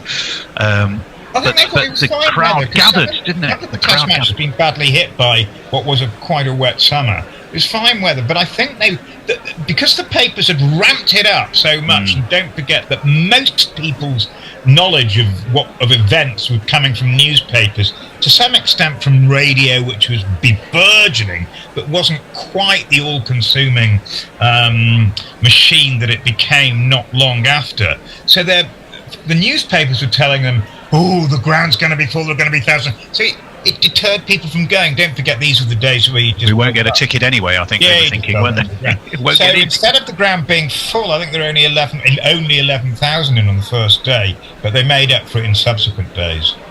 Back at the Oval, I mean, there were certainly some. England did win. They won the only Test of the series. It was, as you say, it went to 5 days. Standout performances were one player, I think, very much in the later part of his career, which was Wilfred Rhodes. He was at 48 when he got brought back for this. Hobson Sutcliffe on a sticky wicket on the third morning. Yeah. My word, putting on 172 in really, really grim conditions. But yes, Rhodes called to the colours as a selector, don't forget, Tony, at the age of 48. Wonderful. Took 2 wickets in the first innings, 4 in the second, and thoroughly merited his recall. He hadn't played for England for 5 years since the 1921 series, when he'd been dropped after the second match. He took 6 wickets in the match, and Larwood took 3, didn't he? I think in the second innings, and saw England home. So final question, really, I suppose, and it's quite a considered one, and it's for all of us. Are we ever likely again to see that level of interest focused on Test cricket? There were people queuing around corners to get into the grounds. There were those 30 or 50,000 people turning up to watch the train. There was the constant obsession and fascination with it. Are we ever going to see that again? I don't think we'll see that interest across the board, covering every sort of household in the country. But let us not forget there have been occasions since. In 1953, the series gripped the nation. In 1981, a bit different because we actually held the Ashes then, the series gripped the nation. In 2005, the series gripped the nation. In 2019, that one innings by Ben Stokes absolutely gripped the nation. So yes, it has that capability, but I do worry that the game itself has contracted slightly. I mean, there is no doubt that football is the game of the people now, no question of that. But cricket still has a hold on the United Kingdom, on England, that won't easily be let go. Test cricket still, in this country at least, has a fascination and a hold on the public that I think other forms of the game simply don't. Now, whether that will continue, I somehow doubt. I don't think we've been governed very well lately by those running the game, but I think that's probably been the case throughout history. Well, that is something we're going to come on to, I think. Bear. Well, yeah. When I was going to say, I was going to say, even the 2023 Ashes was outstanding, wasn't it? I mean, we went down. Absolutely, I should have mentioned that. Some great matches, and that too to use the word, gripped the nation. Some Oh, great. it certainly did. I mean, we came back from 2-0 down to draw 2-2 and should have won. You know, morally we won it because we would have battered them at, where was it, Manchester after 3 days of rain or whatever. When we Yeah, we better not go on the morally we won, because the Aussies morally they should have won loads of series. Yeah, well, they'd be right. We don't ever talk about them. We're talking about us now. You know? The Bear is just delightfully one-sided in his view of anything to do with Australia. And it's, Yes, it's well, not I on don't mind Australia's that at side. all. Well, it's you know, it's the cricketing equivalent of Manchester United versus Liverpool, isn't it? I mean, it's Absolutely. Well, you've got to have it. there was a cartoon which I think comes right at the end of the book, again from Punch. It says, well, so much for the Ashes, now for the cold. I think it took until November for the miners' strike to be finally resolved. But it's an absolutely... Did you see the result of that strike? I mean, I went on Wikipedia and read the end of the strike, and they went from like £6 an hour or something before the strike, and after they got battered by the thing, their actual wages went down to something like £3 and 9 shillings, and had to work an extra 3 hours a day or something. And Like, the can you formation of imagine the that National Coal Board and all of those kind of things came into place. Shocking treatment of the masses, I think. It was criminal. It was. And it was, and it is. What is definitely, we can say, or I can say, having enjoyed reading the book, is it is even if you're young and you 1926 was obviously nearly 100 years ago.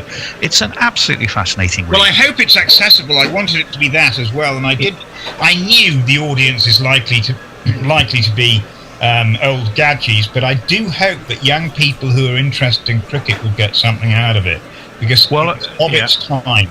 It was an important series, and it was an important time in this country's development. God, there was a lot of hell on afterwards, as we all know, but nonetheless, that was a moment in time where cricket provided a bandage of unity. The book's called A Striking Summer, How Cricket United a Divided Nation. It's by our guest, Stephen Brankley. If you go to the notes, which will be accompanying this podcast, you will find it at a special price if you use the coupon code GC20. It's available either in hardback or as an ebook, at obviously vastly different prices. There is a link for you to get both of those. I'm not going to read the link because no one will remember it, but you'll find it absolutely in the podcast notes. And I would heartily recommend you give it a go, because it's absolutely fascinating stuff. Right, well, shall we move on? Let's drag you into the from modern times, Gentlemen and Amateurs of 1926 to one extraordinary young individual. England had amateur captains for as long as they could get away with it. Well, 1962 it finally finished. Sort of had to pick Hatton in the early 50s, but after that they went back to amateurs as soon as they could. Really. But let's fast forward to a few days ago, in fact, in India, and was it the Wankhede, wasn't it? A record defeat in T20s. Yeah. Abhishek Sharma breaking records all over the place, was 17 ball 50 and a 34 ball 100. What happened? Plenty of things we could speculate. Was it dead rubber syndrome? There was an element of that, but dead rubber syndrome should have affected India as much as England. They'd already won. I watched that innings. I thought he was unbowlable too, you know. I don't think England have been very cute in this series. By no means an expert on 2020, but on Indian pitches, they've put eggs into the pace basket. Yeah. Doesn't strike me as being the most sensible call. That's Bazball for you, isn't it? I mean, that's... Well, yeah, so they've taken a real punt there. Rashid is what a splendid bowler he is. What an absolutely magical bowler he is. And boy, I wish he'd played 100 more Test matches. I really do. And what a great pity it is that he hasn't, because I don't think he'll be remembered with the fondness that he ought to have been. What a great bowler. And he did well, but we are still lacking potent spin at the other end, as was shown up again in this series. But the batting failed, didn't it? it seems to fall between a rock and a hard place, and we certainly haven't got the consistent heavy strikers that India seem to pluck off. I don't know, every street corner. Is it that we can't play spin? Not only do we not have the spin bowling armoury, so are we defaulting to pace in the absence of spin? Harry Brook is clearly a magnificent cricketer. He's played some superb innings in all forms of the game. But even his footwork isn't right against spin. The greatest England batsman of the last possibly 60 years, and I know that embraces possibly 70 or 80 years, is Joe Root. He is absolutely, watch him. Just watch the way he moves, the lateness of the way he plays. Just absolutely blissful, absolutely wonderful. Probably the best player since Hutton, probably. I know there's a lot of contenders in between, but my word, he should play in every format for England. I've been crying out for this for ages. I think there's space for Root in the T20 side. We're a one-trick pony a bit, England, I'm afraid.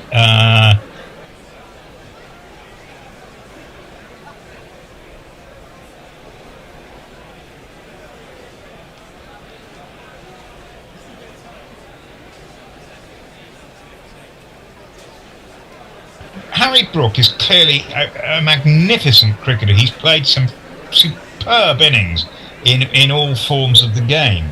But even his footwork isn't right against spin. The greatest England batsman of the last possibly 60 years, and I know that embraces possibly 70 or 80 years, is Joe Root. He is absolutely, watch him. Just watch the way he moves, the lateness of the way he plays. Just absolutely blissful, absolutely wonderful. Probably the best player since Hutton, probably. I know there's a lot of contenders in between, but my word, he should play in every format for England. I've been crying out for this for ages. I think there's space for Root in the T20 side. As a small business owner, my favourite thing about posting a job on LinkedIn is that when I hit send, I clock out and LinkedIn clocks in. LinkedIn makes it easy to post your job for free, get qualified candidates and manage them all in one place. Plus, LinkedIn extends the reach of your job post by allowing you to share it with your network. And hiring managers that add a hiring frame to their LinkedIn profiles receive 2 times more qualified applicants. Go to linkedin.com/agree to post your job for free. Terms and conditions apply. What if your bank did more than just bank? With HSBC Premier, it's like carrying your own entourage in your wallet. Premier Wealth Management? Check. Premier Health Perks? All clear. Premier Travel Benefits? You're covered. And Premier International Banking? Si, oui, yo, ya. In fact, everything's Premier when your bank account is. Search HSBC Premier. HSBC UK. Opening up a world of opportunity. Apply with £100,000 annual income or £100,000 savings or investments with HSBC UK or Premier status abroad. We're a one-trick pony a bit, England, I'm afraid. In all parts of the game, there are some quite attractive cricketers there, but they're not complete cricketers. And the way that we're going about playing 2020, considering that the game's been around for such a long time, I don't think we're being as intelligent as we can be, actually. Well, I think there's a few of us would sort of concur with that. Well, you can't hit your way out of trouble all the time against a ball, against very, very intelligent bowling. Well, that guy Sharma just hit, didn't he? I'll say this: if you're chasing 224, you can't do anything else but try and hit every damn ball. Well, there is that. And if you fail on that, you are going to lose horrifically. And it's T20, and that is the nature of the beast with T20. Unfortunately, I mean, when you're chasing 170 or 180, there's a difference. In T20, you should never lose. You shouldn't actually lose 10 wickets in T20. Well, which is why, by the way, I have a theory about picking the best wiki in T20. it doesn't matter if he bats or not, because there are so many more stumpings available in 2020. Many more, 5 times more stumpings available in 2020 than there are in any first-class game. So why not pick your best wicket, even if you've got to bat him at 11? It doesn't matter. Who would that be? Who would that be, Stephen? Well, who would that be wouldn't it? for England? Folks? Who are you thinking? I think Jamie Smith is actually a very good keeper. Whoever the best wicket keeper is. Yeah, if it's Folks, why not pick him? And people say, oh no, he can't bat. It doesn't matter. He can bat as well. He can't bat in 2020. Bat him at number 11. He'd be your best wicket. But it's only I think, well, we're all entitled to have theories, aren't we? England have plenty. Brendan, I've got a lot of time for. I think he's he approaches the game in the right way. He knows ultimately it's only a game. And I followed him around New Zealand and Australia in the World Cup that Australia won, and he was tremendous. He kept saying, I remember, we've got to remember we are having the time of our lives, and they were, and they won some fantastic matches, including against Australia in the early rounds. But my abiding memory of Brendan McCullum in the final was giving Mitchell Stark the charge in the first over of the final. Yes. Halfway down the wicket, he was bowled neck and crop. Yep. New Zealand were bowled out for spit and lost the match comfortably. And that's my abiding image, that sometimes you just have to rein it in a bit. I think that's the case in ODI. Yeah, Hendo there. Like the voice of Hendo. Well, yeah, through Stephen. I agree with that to a certain degree in ODIs, because I think, you think in 2020 you've just got to come out and I think in 2020 you just do. I mean, there's no real time to slow down. Do you think we got the bowling options right? No, I think no. I mean, in that sense, you're right. The problem is we don't have the spinners, do we? We haven't had for years. The last great spinner we had was Graham Swan, right? Apart from Adil Rashid. Yeah, Adil Rashid was never quite. Until recently, I think he is great. But the last time we played him in a Test match was in the UAE, probably about 2016, 2017. That sounds about right. Yeah. And he was going at 4 or 5 and over. And the problem was you either couldn't set the field. He was just learning then. He's a better player. Well, but that's what I mean. The problem is, he's now 37, 38, and he's really learned his craft. But the problem with having a leg spinner in a Test match, especially in those days, exactly that. Now we have baseball and everyone scored 4, 5 and over. In those days, scoring at 3 and over was kind of consistent, right? But then if you had a leg spin bowler bowling in that particular series against the UAE, against what was... They're always going to catch somebody better, aren't they? Well, not only that, he's always going to bowl you a half tracker every over, which is always going to go for 4, right? Yeah. So in a Test match, you can't really afford it, which is why they never really picked him. He's bowling 2 or 3 half trackers in it. Well, he is, and he gets away with it because Stokes... I mean, I've got my own theories about Shoaib Basir, but I've mentioned many a time on the show, and I think that they've gone down that route because he's got a lot of attributes and they want him to learn on the job, and he's not going to learn. He's tall, he gets bounced, he's good. Precisely. Balls, great balls. Exactly. But the thing is, you're never going to get bowling in county cricket, right? So he's better off playing 17 Test matches a year and learning on the trade. Probably, but he ain't going to be the answer in Australia next winter, which for all probably I know not. we want to talk about the Champions Trophy, boys, and that's fine. No, England haven't got a prayer, but everything, as you know, this year is geared towards the Winter Ashes series. Yeah. Everything. Yeah, even India at home, which will be very well attended, and you've got a World Series final as well. Yeah. India at home is a big series. I mean, it's important that England do well in that to prepare for Australia. As for the Champions Trophy, I always like that trophy. I do as well. I think it's great. I think the good thing is it's quite short. Yes. England haven't got a prayer the way things stand. I hope I'm wrong. I really do. But they don't seem to have the right... We'll see, won't we? They're going to play some 50 overs matches soon. We'll see. They have the right balance, chaps. Well, they're going to bring Root back into the ODI side, and I think that is a great call. I mean, who's going to open there? It's going to be... Is it going to be Salt? Who's going to open with? I can't even remember who opened the one. Well, they opened with Duckett and Salt, weren't they? Yes, probably. I like Duckett. I think Duckett's good. Salt, I'm really... Yeah, Duckett's funny cove, isn't he? I mean, he plays all these shots square of the wicket, but you've got to be able to play off the back foot. But the thing is, he can't cover drive, really, can he? He can. No, well, he can, but yeah, I know what you mean. You know what I mean. If he's got the chance to ramp, he'll do that before he covers drive. His default is cutting and sweeping. Yeah. But I think that'll be useful in Pakistan. He's making it work for him. Yeah, exactly. I think at test level that's true, although he gets out in the 90s frustratingly. I don't think it's necessarily the top two that are the problem. England's T20 problem. Who would you have in a 50-over team? Who would you have? Do you mind if I ask the question from it? Who would you have as 4-5-6? 4-5-6? 3-4-5-6. 3-4-6, I'd have Root. Yeah. Still have Brook. Yeah. I'd still have I think Brook. you need that power. Stokes, if he was available. Stokes isn't if he was available. And Smith but he's not. Stokes, but Stokes isn't going to play, is he? So no, I'd have Smith. I don't know if I'd have Smith at 5, but I'd probably have Butler at 5 or 6.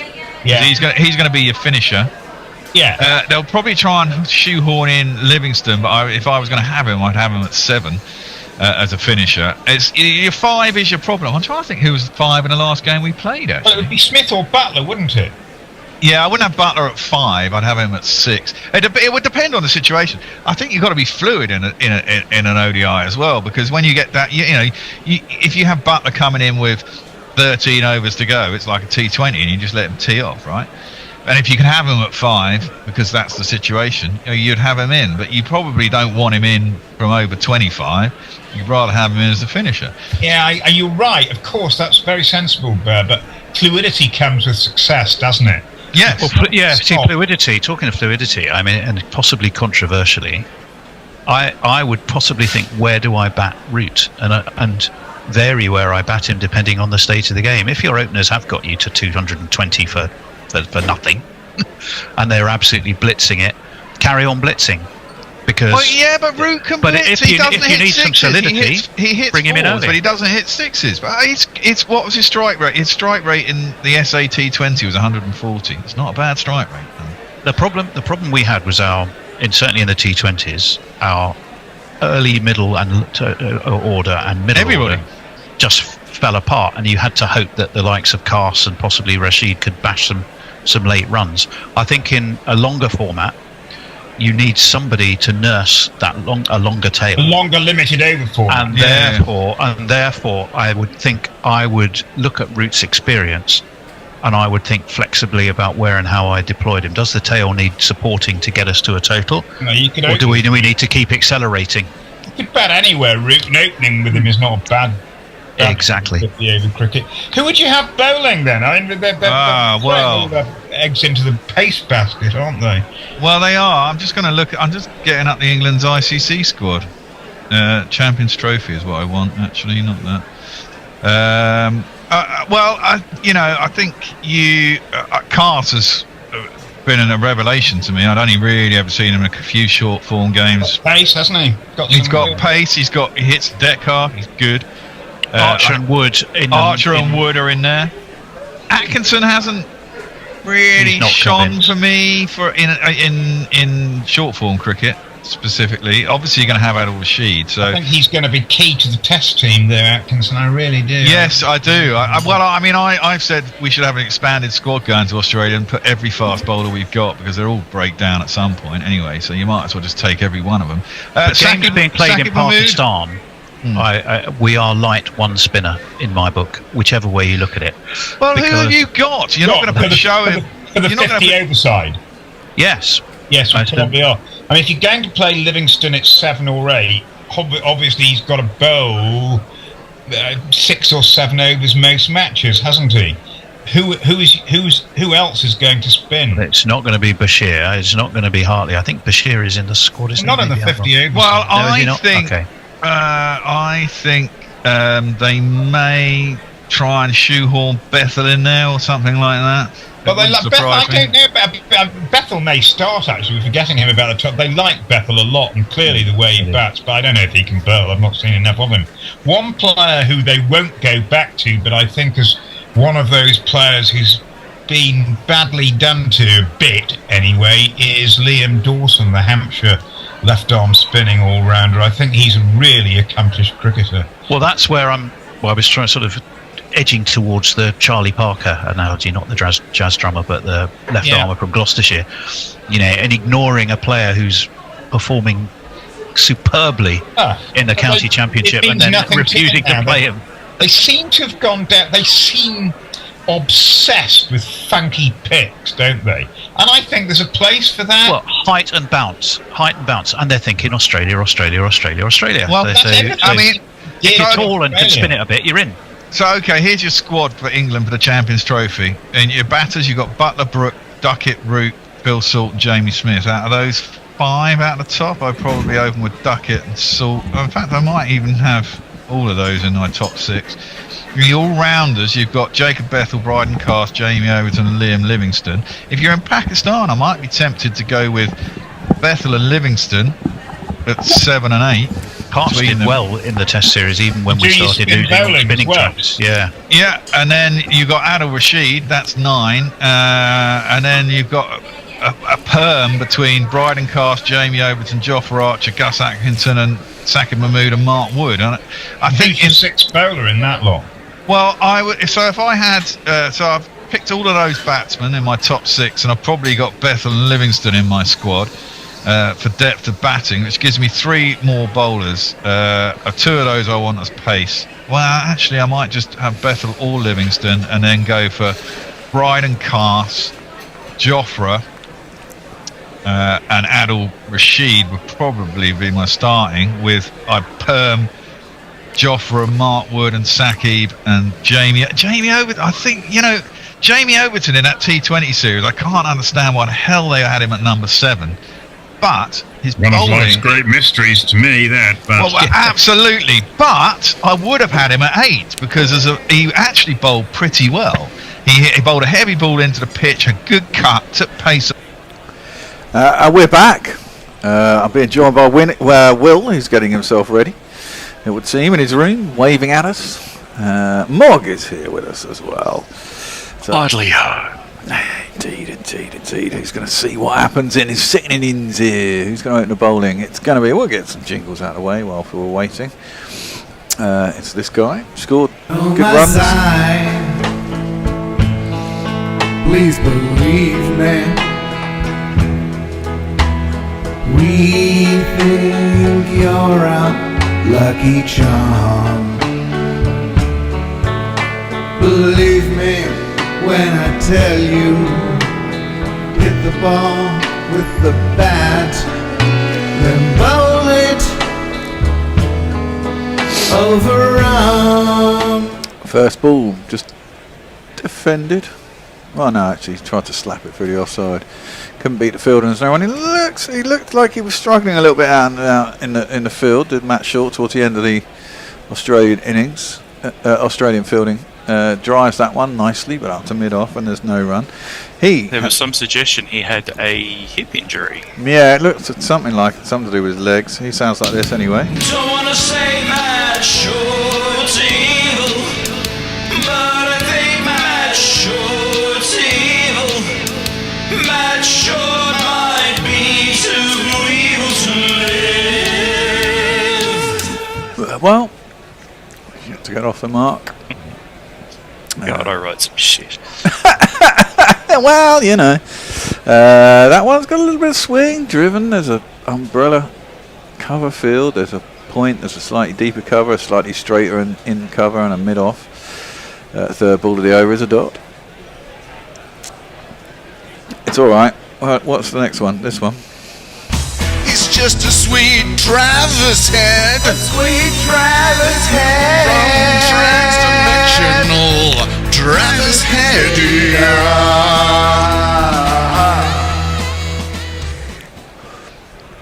Ooh, inside edge. Doesn't look very mobile, Matt Short. Didn't really move his feet at all. Just waved his bat at it. Big inside edge. Planted himself there. Yeah, did nothing. No run. Will, you're on mute, mate.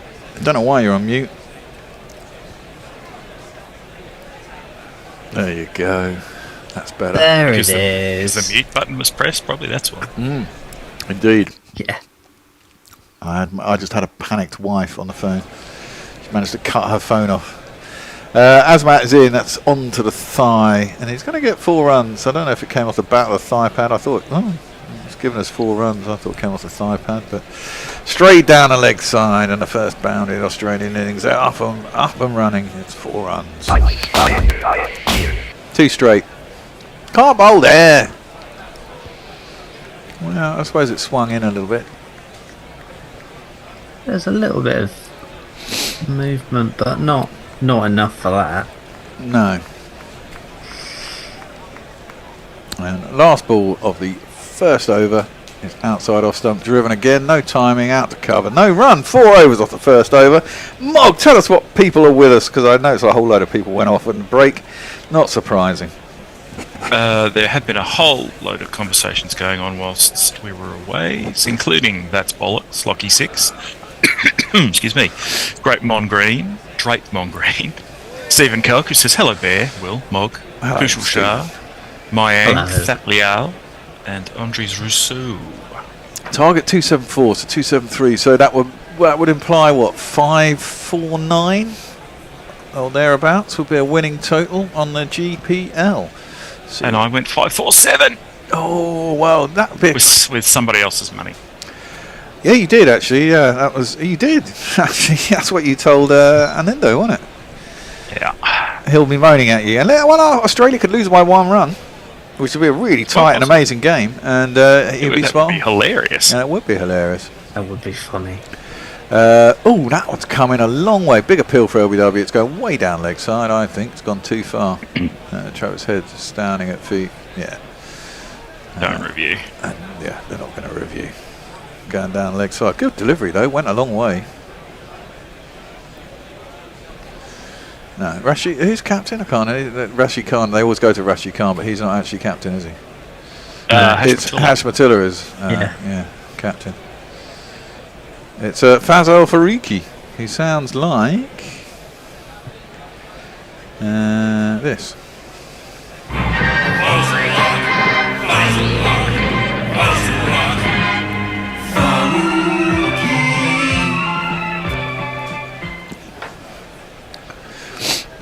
Good first ball. Arrowing in. Let's see what you can do. Second up. Comes into bowl to Travis Head. Similar thing. It's going too far. It's going to get 4 leg byes for that, I would presume. It's certainly not come off anywhere near the bat. 1, 2, 3, 4. Doing too much, Fazal. Fazal, I presume. It's not Fazal, is it? Fazal. Yeah. I do like to look up the actual pronunciation of names if I'm going to do a jingle for them, but even then, I'm not sure how reliable that's going to be. Well, this is very true. Yeah. Well, he's got the ball to move. He can get on the right line. Could be quite interesting. But at the moment, it's going way down too far down leg. That one is... goes the other way and... That's not a fucking wide! That wasn't a wide. That's nowhere near a wide! That is insane. That's outrageous. It's been cut at and there is no run. I think Nick's just arrived, so fill in for me while I go and answer the door. Fair enough. There were multiple deliveries like that weren't called wides in the Australian innings. Yeah. Well, the Australian bowling innings, I should say. Mog, have you noticed that the umpires kind of look like evil lampshades in those hats?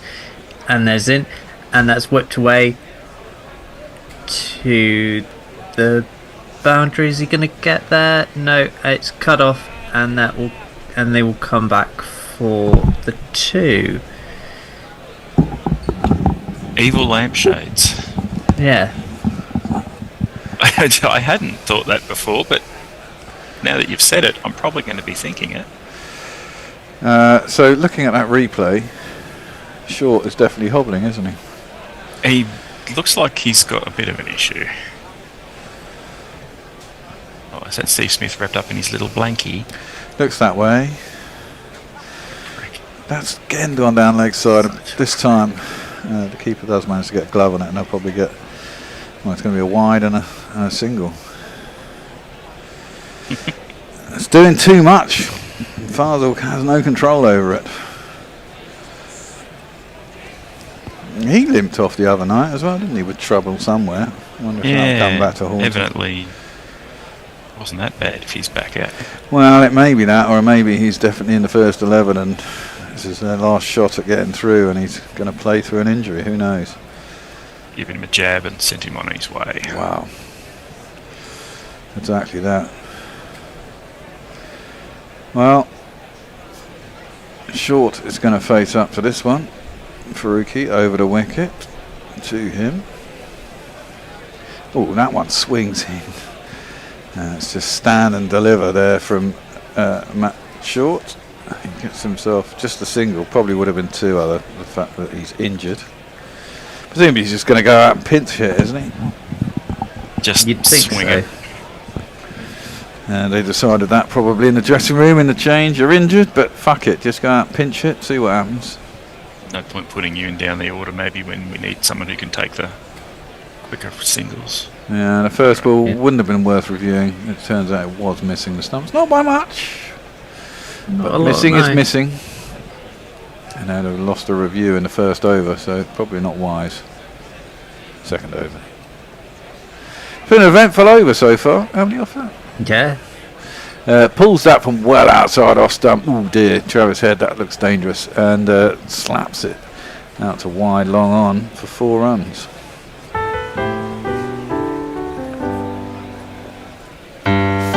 Thankfully, I'm not taking antibiotics anymore, so I can have booze again, which is good. Oh God!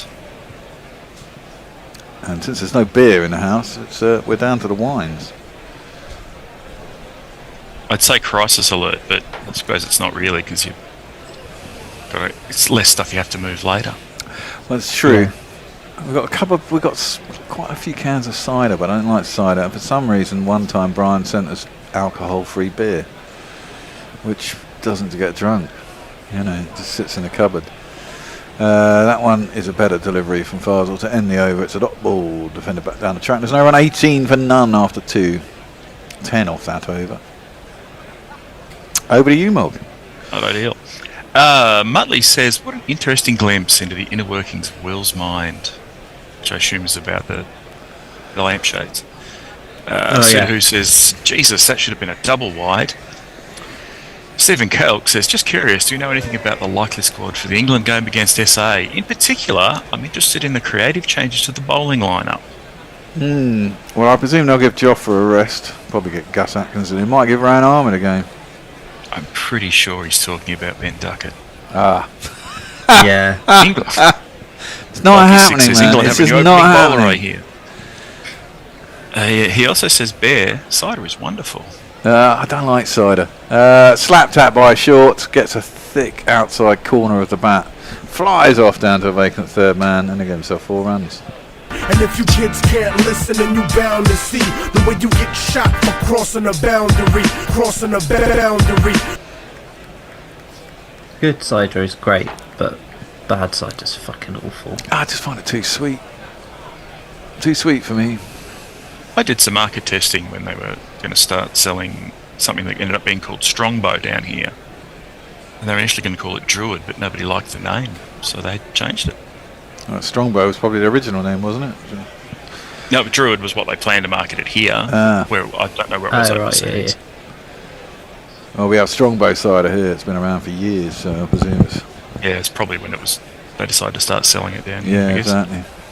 Well, 22 for none after 2.1 overs. Good start for Australia here. Asmat is in. It's defended by Shaw out to mid-wicket, and there is no run. 9 off 9 for Short. Head 6 off 5. And already Afghanistan could do with an early wicket, followed by another quick one. Maybe a third quick one would be quite handy. Cause Australia to rebuild and take it deep in the middle session. Guarantee you Joss English will get a duck today, or fucking 5 or something. 5 off 26. Yeah, something like that. Oh, horrible shot from Matt Short. He's pretty immobile. He's just swinging, and he swings outside the line of that one. And it goes through the keeper, and there's no run.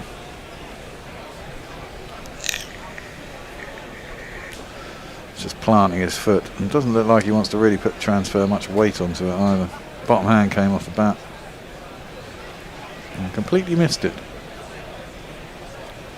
I wonder if that means he's going to be crocked for the next game. They'll have to find someone else to open. Well, yeah. Who else is there to open? Josh English? They push him up to open? Yeah, Inglis has before, I think. Oh, well, he's picked that one up, though. And deposited it in the stands, in the slot. And Matt Short just picked that up over mid-wicket. And it's going to be one of these.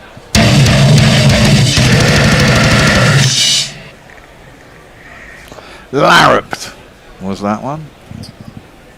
Oh yeah, really caught that one, didn't he? Yeah. He looks kind of hunched over.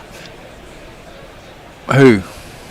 Matt? The Short. Well, it looks like he can't put much weight or transfer much weight onto that. What was it be? Left leg. This looks like the leg that's causing him a bit of trouble. But he's hit a 4 and he's hit a 6. What's he going to do next ball? Oh!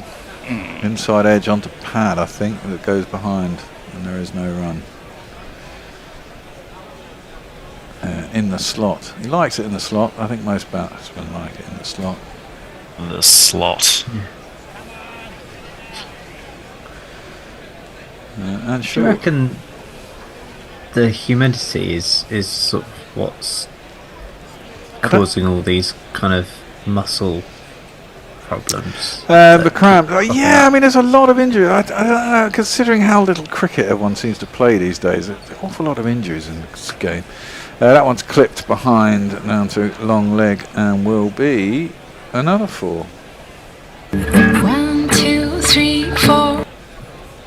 And that ends the third over, 32 for none. Over to you. That's outrageous. Mog. In regards to the cider problem, Stephen Kelk has also said he's lowering his Patreon contribution as we speak. Who says England planning on selecting Willie, Topley and Curran to be their bowling attack. Drake Mongreen says Bear, methylated spirit and coke. Use a loaf of bread to filter when mixing. I guess that's kind of like prison style. Or if you get brake fluid or antifreeze, I think the Russians used to do that in Afghanistan. Nick Vickers says, regarding bowling, the only way is Essex, Sam Cooke and Jamie Porter for England. No. And Faruqi's in, pulled! He's going to be... Oh, fuck me! Rashid Khan has dropped Travis Head. Can't afford to do that, mate. Plus I had under 33.5. Ugh, gutting. You bastards. You bastards. That's what they need. You got to take this shit. You're in a fucking ICC Champions Trophy. Oh, should have caught that. Catches win matches. They do indeed. And Travis Head is a very dangerous man. I'm not sure he had palms up Australian style that he was diving to his right. Probably should have been trying to catch it in a bread basket. Hands the other way round. That is very upsetting. And what happens next ball? He could be out. No. He clips it just over deep backward long leg. And gets it all the way. Fucks me over and it's 6 runs. Just inconsiderate, isn't it? Do they not know? Bastards. I know. And Jonathan Trott, his face looked the other way with a simple, another pursing of the lips. Got to take catches, man. Got to take those catches. Otherwise they do things like that, hit sixes. Well, exactly, and they're only in the 4th over, and the target's only 274. It's still we can pull it back. Got to get a bunch of wickets though. Faruqi is in, and it's driven up to mid-off, and there is no run. Maybe the spinners will sort it out. Well, you'd hope so. And you know, that's what I said the other day, what I said earlier, you know, Afghanistan managed to pull out their game against England. Whether we let them play it or they just take it up against us, I don't know. But This is more the sort of score you'd have expected them to get against England. You'd have expected to chase it You down. are what we would call their bunnies now. Well, we are a little bit. That's full and driven by Faruqi up to mid-off, and there is no run. And Afghanistan might feel that they don't have the luck against Australia, to be honest, after getting battered for 201 by fucking Maxwell. And they dropped him on that day as well, didn't they? They dropped him on about 20-something. They dropped him more than once too, didn't they? I think so. Well, there was a difficult one, I think, and an easy one. And Noor Ahmed, I think it was, a short fine leg dropped, an absolute fucking sitter. He tried a paddle sweep or something and just looped it up to Noor Ahmed at short fine, and the rest was history. That's defended back to the bowler, and there's no run. And you wonder if that sits in Afghani minds. Who knows? Over to you. No, not yet. You've got one ball. One more. Alright. It's only gone for 6 runs so far. That's not so bad. Yeah. That should have been out first ball of the over, shouldn't it? Yes, that is bad. Yeah. So it is bad in the end. And they're going along at the 10 and over. Faruqi is in. And picked up again, flat. Oh dear, poor fielding out of deep square leg. Oh God. And it's 4 runs, 10 off that over. It's all falling apart already. 4 on the floor, and 1 more 4 than the 4 before. That's what 4s are for, to get funky on the dance floor. Mog. Kieran Roseblade says, right lads, I'm out of here, just finished building a camper van, so I'm heading to the Alps. Catch the end of the ski season. Building? When I can. Did he say building a camper van? Or repairing? Yes, building. Wow. Good, well done. Hopefully it's insulated. Lockie86 says, when Trump patted Starmer on the shoulder, I'm sure he whispered, give the lad a bowl. Not even Trump can get Duckett to send the shoe down. Wow, I wonder if he could. Asmatullah is going to bowl his 3rd over. Bowling to Matty Shaw. Although that's not true. Fucking hell, it's bowled it in the slot. Fuck me, they dropped another one. Jesus fucking Christ. Come on. That's down at deep square leg, straight to him. Straight in, Jesus straight out. Christ. Fuck me. So bad. What a tit. Indeed. You cannot win matches if you do this sort of thing. It's toe-ended it. Straight out. Should have been caught, and it's not. It's gone straight down. Easy. That Ramat down there, I think. Yeah, spam yourself on the forehead. Don't, put your hands up in the air like... Karotti. He's a sub. He's the guy that came in for Allah Muhammad Ghaznfar. He'll be getting a beating in the dressing room. Mind you, Rashid Khan should too.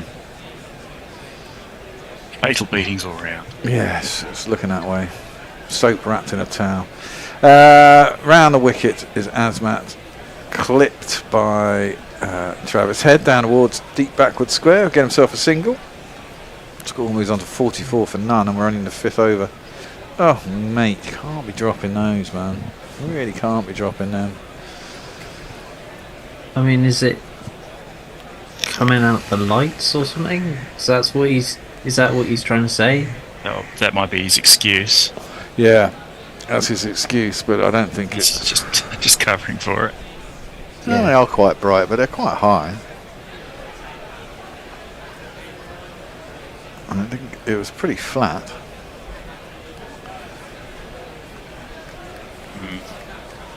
They've got 2 men out in the deeps on the leg. That one's gone up in the air. They're going to catch this mucker? No. Yes, they are. Well done. Finally, Gulbadine has caught one.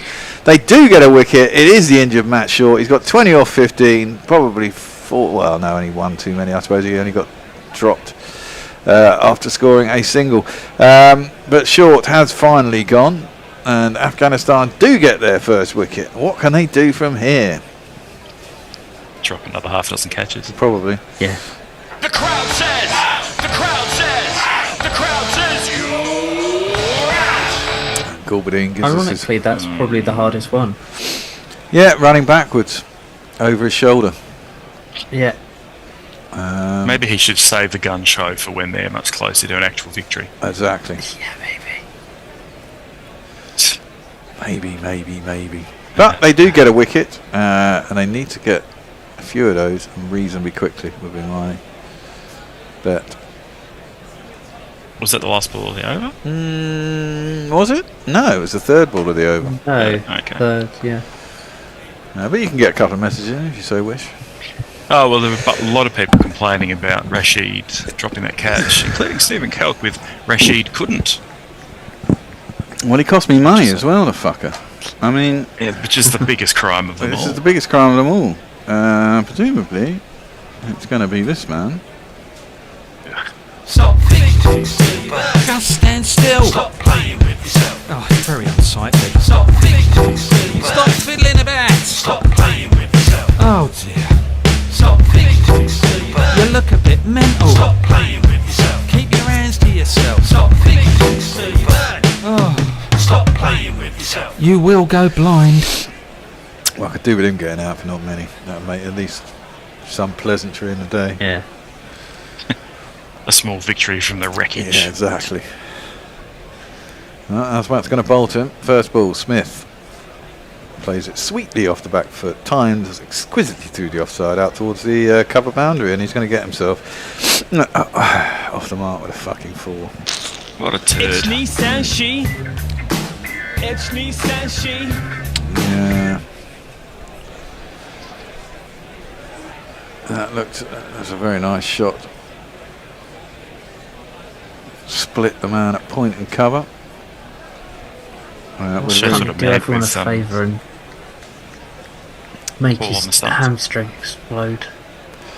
And then he bowls into his pads and he gets clipped out behind square for another 4 runs. For fuck's sake. Let's play this one. Well, it's a fall for a boundary where it hits a rope. The bowler won't like it, but it had to go. So they got a wicket and then immediately lost 8 runs with 2 batsmen who presumably don't have injuries either. And arguably, what a man can do with functioning legs. Well, indeed, and arguably, possibly Australia's 2 best batsmen. You don't want Head to get go. Maxwell's a finisher. No. That's played up towards mid-on. And there is no run. Hopefully they can change it all around when the spinners come on. We shall see. End of the 5th over. 52 for 1. Whew, going along at a rate. Over to you, Mog. That's bollocks, says the Afghan Chicks team wouldn't drop these. Harsh but fair.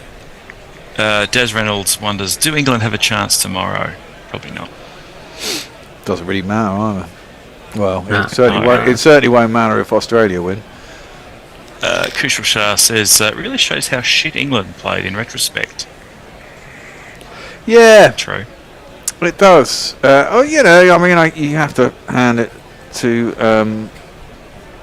what's his name? We've got 177.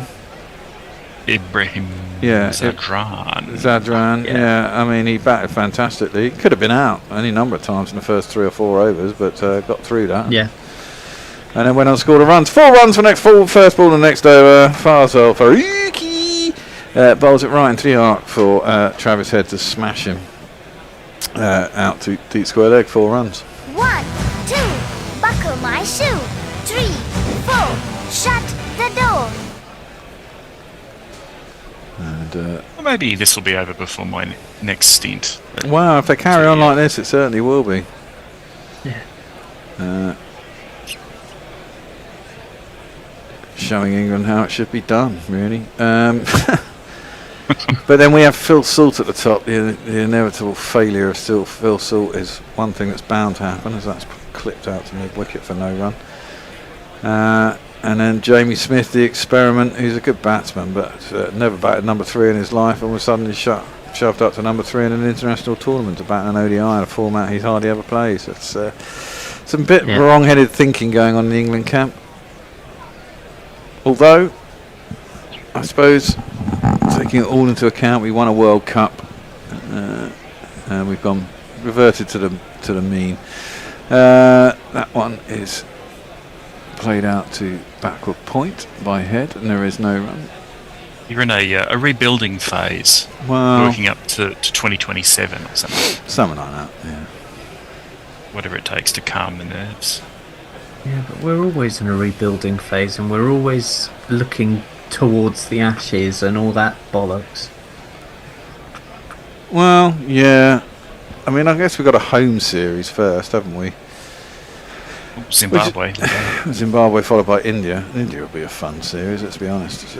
I'm hoping Jasper's fit for the summer at least anyway. That thrown up wide and Travis Head slaps it over the top of the infield and goes out to wide mid-off, and it's going to be 4 more. The number of the day. Who could ask for more? The number of the day is 4. They didn't bowl a shit to us, did they? Or did they? Well, you still managed to make quite a lot of runs. We did manage to make quite a lot of runs. The problem was we gave more runs away than we scored. Funnily Just enough. not quite enough. Yeah. Run. 8 runs short in the end, weren't we? That'll be down to Joe Root. That one over that went for 20 on. Hit him in the nuts. And Travis Head doesn't look particularly comfortable.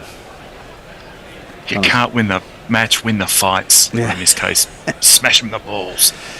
Yeah, when he's on 25 of 17, of course he got dropped 10 runs ago by Rashid Khan. To be fair, that was always my tactic. If somebody started teeing off against me, I'd just go, right, I'm either going to hit you in the head or the bollocks. Fair enough. Tried and true method. Yeah. Oh yeah, right in the knackers as well, straight on the box. Might need to have a look down there and do a quick count and make make sure it's all right. Yeah. See if everything's still there. Might be a bit of under edge actually as well. Last ball of Faruqi's third over. He's gone for 28. Make that 32. It's just slid over the top of the keeper by Head, playing with a pace. 12 off the over. Yeah, Faruqi's getting slapped all about the place. 1, 2, buckle my shoe. 3, 4. Shut the door. And Mog, tell us what they're saying. Kushal Shah says, can Afghanistan put the pass behind them and play this like a game they have a chance in? I mean, I doubt it, but hopefully they'll prove us wrong. Well, they're proving you wrong so far. Yeah. Lucky Six says, good to see the Pope is improving. He gave a benediction today. I don't know Latin, but Latus Bolus was in there. Don't ask me. Wonder who that could be about. More ducketry, I suspect. I think bowling in Latin is where bowlers. Anyway. Well, Azmat's gone for 28 in his 3, and Fazl's gone for 32 in his 3. The score is 64 for 1. Smith just defends the first ball of Azmat's 4th over. No run. But this is just the start that Australia wanted, and Afghans didn't need to give away. And had they got the wicket at Travis Head, you wonder would it have slowed things down more, especially if they'd got a short wicket as well. And they were 2 down. But they just can't bowl it 2 balls in the same line, it seems to me. And that next one is on the pad to Smith. He clips it down to deep square leg, and there's a single. And they're not doing very well. Head is really good at kind of manipulating a field and stuff. So with this going on, he's gonna exactly that. And plus, he's quite vulnerable when he's new to the crease. But he's faced 18 balls now, and if you let him get in, he can cause absolute mayhem, can't he? So, and they're nearly down to 200 required with 40 overs left. I mean, at that point, it becomes quite easy. That one is driven up to mid-off, and there is no run.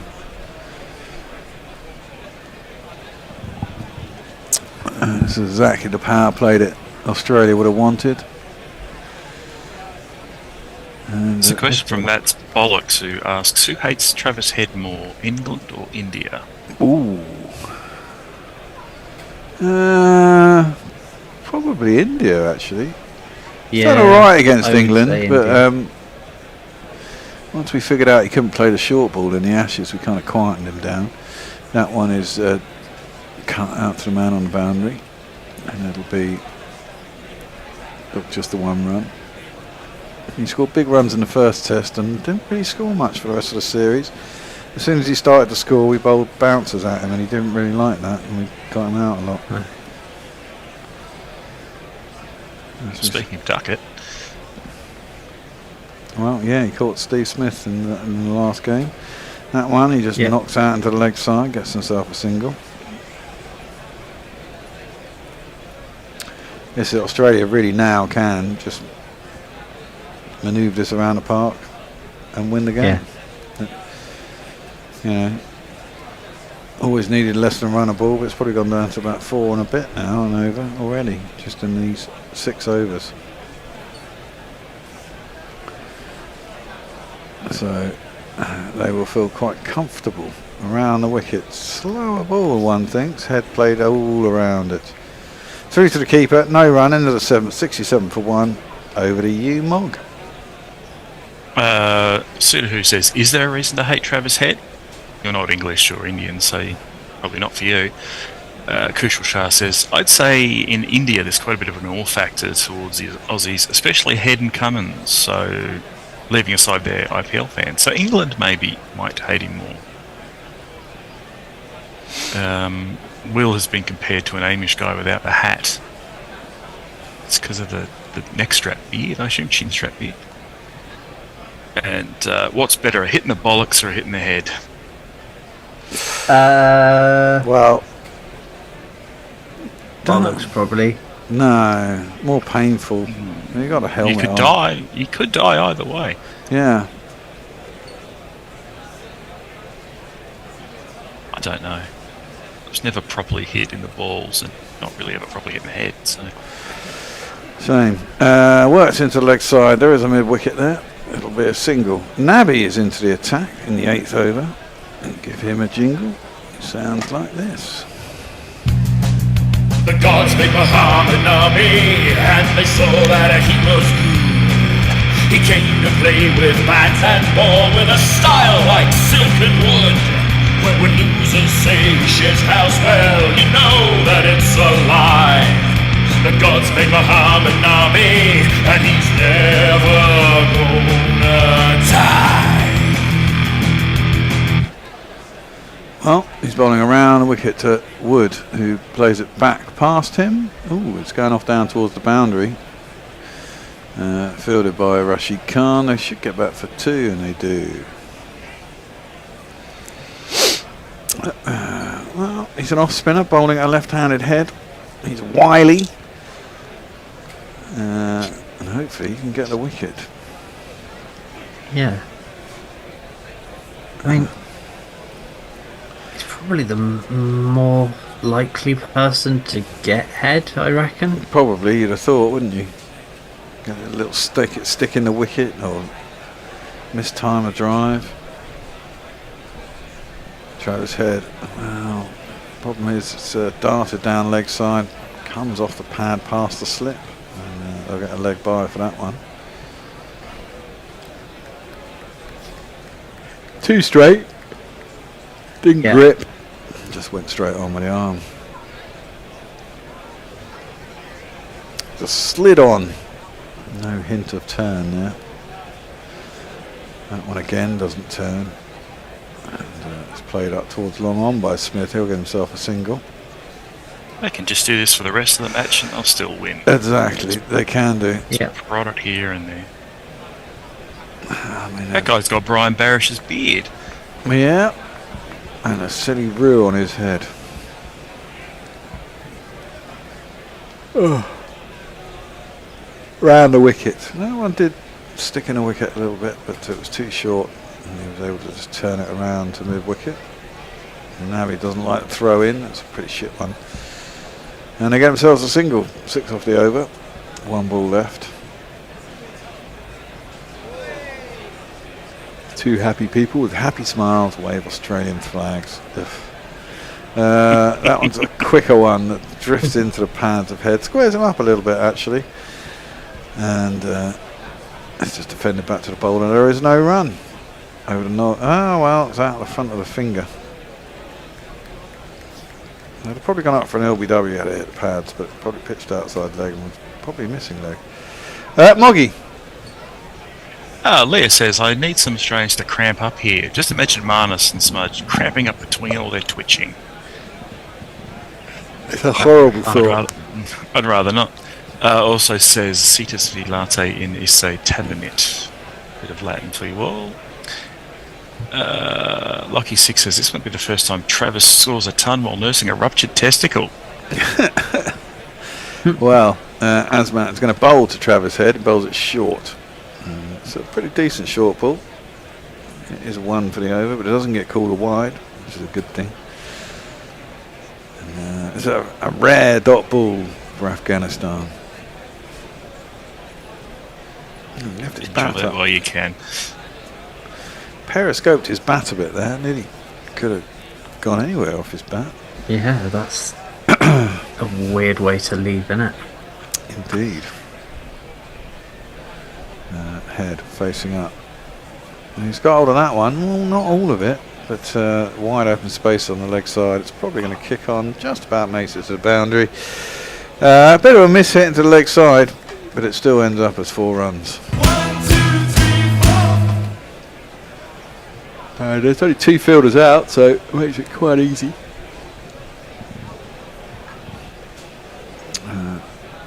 Tried a little bit of cut on that. But hey, Australia cruising here.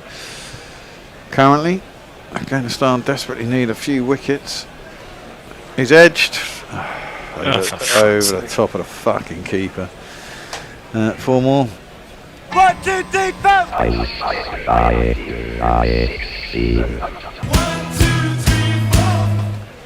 Yep, it's 4. And might count himself a little bit unlucky. I suppose it was short, it was wide, and Head through the kitchen sink at it. Got a big top edge. Over the keeper. Yeah, he was trying to hit it back over the bowler's head, but he didn't get anything on it, did you, Travis? Round the wicket.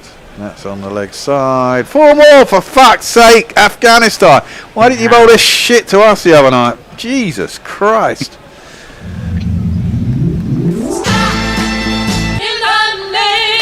In fact, that was that fucking jingle from the other day.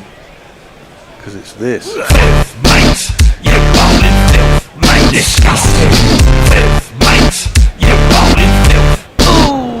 Just bowling it. I don't like it. Bowling at either side of the wicket, short, wide. It's bowling just shit. Travis Head is on what, 45 of 28 deliveries. Yeah. Mate, I suppose it doesn't help when you have fucking 3 falls in a row. Phil That's great. Salt at the top of the order. Played up to mid-off and there is no run. If you bowl straight at, chops down on it from a stupid angle and gets bowled or caught or drags on, or something equally stupid. Salt never plays for England again, it'll be too soon. Well, yeah, T20 I can see a place for him, as Hendo says, but not an ODI side. I just really don't rate him at all. No, I don't particularly. Not the greatest. Head, last ball of the over, tosser, smash it into the leg side.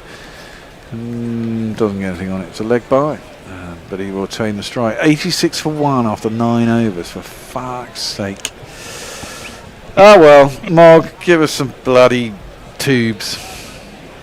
Indian vlogger says this is how you start the innings when you chase against a lower ranked team. Exactly. Yes, pound them into the fucking dirt. Who you do? Danny says, wait a second, this isn't a croquet match at all. I should have known, as the commentators and replies were far too animated. Yes, Yeah, croquet. well. Cricket, not croquet. Close, but close enough. Which World Cup is more relevant nowadays, T20 or ODI?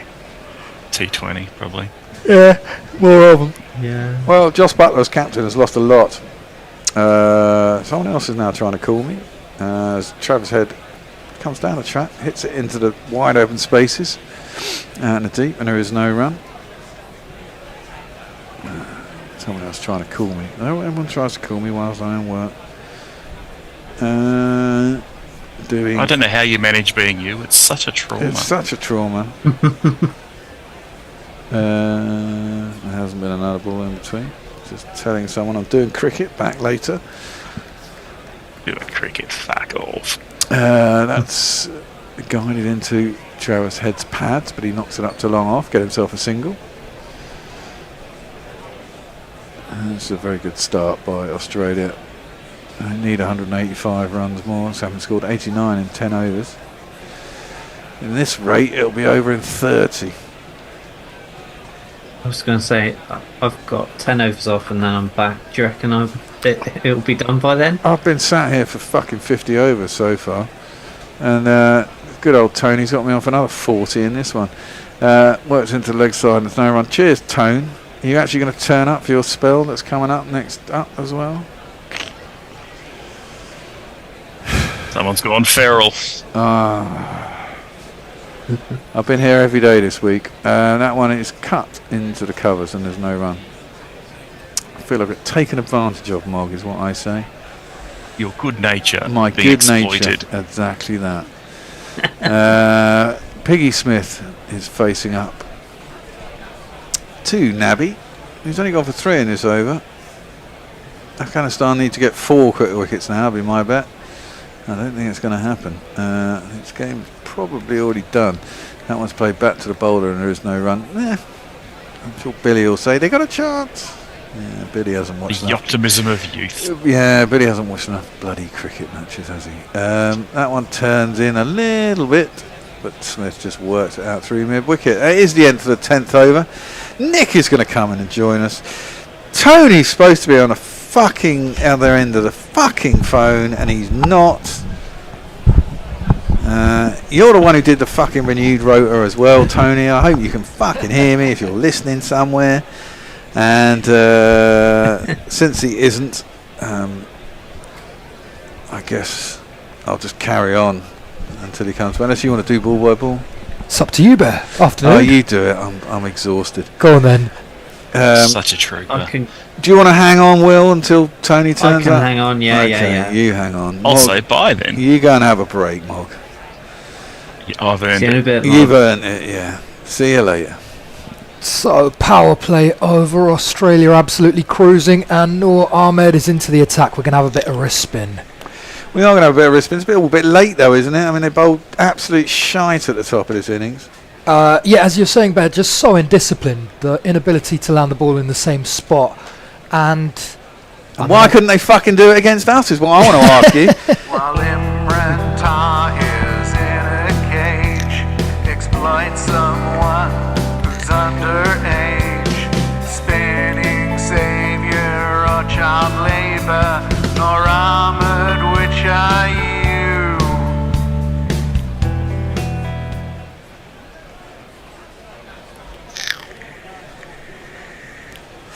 Well, Steve Smith's got the cap on. It's looking pretty casual for Australia. Noor starts his spell over the wicket and he's glided out to the man at deep point for a single first up.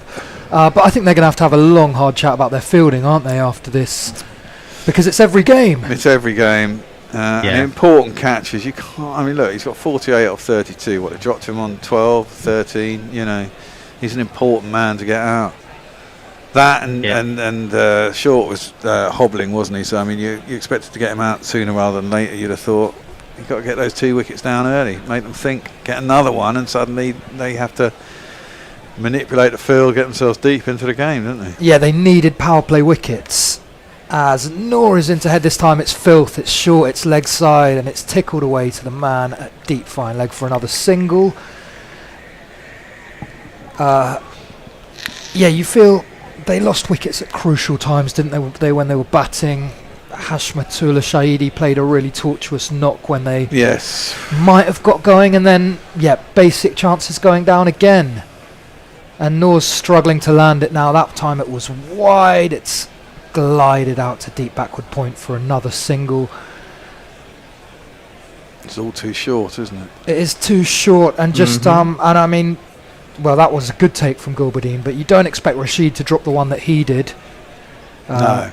We saw the captain drop one off Duckett the other night. They got away with, but it's happening far too often for a top class side. It's short again from Noor. This time, Head gets it into the gap out at deep mid-wicket, and there should be two there. They're back comfortably for a pair. Was that Daniel Vittori up there? Yeah, I think he's an assistant coach. What, to the Aussies? For the Aussies. Oh my God. Oh God, that's weird. Isn't that betraying your land? Yeah, it feels strange, doesn't it? Yes. Mind you, I suppose we had Trevor Bayliss for quite a few years, didn't we? Yeah, we've had a fair few Aussies. Who was the bowling coach? We had David Saker for a long time. He was good. He's had about 3 spells with England, hasn't he, David Saker? Yeah, he always seems to be there or thereabouts. And he was working with Australia, I think, wasn't he, Will? I think so. He basically just goes backwards and forwards between the two of them. Yeah, although I must admit, I haven't seen his face in a while. Nah.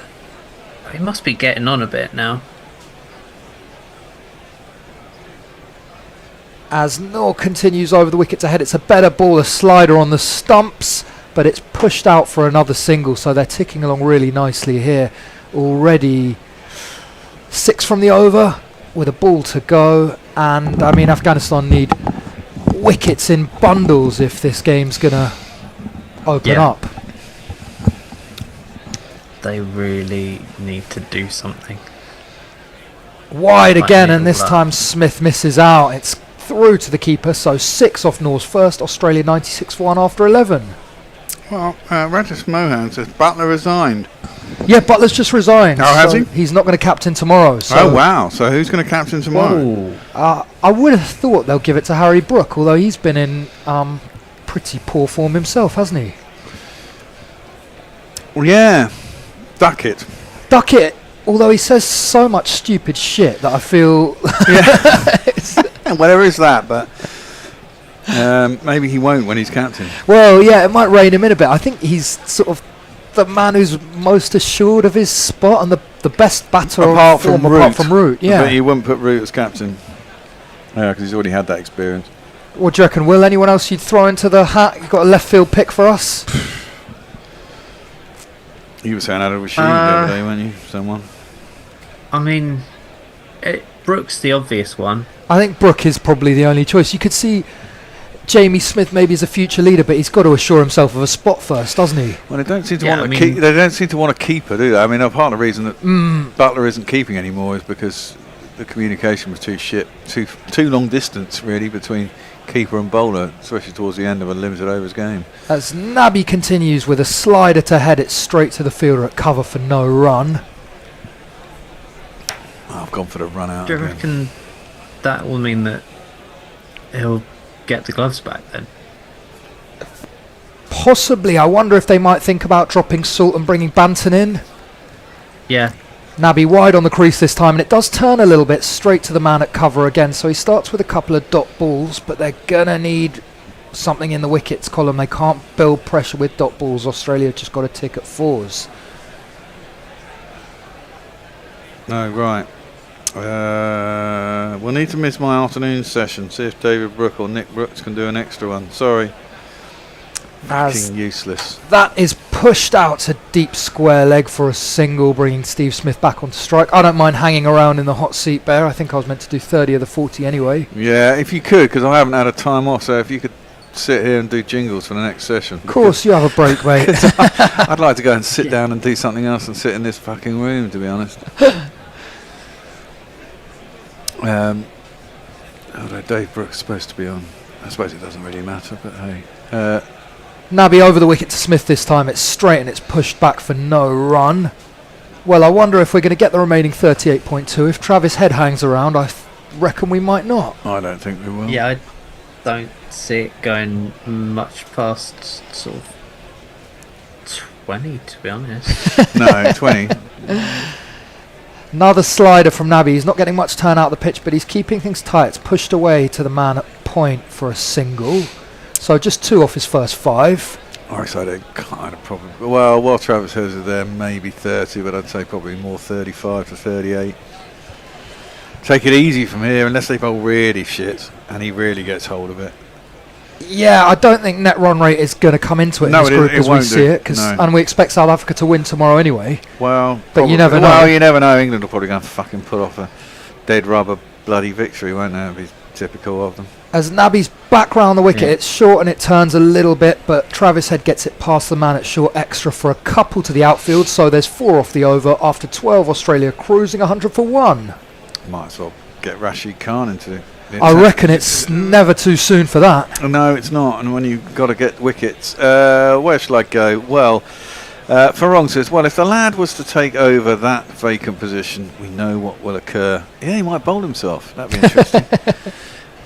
Lockie 6 says, duck it for captain. That would improve the bowling selection. Oh my God, they're all on it. What happens though, you guys, if he does become captain, he doesn't bowl himself, you're going to be really, really, really upset.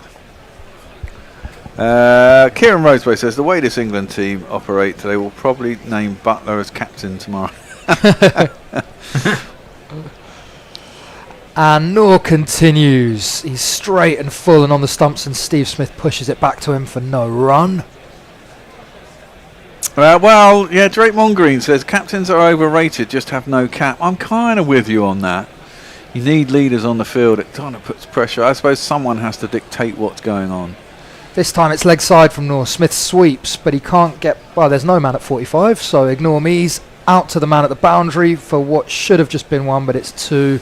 Afghanistan continue to be sloppy in the field. Well, usually in any sort of really good team, you've got sort of 3 or 4 people who run things, and it's kind of done by committee. Yeah. But I guess the problem is there that the buck has to stop at someone for media and all this kind of shit. So this time it's short from Noor. Smith gets onto the back foot and carves it away to the man on the deep point. Should be another couple there, and there are. They are cruising here. They really are. This game is running out of life pretty fast. Even the groundsmen are looking a little bit interested. Well, maybe Australia also know that there is rain predicted, which is why they probably had that graphic up just now about what would happen. And I didn't see it, but I imagine they're miles ahead of where they need to be on DLS. Well, must be. Yeah. Fuller from Noor. Smith tickles it into the leg side. He's scampering the first, but there won't be a second.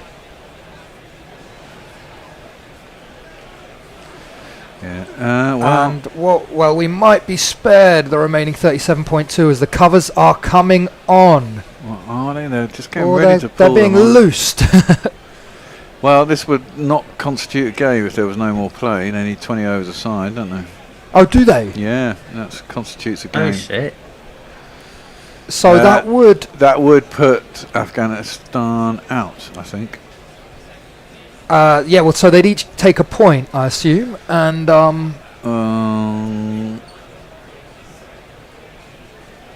as Travis Head carves that away from Noor, it's found the boundary. So there's 4 to add to Australia's tally, but the more interesting game that's being played out now is between the rain and the pitch. So yeah, so if it's rained off, Afghanistan will be on 3 points, as are South Africa. Yeah, it looks like they're going off the rain. And as would Australia be, no? No, Australia will be on 4 because obviously they get a point because it's rained off. Yeah. So Australia would be through. So it would require England to really hammer South Africa tomorrow for some ridiculous amount. I can't remember what the swing would have to be. Yeah, because South Africa's net run rate is, I think, up at 2.3. Exactly. As they are coming off, and the rain looks to be coming down fairly heavily. So a bit of respite for us. A potential lifeline for Afghanistan, although they will still need something close to a miracle to go through. Yeah. Well, maybe they get a miracle. It rains, gets sticky like a dog. They come back and whip out a whole load of wickets. Yeah, Rashid takes a 7 bag in 4 overs. Yeah. You never know. know. But I think they'll have to look at themselves and say that the way they've played across the 3 games, although they've shown flashes of good cricket, they've been too sloppy throughout to really deserve to qualify through to the semis. What do you reckon, Will and Bear? Well, I think that's spot on, and as per normal, England were the fucking on the end of the good game. Yeah. And maybe we let them have the good game. I mean, England's bowling has been pretty shoddy throughout the tournament, it has to be said. But, the flip side of that, as we said earlier, I mean, Ibrahim Zadran got 177 against us, could have been out about 7 times in the first 3 overs. And absolutely didn't get a nick. And a similar thing happened today, and they kind of top order got away with it, and eventually they got themselves out. And he had the innings of a lifetime, typically against us. It always seems to happen. But and they went on to win that game, and England batted pretty fucking poorly as well. There's just not enough guile in the England side, really.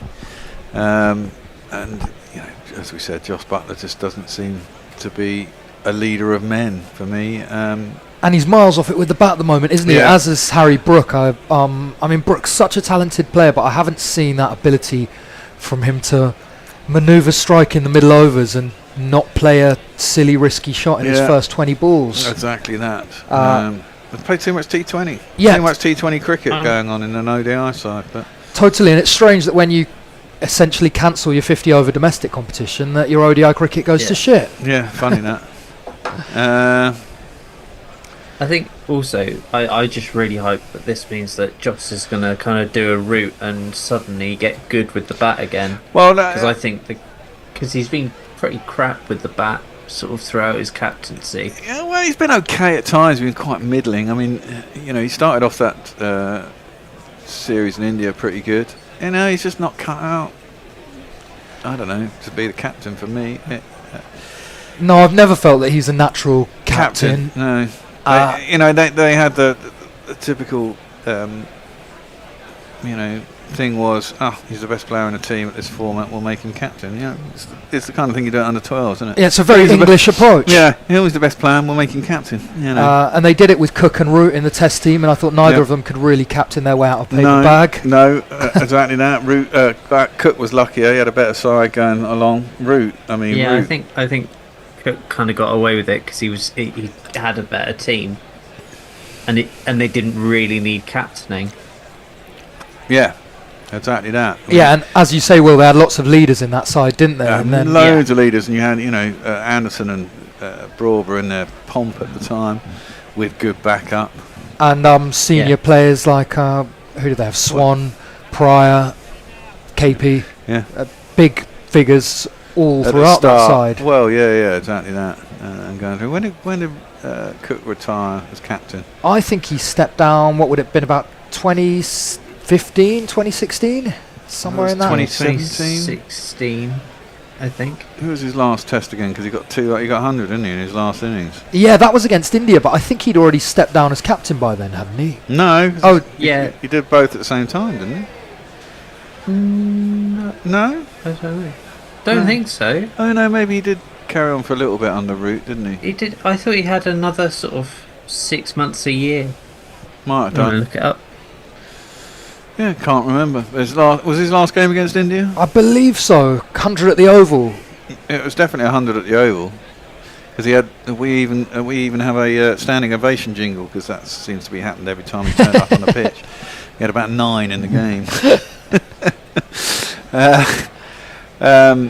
But yeah, as for this game, it's absolutely pissing it down in Lahore. Yeah, I don't think we'll be getting any play anytime soon, and it's a shame that the weather hasn't played ball, isn't it, this tournament? Well, yeah. Short tournament, it does dampen it somewhat when you lose 3 and a bit games or whatever we've lost. Fortunately, we lost yesterday's game. That was quite fortunate, because I wasn't really looking forward to that. It was a dead rubber, and they called it off exceptionally early as well. So everyone really wasn't interested in that one. They called it off by, I think, about 10 o'clock in the morning. Yeah, apparently it was really hammering it down. Yeah, it was. I mean, the outfield was sodden. It looked like a swimming pool. So, all right. Well, let's get off air, because I haven't been off air pretty much all day, so I could do with a little bit of time chilling out. Cool. We shall monitor the situation. Keep an eye on your WhatsApps, and we'll will see you in a bit. I'm going to go back to a podcast. Might just pick a random one because looks like it could be a while. So I'm just going to go back. No, I'm not, 'cause it's only offering me that many. See all. There we go. Shut my eyes, go down, click that one. World Cup 23. Oh look, highlights. Game 45, India versus Netherlands, Bengaluru. Absolute cracker it was. What? Who knows? See you in a bit. See ya. Ready to launch your business? Get started with the commerce platform made for entrepreneurs. Shopify is specially designed to help you start, run, and grow your business with easy customizable themes that let you build your brand, marketing tools that get your products out there, integrated shipping solutions that actually save you time, from startups to scale-ups, online, in person, and on the go. Shopify is made for entrepreneurs like you. Sign up for your $1 a month trial at shopify.com/setup. Is anyone out there? Another salesperson, enduring the endless search. Exhausting. If you want to get right to the right conversations, you need LinkedIn Sales Navigator. Whether you're searching for new leads or strengthening existing relationships at your top accounts, get right to the right conversations with LinkedIn Sales Navigator. Try LinkedIn Sales Navigator now with a free 60-day trial. Go to linkedin.com/solutions. That's linkedin.com/solutions. Terms and conditions apply. Gorilla World Cup, highlights. Gorilla World Cup, highlights. If you wanna know all the news and more, this team right here gives you more than the score. All the action, the wickets and more. Gorillas call it. Hello, welcome to Gorilla Cricket. Welcome to Dead Rubber Central and India versus the Netherlands from Bengaluru. Well, AFC Wimbledon versus Barcelona, Hereford United versus Newcastle, David versus Goliath, even the Bear versus Kieran Pollard. This, though, would be the ultimate giant killing. India unstoppable. 8 from 8. They're batting imperious. They're bowling at times unplayable.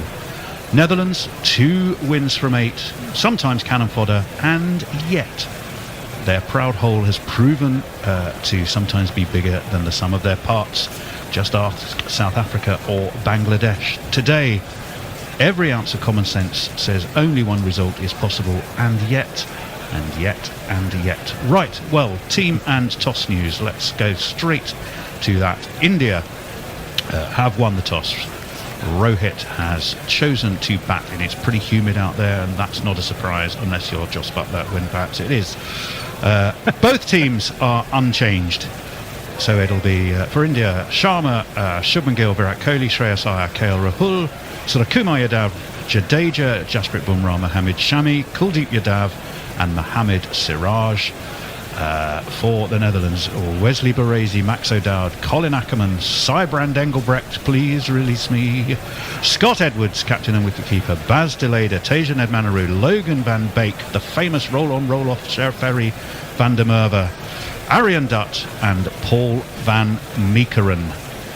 But we're about to watch the right-handed Rohit face the right arm of Dutt, and it's gone down leg, and immediately it's a free run on the board for India with a wide one. Swept high, swept handsome, 1 bounce, backward a square, 4 runs. And as Aryan Dutt is in, that's short, it's wide, it's spanked away, backward off point by Rohit for another one of these. Oh, down the track comes Shubman Gill. He's off and running, or rather he's not running, because he's launched this way back into the stand. I'm not sure how long that is, but I'm guessing you're talking 90 metres plus. And it is the first one of these for the day, 6 runs.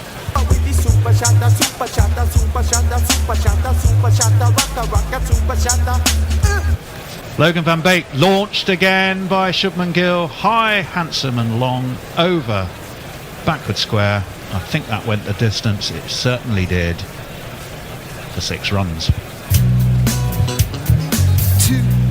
4, 6. I'll do a couple of tweets. 53 without loss. Kiwi by day. In comes Colin Ackerman, wide of off stump. That is beautifully driven away through the covers for 4 runs. Oh, that's launched by Rohit. That was a golf shot. Didn't manage to hit the stand like Shubman Gill, the roof of the stand like Shubman Gill. He did get it into the upper tier though, and away it goes. And Kate will be nervously ticking off that. What was it? The 498. It's another 6, and that's going to be no run backward off point. The David Cross lookalike Baz de Leder gets his hat, and it means that at the end of the power play. And the end of this little trio's stint, India have progressed all too comfortably for Kate's liking. 91 without loss. You could tell yourself that that's a run rate of 9.1. 91 without loss after 10 overs. Well, it's just Gill on 49 of 29 deliveries. Full toss will be played down to long on. Shubman Gill, press the blue button, Tony, is reached 50 not out after 11.1 overs. Yep, 50 or 30. Terrific knock from Shubbers. He's done very nicely. Dab down to back for a single. Virtually, right? And after 11.4 overs, Tony, the score has reached 100 for no wicket. Shaw helped on its way, hoiked, and it is caught. Yep. It'll be checked, I'm sure, because there's been some nifty footwork, I think, by Aryan Dutt in the deep, but Gill. I think it might be Manaru. I'm not sure who took the catch there. Yeah, I think he was well inside the line. A short arm pull straight down his throat, pretty much. But it has reached the hands of deep backward. Square or long leg probably is where the ball's ended up. Ended up one-handed, right? Two hands, 1 foot. Yeah, he doesn't actually take a step back. You'd need a camera angle that was behind him. I think it's been given and verified as out. It is. And it was Nibanaru, and he did an extremely fine piece of balancing, didn't he, Al? That is correct, and it brings Virat Kohli to the crisp. Well, it's all happening. Let's say the farewell no first. one knows, surely. This is a beautiful cover drive. Extra cover drive by Rohit Sharma. Pierces the field, goes to the sponge. And with that last ball of the 14th over, Rohit Sharma goes to 52 not out. You go miles to see that one.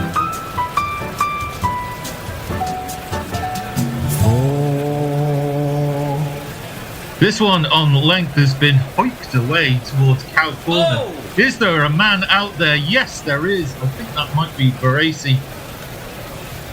And at deep mid-wicket, cow corner, Rohit falls.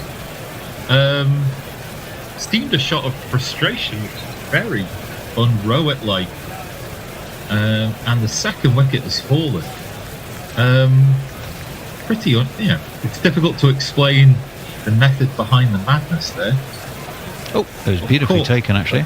Mistimed, for sure. Well inside the boundary sponge. And with the score at 129, Rohit Sharma departs. Caught Baresi, bowled de Leder. Indeed. 61 of 54. He has gone. Just watching the Indian batters, they've actually all been just beautifully timing for the most part, a few mistimed things. And this is Van Beek into Kohli and smashed down the ground in the air, and that's going to be a 6.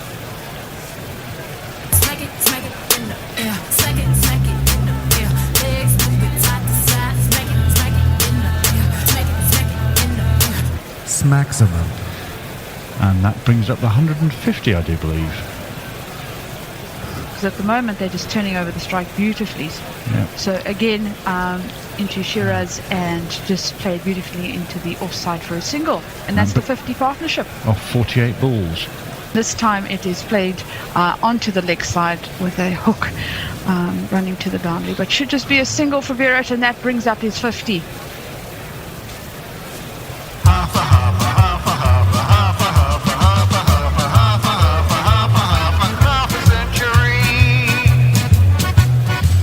Yep, batting 50 or 53 balls, I do believe. Van der Merwe into Shiraz and played off stump to the boundary rider for a single. And we were watching our replay of when Kohli got his 50 and he was doing some strange walk. Did you guys see that? I didn't. He had his shoulders out and he was swaying his arms almost to say, yep, another one. Was he puffing his chest out, saying, yes. all right, give me the big I am? Oh, that brings up the 200, by the way. Van der Merwe. Bowled him! You got him to Kohli. There you go. That's good enough. That's good enough. Come on, Stephen. What more must I do? I had to wait for the former South African to come on. Wow. Well done. Yep. So Kohli's gone for 51 off and 56. And 200 for 3 is India. Oh, that's beautifully driven by Shreyas Iyer. Way past extra cover. The little camera on wheels goes scurrying across to be right in front of it. And it'll be 4 more runs. Super drive.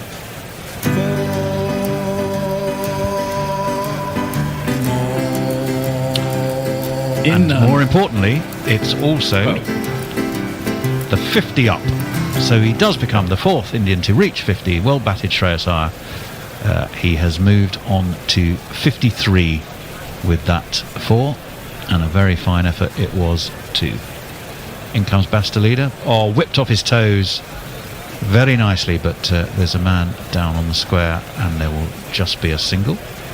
They're getting through the overs, by Jove. Yeah, I don't think they're going to have any problems with over 8. They've got the spin twins going for a while and now they've got Ackerman continuing. Well, after 36, it's 251 for 3.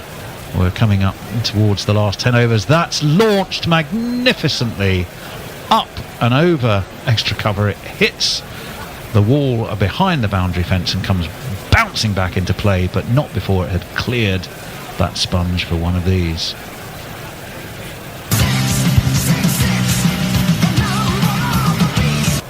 Delayed it in. Shaw pulled, front foot pull shot. There's 2 men out there towards deep mid wicket and they can't stop it. It bounces just inside the sponge and that's a glorious 4. First ball of this 43rd over is turned to mid wicket by KL Rahul. It's taken him 40 balls but he's got 50 runs.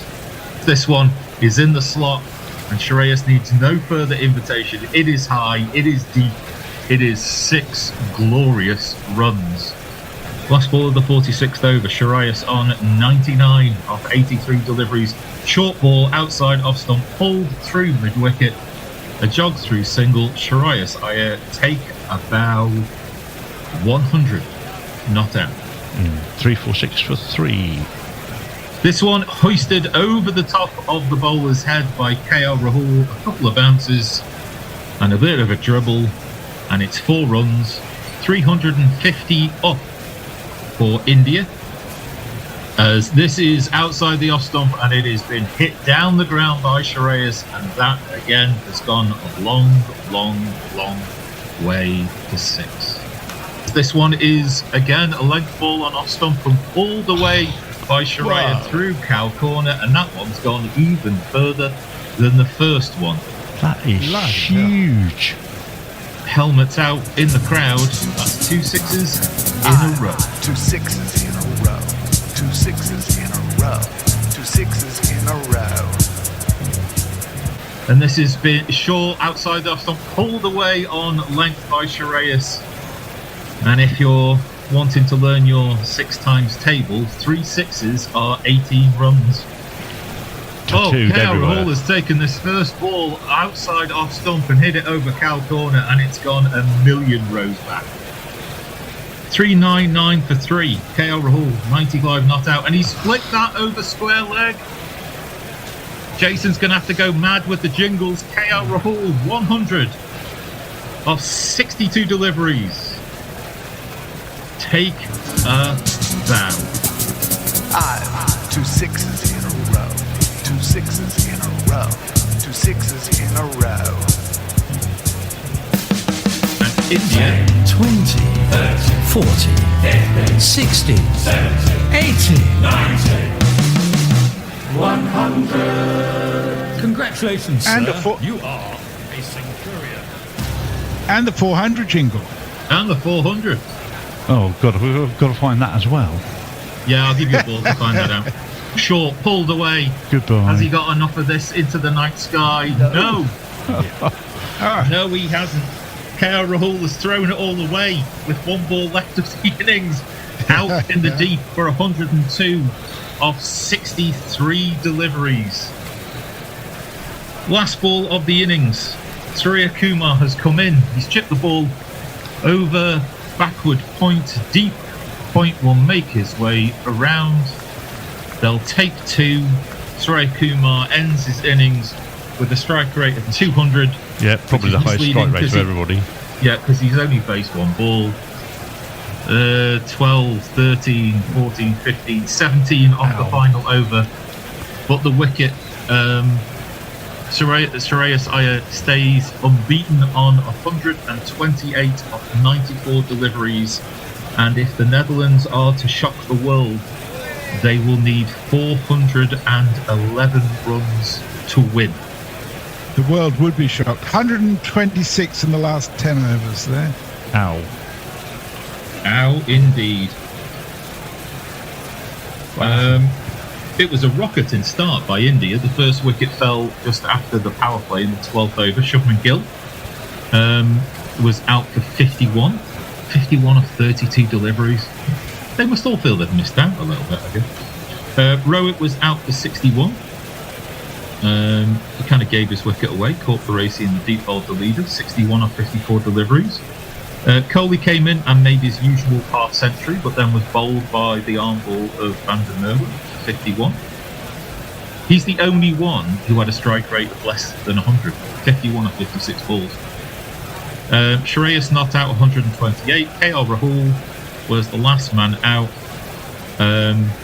Paul Engelbrecht bowled the lead 102 of 64 deliveries in a partnership worth 208 with Gill and then Surya Kumar 2 off 1 delivery. 13 wides, 1 no ball, so an extra 2 overs was given to India, and they probably needed no more invitation. The bowling figures: Dutt got 7 overs, none for 52. Van der Beek 10 overs, 0 for 107. Ackerman 3 overs, 0 for 25. Van Meekeren 10 overs, 1 for 90. Van der Merwe, by far the pick of the bowlers, 10 overs, 1 for 53. And Vas de Leda 10 overs, 2 for 82. Looks like it's Jasprit Bumrah to begin the attack. And looks like it is Baresi who's intense and he's watching, and the first ball is coming in now. Strays onto the leg stump does Bumrah, so not his usual unerring accuracy. And Baresi shovels it round the corner down to long leg. And we're underway. Netherlands won without loss after the first ball. Oh, a big slash. He's got a little edge, I think. Yes, Rahul raises his hand. Siraj is happy. Chris Gaffney is happy. They're reviewing it. So isn't happy, and that's Baresi. We're reviewing something, Forthy. Well, this is interesting. Don't think it's the... Looks a very legitimate edge to me, I have to say. Very I think the only edge. It could carry, and I'm almost 100% certain it did. That's got... Ultra edge is going to be interesting. I think it's clipped. You think it's clipped? Yeah. Pretty sure Baresi's sure it didn't. There's no doubt it's taken because KL has just about everything, and he could underneath it. That's all fine. Well, so it's all down to ultra edge. Joe Wilson's third umpire, so anything could happen there. Oh, Christ. Okay, can you imagine him as my co-pilot? We've got me doing the controls and Joel. But he says it's... Which way, Joel? Don't ask me. I can't see anything. Which buttons are you pressing? Don't ask me. I don't know which buttons to press. Now, to impress Bear, I'm going to say that's Netherlands 5 for 1 off 1.3 overs, and Wesley Baresi is out for 4 runs off 5 balls.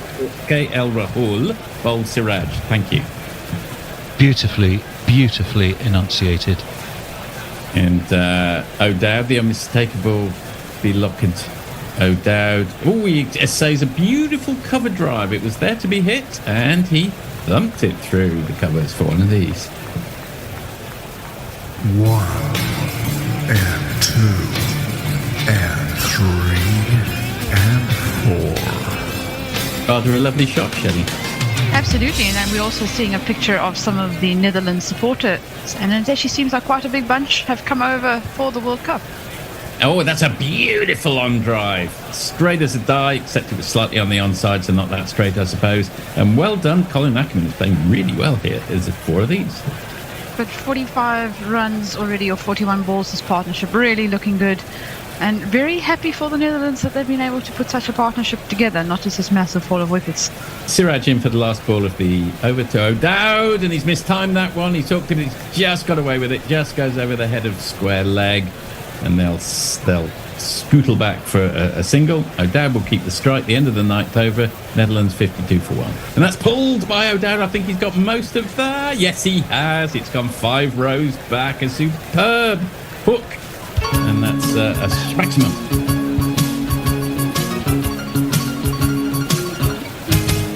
You came out of your hand and into my zone. Now it's up in the stands. It's a 6. It's beautiful and it's mine. Well, we've had a very Beatles-esque half hour. Last ball. Chamois to O'Dowd, and maybe a few sighs of relief around the world as you'll enter the normal universe after this one. It's defended by O'Dowd, 2 mid-wicket, dot ball, Ackerman 32, O'Dowd 26, end of the 10th over, end of that power play, Netherlands 62 for 1. I shall sign off. Lovely to have been with you. Thank you, Shelley, and thank you, Tony. That's out. That's out. Attempted sweep from Ackerman there, and it just hits him on the pad. The umpire's finger goes straight up. He almost doesn't even have to wait for the appeal. Is there going to be a review, discussion between the batsmen? I would not review that. I think that's Midland leg, hitting leg. Well, they're going to have a look. Oh, you should have got your money in, Stephen. Yeah, he doesn't look happy, Ackerman. I think he thinks he's a goner, but he's reviewed anyway. Well, he missed a sweep in the last over, and he didn't heed the warning, did he? He's tried it again this over, and once again been hit on the pad. That's going to be hitting straight up the middle of leg stump, I'd say.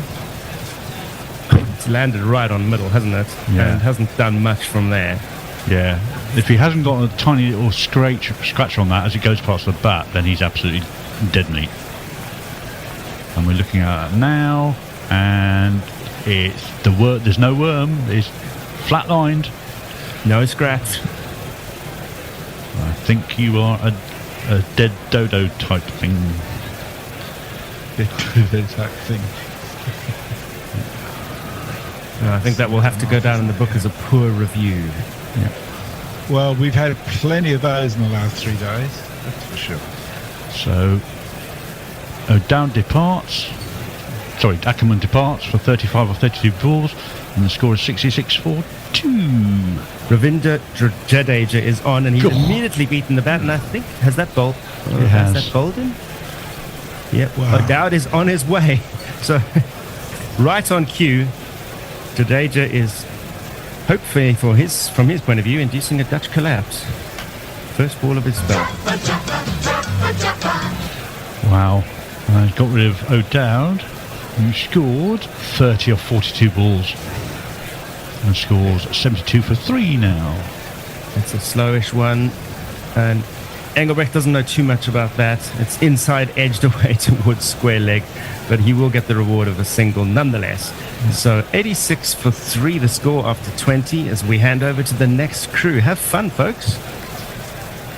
Both batsmen on 17 as Engelbrecht pushes this ball down to long off. 108 for 3 with 1 ball left of this 24th over. That is, I was going to say absolute filth, but he's been strangled down the leg side.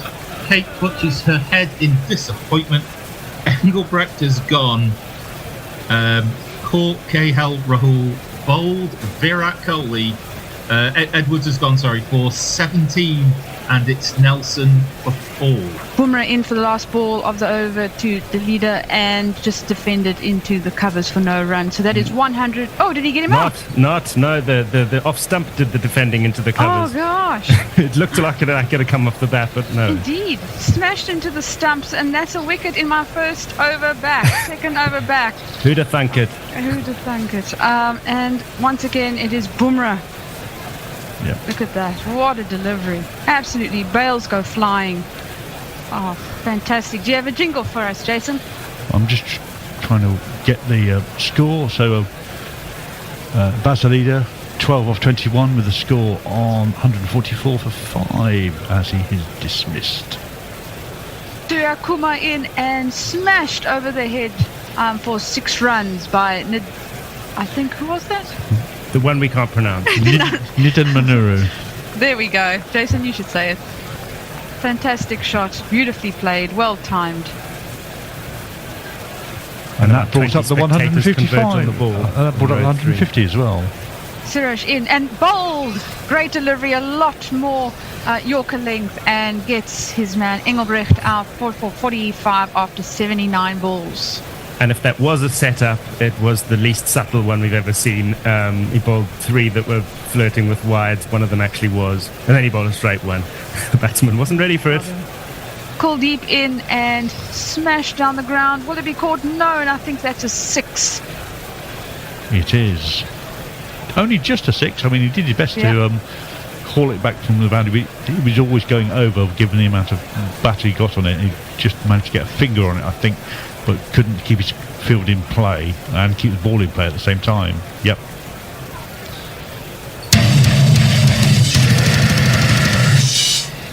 Oh, that's up in the air. It's lofted high up. Oh, I think he's gone all the way. Surely he has. Yes, he has. What a shot that was. Right from him, right in front of his middle stump. Nidmanaru just stepped back and shoveled it, really, up over extra cover, and it went all the way for one of these. 2, 4, 6. Shami back into the attack and is guided very nicely by Logan van Beek down towards third man, and they will take a single, and the 200 has been up. It's actually 201 for 6. Has he bowled him? Has he got right through? He has. He's complete. Van Beek was looking to launch him high, handsome, over mid-wicket, and Kuldeep has got right through his defences, pinned back his off stump, and Logan van Beek, I'm afraid, will not make the great Van Beek off in this series because he's gone. Yep, had a swing and a miss. It was actually his leg stump. He was trying to haul Kuldeep high over deep mid-wicket, I think, but his head was in one direction, his bat in another. And I'm afraid, with the score on 208 for 7, Van Beek's gone for 16 off 15, and he's been bowled by Kuldeep Yadav. Oh, that's full. That's up in the air. Roloff's absolutely murdered that. Roloff Vandermurdered it, and he's Vandermurdered it all the way over deep mid-wicket for a huge 6. That's launched again by Van der Merwe. He's done the same result. He's not messing about, is Roloff. My word, he's hammered that. Jadeja. Well, I don't know what Jadeja's... The only question Jadeja can be asking is, was that in the top tier or the lower tier of the stand? Not quite sure what he thought else was going to be different. What a mighty shot from Roloff that was. And he's launched that high. I'm not sure he's got that far enough, has he? Oh, no, he hasn't. He's been taken at long on by Mohammed Shami, I think. Jadeja has his man, and Roloff van der Merwe, he came for a good time, not a long time, has gone for 16 off 8. He's been caught by Shami off the bowling of Jadeja, but you'll travel a long way before you see a more entertaining 16 than that little cameo from Roloff. Very well taken it was too, I have to say. So he goes, does Van der Merwe, caught by Shami, bowled Jadeja for 16 off 8. The score 225 for 8. And that's in the air. Is it going to be taken? No, it's going to evade that man at long off. And Nidmanaru has got himself a maximum and done it in a fine style as well.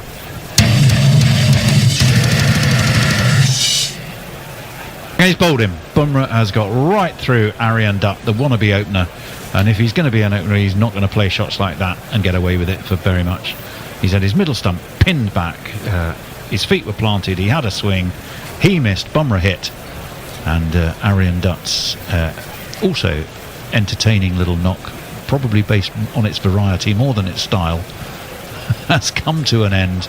He's been bowled by Jasprit Bumrah. He's gone with the score on 236 for 9. He's bowled 4-5 off the 11 balls that he faced. That's launched. He's going to get that in the grand manner. He is, I think. It has been absolutely climbed into. The 250 is up for the Netherlands. They're 250 for 9. The 50 has been struck by Tajan Manaroo with a maximum over deep mid wicket. Roger has been Rohit. It's been Rohit, thank you, has been utterly clobbered, and it's all happening. But well played, Tajan Manaroo. He has his 50. He's launched this one again. I'm not so sure he's got quite as much this time. He hasn't. He's holed out, I'm afraid. The very next ball, he gets a pat from Rohit on the shoulder. 250 is where they got to. They won't get any further because the Netherlands have been all out. Shami takes another catch, rather easier than the last one he took. And so Manaroo is 6 out, but with a 50 to his name. India have won by 160 runs. But the Netherlands, well, that's not at all a bad effort from them. They did take some hammer with the bat, as you would expect. But they came back pretty strongly and with some pride as well. We'll just watch that dismissal. Yeah, he didn't go. Just a little bit of inside edge, wasn't it? He just didn't get as much of it as he did with the previous ball. Rohit's celebration is possibly a little over the top, but good enough. Game over, 160, but well played Netherlands, Kate. Well, I mean, it's almost sort of what I expected. I thought they'd put up something and not crumble to 80-something, or 86, I think it was, that we scored against Australia. I'm about to be corrected, I know. But, you know, India weren't totally there today. I think we can all admit that. They bowled fairly sloppily at times. Their fielding wasn't great. I think they just cheered for the bit of the party, really, for Diwali. Yeah, why not? But you know, I'm very proud of the guys from the Netherlands. Yeah, I can't. I think, you know, I tried to get through to people how small a sport it is here in the Netherlands. And when you're actually beating countries like South Africa and then Bangladesh in the same tournament, it's absolutely huge. It is bigger than the Faroe Islands beating the Netherlands in football. It is massive. We have a turnover of less than what one player. I mean, I was discussing this against the for the England game. Is that what Joss Butler earns in 1 year is more than the entire turnover for the KNCB, which is funding youth cricket, women's cricket, men's cricket. That's how little money these guys have. 3 of them are employed full time. Paul Van Meekeren's out of a contract now, so I don't know if he's having to go back to delivering for Uber Eats. I mean, it really is that ridiculous, the gap between of the absolutely don't haves and the next tier up. So, well, those 2 wins are they're going to have to cling on to, and those 2 wins were, well, the South Africa game certainly was a magnificent performance. Yes. And that's a one you'll hang on to, I have no doubt. But both of them I'm going to hang on to for the rest of my life. I really will do. Well, you absolutely should. I don't know where 50 over cricket's going from here. Well, that's a discussion for another day, but it's one that we continue to have, I can assure you. 250 is what the Netherlands were all out for. They've lost to India by 160 runs. India remain unbeaten. They're 9 from 9 as they head into Wednesday's semi-final to play New Zealand. Hundreds for Shreyas Iyer and KL Rahul, 50s for Rohit Sharma, Shubman Gill and Virat Kohli. That took them to 410. Was never really a realistic target for the Netherlands, who have been bowled out for that 250. Commendable efforts from Max O'Dowd with 30, Ackerman with 35, Simon Engelbrecht, who's the top Netherlands scorer, I think, for the tournament, with 45, 54. A splendid 54, 2 off 39 from Teja Nidmanaru. The not-out batsman in the end was Paul van Meekeren. 250 the bowling. 2 wickets for Jasprit Bumrah, 2 wickets for Mohammad Siraj, who went off and came back after getting a ball in the neck that had slipped through his fingers from a steepling catch. 2 for Kuldeep, 2 for Ravindra Jadeja. 1, wait for it, drum roll for Virat Kohli, 1 for 13 to Shubman Gill as well. Had a little bowl. Surakumar Yadav had a bowl. Rohit Sharma had a bowl and got the final wicket. Game over, and an entertaining one too. Al, any final messages? There are just a couple of final messages. So let me just whiz through these. Let me make sure I don't miss any. Hattie talked about the Scottish animal was the haggis. Ravi Jura, it would be nice if Indian Cricket Board gives some assistance to the Dutch team, just like they did to the Afghans. Leia said, I am indeed listening, Tony, and I will have you know Rohit has an IPL hat-trick. He's no slouch. That's what I thought. Yes, about is over. Jay Grover, thank you all very much. Happy Diwali. I'm off to drink chai and stare willingly at the liquor cabinet. And that's it. You are completely up to date with just the semi-finals and the final to come to. Revolutionary cricket commentary.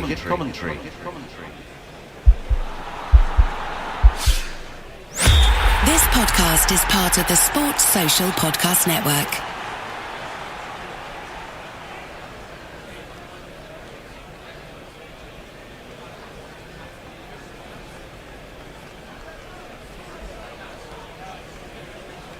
As a small business owner, my favourite thing about posting a job on LinkedIn is that when I hit send, I clock out and LinkedIn clocks in. LinkedIn makes it easy to post your job for free, get qualified candidates and manage them all in one place. Plus, LinkedIn extends the reach of your job post by allowing you to share it with your network. And hiring managers that add a hiring frame to their LinkedIn profiles receive 2 times more qualified applicants. Go to linkedin.com/agree to post your job for free. Terms and conditions apply. Gorilla World Cup, the highlights. Gorilla World Cup, the highlights. If you wanna know all the news and more, this team right here gives you more than the score. All the action, the wickets and more. Gorillas call it. Good morning, good evening, good dawn, good dusk, wherever you are in the world. We've got through the group stages, we've got to the semi-finals. It's the first semi-final today. In fact, it's a repeat of the semi-final of 2019 with an unexpected winner in those days. It was New Zealand. Today, it is New Zealand versus India, the first semi-final. It's in Mumbai.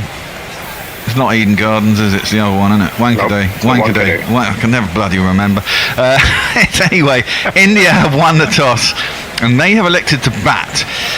They have an unchanged side and they actually look like a bloody machine at the moment, and I can't see anyone beating them, but I'm hoping we get a repeat of the 2019 semi-final. I know that'll upset one of my guests, who I will introduce shortly, but the teams are going in: Rohit Sharma, Shubman Gill, Virat Kohli, Shreyas Iyer, KL Rahul, Surakumar Yadav, Ravindra Jadeja, Jasprit Bumrah, Mohammad Shami, Kuldeep Yadav and Mohammad Siraj. New Zealand are Devon Conway, Rachin Ravindra, he's had a standout tournament, Kane Williamson, Daryl Mitchell, Tom Latham, Glenn Phillips, Mark Chapman, Mitchell Santner, Tim Southey, Lockie Ferguson and Trent Bolt. Woo-hee! I am with you today with the man who's always here, let's face it. He's in his weather cave down in Perth, and he's going to tell us what the weather is. The Wankidi, what's it like there? It's not too hot. It's about 34 degrees, about 40% humidity, so not unbearable. But I wouldn't like to be out there. But compared to some of the games we've had, not too bad. The first ball will be bowled very shortly, and it will be Trent Boult to deliver it. Bowling at Rohit Sharma. Here we go. The first semi-final. Trent Boult was in to the pads of Rohit Sharma, who cleanly clips it out towards long, deep wide long on. Loggie Ferguson immediately jams his knee into what looks like a very soft outfield, and they'll get back for 2 after 1 ball. India 2 for none. Oh my word! There's the first 6 of the day. That's a cracking shot. Rohit's charge down the track at Trent Boult. He means business, does the Indian captain. Smashed it over extra cover all the way. He's taking it to Mumbai Indians game. First 6 of the day, and India move on to 24 for none after 2.3 overs. There's that man, Jay Shah. That's him, isn't it? Is that David Beckham? No. Is that yes, David Beckham to his left and Sachin Tendulkar to his right. Is that fucking David Beckham? Jesus Christ. He was on the field a little while ago. So. Oh, right. Christ almighty. Beckham, you whore. Well, that's 6 more. That's a fucking glorious shot into his pads and picked up imperiously by Rohit Sharma, deposited over deep square leg for a big 6. Second ball though, he does sweep aerially just past the man on the 45. Wasn't a great ball, probably didn't deserve a wicket, but was not far away from that man on the 45. That brings up 4 runs for more runs for Rohit. And that brings up India's 50. They move on to 51. I think Rohit's on 38 now. That's driven by Rohit back. And oh no, he's out. I thought he was going to get 6 runs, and Rohit doesn't get his 50. Things finally happen for New Zealand. Rohit was attempting to go over the shot. I assumed it was going for 6, but I was wrong. It's gone straight up in the air. He's completely mistimed it. I think, I presume that Kane Williamson, who caught it, was in the circle and had to backpedal quite a lot to catch it. It was a slower ball, and it took just the bottom of the bat. Yeah. He couldn't even reach the ball. Rohit goes. Kane Williamson takes the catch. Really important. He goes to 47 off 29. India are 71 for 1. And we're in the 9th over. Lockie in, last ball of the over. Virat plays it up to mid-on, and there is no run. That ends 10 overs. The power play is done. India are 84 for 1. Virat is on 4. And Shubman Gill is on 30 of 26.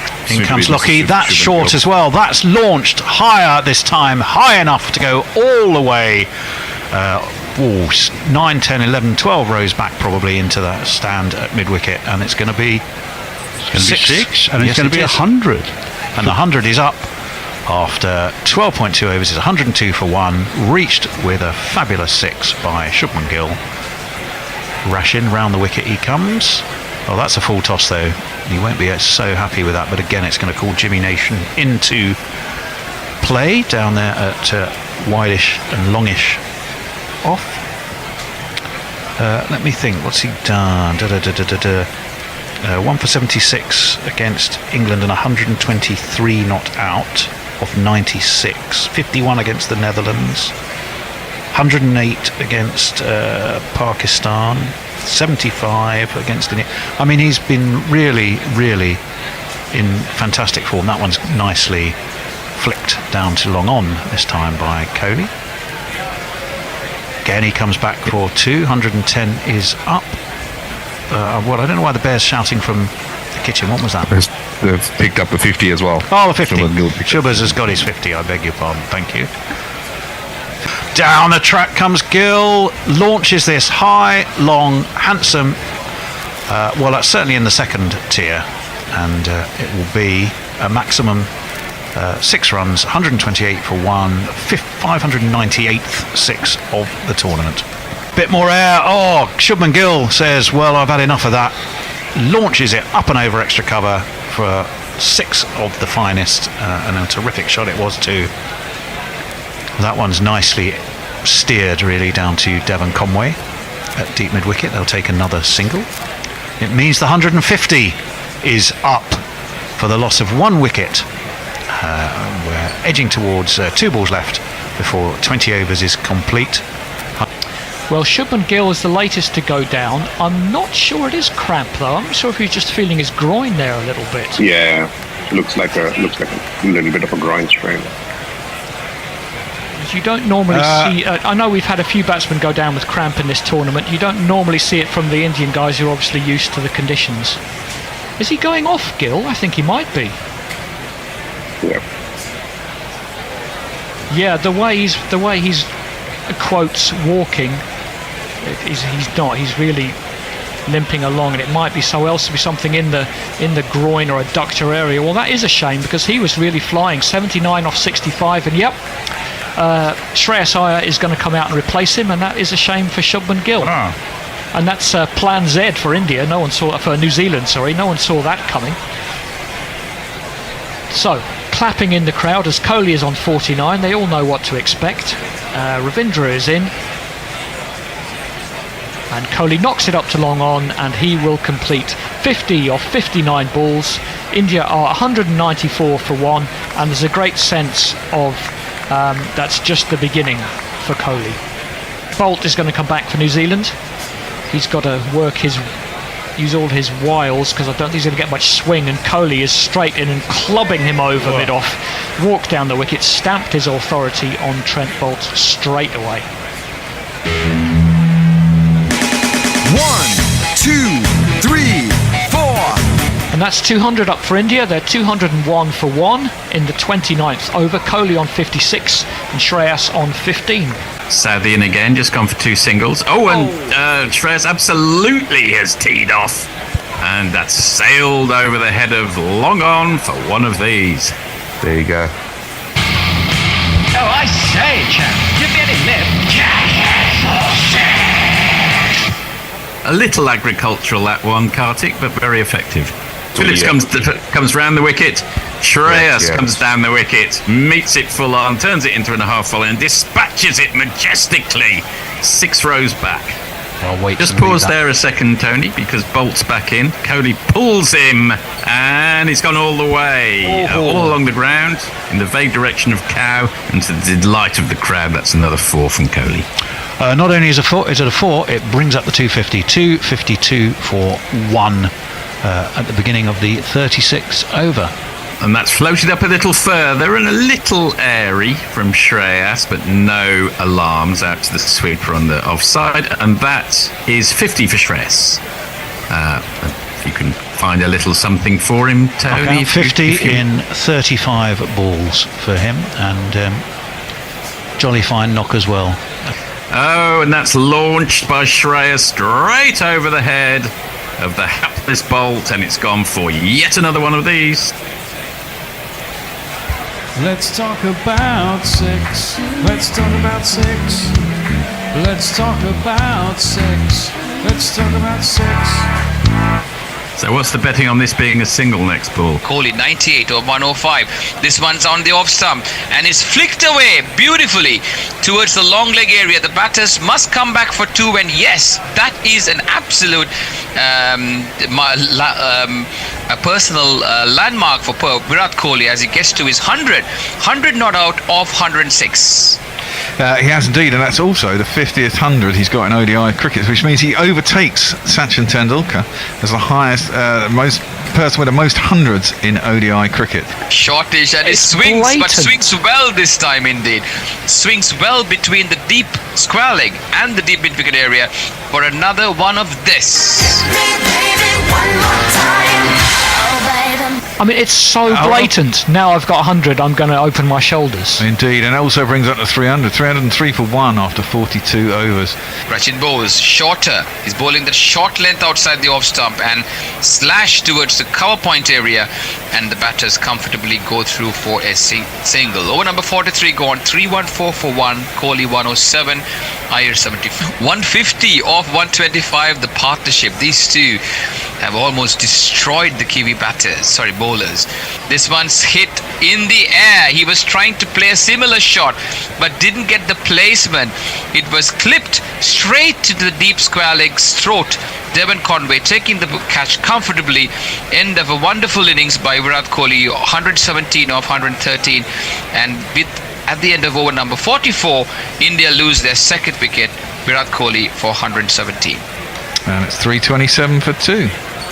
And as Andy mentioned earlier, I think it's a very unfair task for the young Rachin Ravindra to be bowling at this stage of the tournament. And this one's over-pitched. And Shreyas Iyer with that beautiful backswing just smashes this one over wide and high and much above the long on area, right into the stands there for another 6. This one's, nicely played by KL Rahul. That's a good-looking shot, and that is a boundary. KL Rahul moves up to 10. Trent Boult ball in the 9th over. And that's the 350 up for India. 352 for 2. What over in the 46th? Pretty good going for them. This one, a new over begins, 48th over, and Saudi bowls outside the off stump, and this one's beautifully launched by Shreyas Iyer, picks it up from the offside and launches this one high and wide over the deep mid-wicket skies for another 6, and he moves majestically onto 99, and that's his 8th 6. This one's over-pitched, and KL Rahul, he's proving his critics wrong, and he launches this one long and high over the long on sky for a mighty 6 to move on to 20. 2, 4, 6. Shorter, and this one's way outside the off stump, and he plays it rather tiredly. He was going to fetch the ball from outside the off stump, and he hits it. He lifts this one, didn't get the elevation that he was looking for, and he plays straight in to the hands of the long on fielder, who Daryl Mitchell, and Boult strikes, and Shreyas Iyer is gone for 105 of 70 in the 49th over. India lose their 3rd wicket with the score on 381. Saudi comes, they should have tried him. And Suryakumar Yadav, his very second ball, he looks to hoik this one. It's the only 6 balls remaining, but he does very well in hoiking it straight in down the throat of Glenn Phillips in the deep mid-wicket area. It was hit long and high, selflessly by Suryakumar Yadav. He only had 6 balls to go, and Glenn Phillips runs around, and it had to stay up for a while for the ball to descend. However, he's got safe pair of hands, and New Zealand strike with the 4th wicket on 382. The man out, Suryakumar Yadav, 382 for 4. And KL Rahul, this one's outside the off stump. He fetches this one and hits this one long and high and well over the deep mid-wicket area for a 6. What a shot, Jen. The last ball of the innings, and this one's outside the off stump. He goes on the back foot and slashes this one beautifully towards the 3rd man area for another boundary to end this total at 397. Rahul, a cameo of 39 of 20 balls. India, what a mammoth total they posted, 397 for 4, choosing to bat after winning the toss in the first semi-final. It's been a grand display of batsmanship here from the Indian batters, certainly proving their worth. And Kiwi bowlers, unfortunately, didn't have too much answers for them, gents. No, I think Kiwis bowled quite poorly from the outset, and consequently were under pressure the whole way through. Let me just run you through the scorecard, then we'll have a little chat. So Rohit Sharma caught Williamson, bowled Saudi for 47. Got them off to a really good start for 29 deliveries. Shubman Gill not out 80 or 66. He's just come back in, but he went off with what looked like a calf injury, but he's come back at the end. Virat Kohli then got 100, caught Conway, bowled Saudi, 117 of 130, well batted. Shreyas Iyer also got 100. Caught Mitchell well bowled for 105 off just 70 deliveries, quality innings. KL Rahul there, as you said, cracking little cameo, 39 off 20. We were saying Sky should have come out. Sky got he showed for us 1 off 2, and KL Rahul went on at a run rate of 195. So of course with Shubman Gill coming out, he was the other not out last one in the end, wasn't he? So the bowling figures: Trent Boult 10 overs, no maidens, 1 for 86, all expensive. Tim Southey did make that ton, 10 overs, no maidens, 3 for 100. Mitchell Santner's bowled well, 10 overs, 1 maiden, none for 51, although no wickets. Lockie Ferguson 8 overs, none for 65. Rachin Ravindra 7 overs, none for 60, and Glenn Phillips 5 overs, none for 33. All the bowlers pretty much taking a hit. So yeah, you're right. Where do we expect this to go? I expect India to roll over New Zealand fast. Yeah, I do expect that, but could be pleasantly surprised. You never know. I really don't expect it's going to be a rollover. I'd really like to think New Zealand will put up a fight. And now they're Marty Bumrah. Oh, you're bowling again, aren't you? Oh, I thought as much. He's going to be bowling to Devon Conway, left-handed Devon Conway. He's also out there with Ravindra. What a World Cup he has had. And Bumrah comes in, bowls, and he cuts immediately. It's a good shot. It's sped away through the covers. Even if there'd been someone almost on the line of that, I'm not sure they would have stopped it. And New Zealand start with a 4. My name is Lakhan. My name is Lakhan. In comes Bumrah, and he aims a drive at this one. I thought for a moment that was in the air, but it's quite fluent. Maybe not completely off the middle, but it's got away from Shubman Gill, and it's 4 runs. Siraj in again, down the leg side. He's played that well, played that with incredibly good timing, and the long legs not a hell of a way from that, but he's not going to get around to it, and it's 4 runs. Edged and caught, and it's a magnificent man, Mohammed Shami, who's come into the attack. Ravindra, is it? Or Conway has aimed a drive at it and has got an outside edge. Rahul has dived away to his left to take the catch, and Shami makes the breakthrough. New Zealand 30 for 1. Conway gone for 13. Oh, has he edged that one? He has, and Ravindra has gone. I told you, I had it in my blood. Shami has found a thin outside edge, has gone through to Rahul, low down, and Ravindra goes. New Zealand have no chance. They're 39 for 2 after 7.4 overs. Shami in, bowls to Williamson again. He meets it nicely off the back foot, but again it goes straight to Rohit Sharma. That is the end of the 10th over of a target of 398. New Zealand are 46 for 2. Here comes Siraj. It's uppish from Mitchell. Out into the wide open spaces over mid-off. India kept most of the field up, and Mitchell hit it for 4. Brings up 50 for New Zealand. They are 50 for 2 in the 11th over. Williamson is on 4 and Mitchell 5. Gone for the reverse, and it's straight into the hands of slip. They're going up. The umpire, Rod Tucker, doesn't like it. It looked pretty good to me. I'm wondering whether that's come off the upper arm. Well, that's what KL Rahul is indicating. He went for the reverse sweep very early, Mitchell. It was fired in on the stumps. It came off him somehow, and those, to be fair, those don't usually go straight to slip off the bat, and in fact India are not going to review, even though they're all jumping around like salmon after it was caught. But yeah, must have come off his shoulder. Let's have another look. Flat delivery, off his elbow. Siraj is in, and that seemed to just cut through Kane Williamson. Went very quickly off something, or maybe off nothing at all, but it cut Williamson in half and beat Rahul to his leg side. I think he's given that as runs off an inside edge. That may well be correct, although it's just on the floor, and one more fall than the 4 before. That's what 4s are for, to get funky on the dance floor. I mean, it's very close to the inside edge. It's very close to the back leg. I think it was I think it's gone down as buys on the old score thingy on the screen, and it did seem to somehow miss everything. No slips for him. He's been a bit too wayward, but that's way up in the air. I think it's going to be safe. No, there's no one down there. It's going to be 6 right on the top of the sight screen. That went miles off the I thought it was going straight up in the air. It went miles for 6. Shami is in again. That's a lovely shot from Mitchell, straight back down the ground. Not that far, but far enough. Hits the advertising hoardings for 6. Thrashed away by Mitchell between extra cover and mid-off. He'll get 4. It brings up 100 for New Zealand. They're 103 for 2. In the 17th over, with Williamson on 25 and Mitchell on 31. Onto the pad, it's a decent shout. I think it's missing leg. We all think it's missing leg, and Rod Tucker agrees.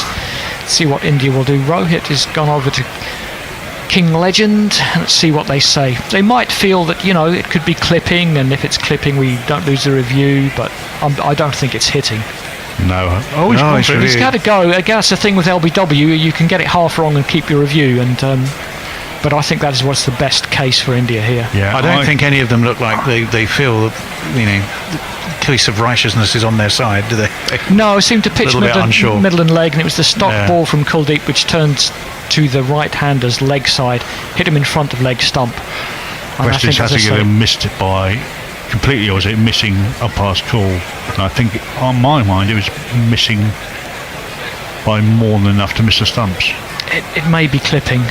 I don't think anybody particularly thinks it's out, though. There's no apparent edge on that. It's bare clipping at best, I reckon. Height isn't going into play either. Let's have a look. The pitch is on. Why? The pitch is right on off stump. It might not be that bad, you know. It's umpire's call. Yeah, it's clipping. That's what we said. It's clipping. It was closer than we thought. It's actually pitched on off stump, and in the end, turned a little bit too much. So a little bit of encouragement for Kuldeep. Mitchell says, "Told you." Just about. So 109 for 2. Well done, Rod Tucker. Splendid decision. Yeah, but beautifully judged. He can give it out or in, and he's not wrong. Right? Yeah. Well, yeah, true. That one's defended. Back to Kuldeep. There's no run. 124 for 2 off 20. Jadeja down the track comes Mitchell. He's got all of that one. That's gone a long way back. The second tier, man. That's fucking huge. 6 more runs. 133 for 2. New Zealand march on. Well, that one's been played back past the bowler. It went through Kane Williamson, which would have annoyed Jadeja because he didn't really have a chance to field it. And that is 50 up for Daryl Mitchell with that single. 50 off just 49 deliveries. And New Zealand 142 for 2. Down the track comes Williamson and hits it straight and hard, and he can't beat the man down long on. There is a bit of a misfield though. They're not going to come back for 2. They really thought about it. I think they were a bit lax there. I think if they'd been on the 2 from the start, they could have got it then,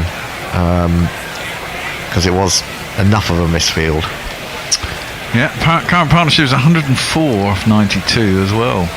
Last ball of the over. Down the track comes Kane. Oh my word, that's the kind of thing that loses you games. Now that is a bit panicky because there was absolutely no need to do that. It's been hit back to Jadeja, and Kane Williamson has come down a track. There's no run there. He immediately heads back, and Jadeja, I don't know, out of frustration or genuine belief, threw it at the honestly at the end, and it went past keeper for 4 overthrows. I think he felt he had a chance of running him out, but we've all been there as the captain's bane when people start doing things like that. He was nowhere going to get him out. He was just hanging around. It was a bad throw. You can't even really blame Rahul. No. That's worked into the leg side out towards deep square, deep mid wicket. That'll be a single, and that'll bring up the 150 for the Kiwis. 150 for 2 after 23.2 overs. Mitchell is 52 off 52, and Williamson is 47 off 52. Jadeja gives that one a little bit, holds back the pace a bit, and goes defended out to mid wicket, and there's no run. 25 overs gone, 161 for 2. That's down to fine leg on the lap sweep once more, and it'll be another single. That's Kane Williamson's got himself a 50. 50 off 58, and the score is 164 for 2 for New Zealand. That one is long though, he's gone high. I think that's got it legs. That's definitely got legs. That's fucking enormous. It's hit the top tier behind the bowler's arm. That is fucking enormous. It's a 6 runs. Mitchell moves on to 71 with that. That was fantastic. Mitchell. Oh, this could be it. He's gone deep into the outfield. Oh no! He's got 4 runs. I thought he was going to get caught. His bottom hand came off the bat, and it seemed like he'd spooned it up, and someone was going to catch it. But Surya Kumar Yadav, as we get Cody Cam going, what the fuck happened there? Surya Kumar Yadav was probably at square leg, and somehow the miss hit went out towards Cow, and there was no one out there. Well, it could have gone anywhere. It could have gone anywhere, and that's why I thought it was just going up in the air. But he's got away with it again. Could this be Daryl Mitchell's night? And not only that, it then skews over the boundary for 4 more runs. Bumrah is in to Kane Williamson, who smashes that. Oh, it dropped! Oh my God, who was that? Shami. Oh, Shami. Shami at mid-on. It's been smashed at him by Williamson. It was a nice height, and Shami has just spilled it, and you can feel the tension out there now. India thinking, oh my God.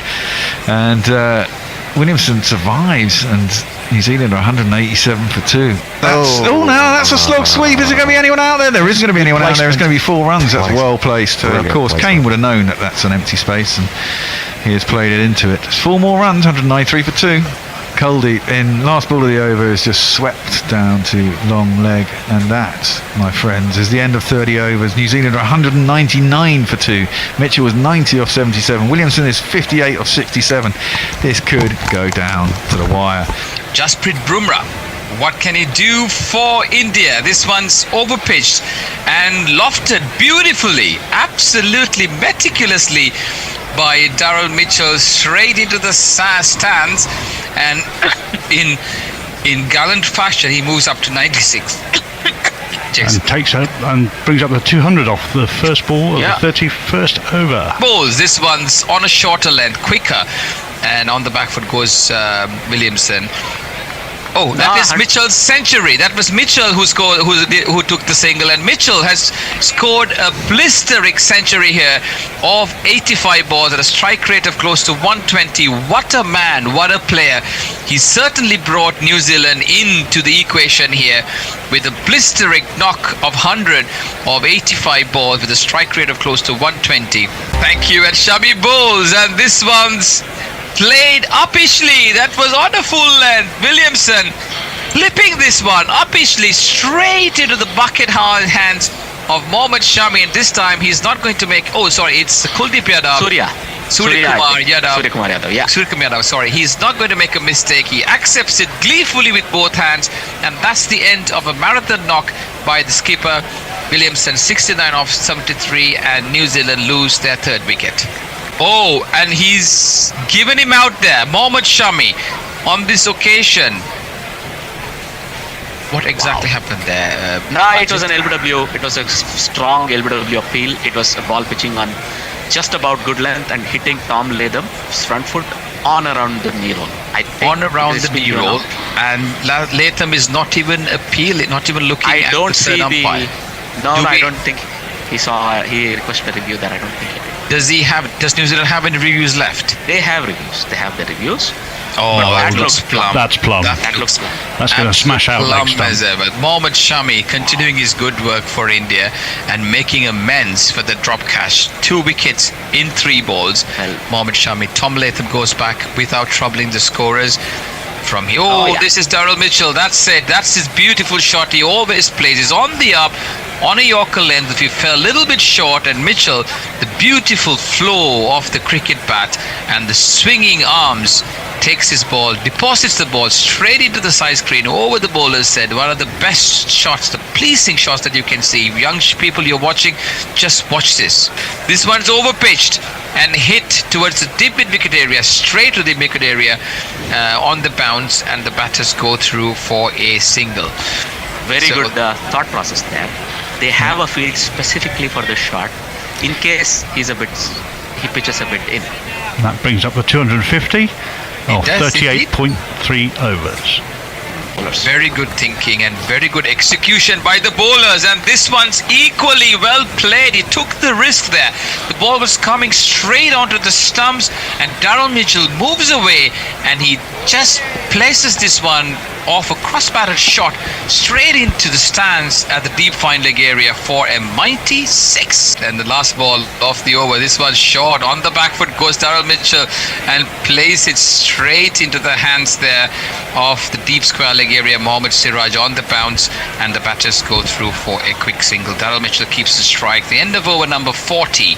And New Zealand need 132 runs to win from 60 balls, are 266 for 4, chasing a target that's been 398 by India, or 40 overs. The batters at the wicket. Phillips on 19 of 23, Daryl Mitchell 126 or 107.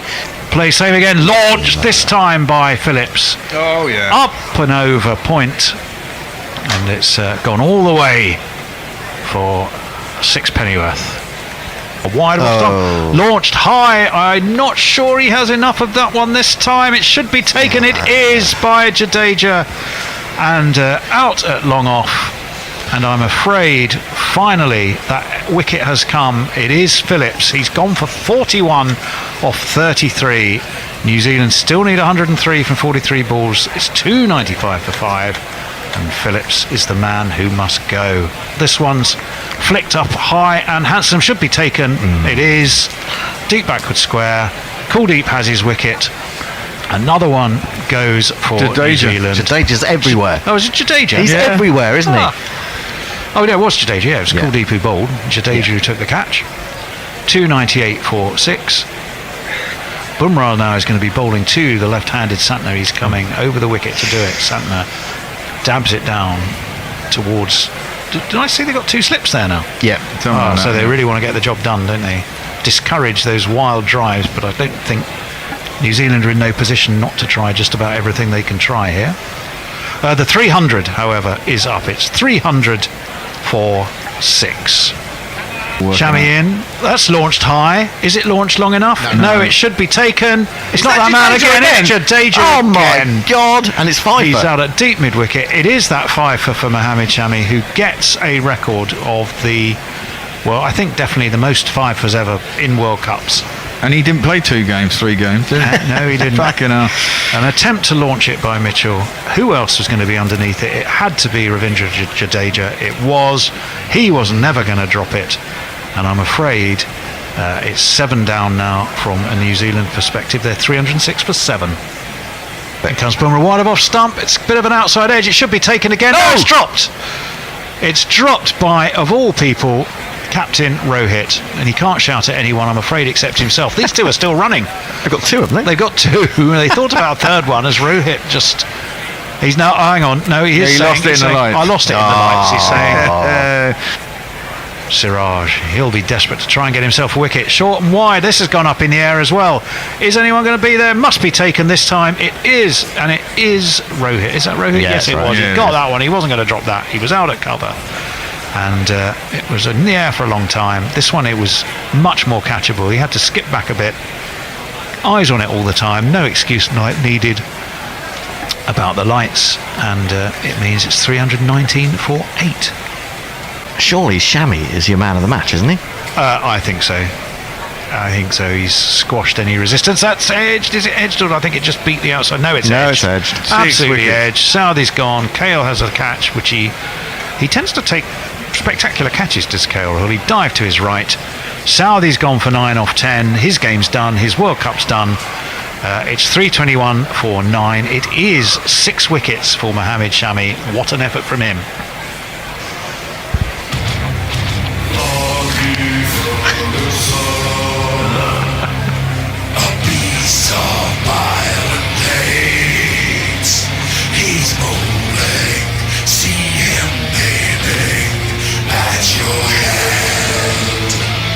He's going to be facing Destroyer in Chief Shami, and he's going to come after him and launch him high and handsome over long on for a maximum. Wow, that was a good shot.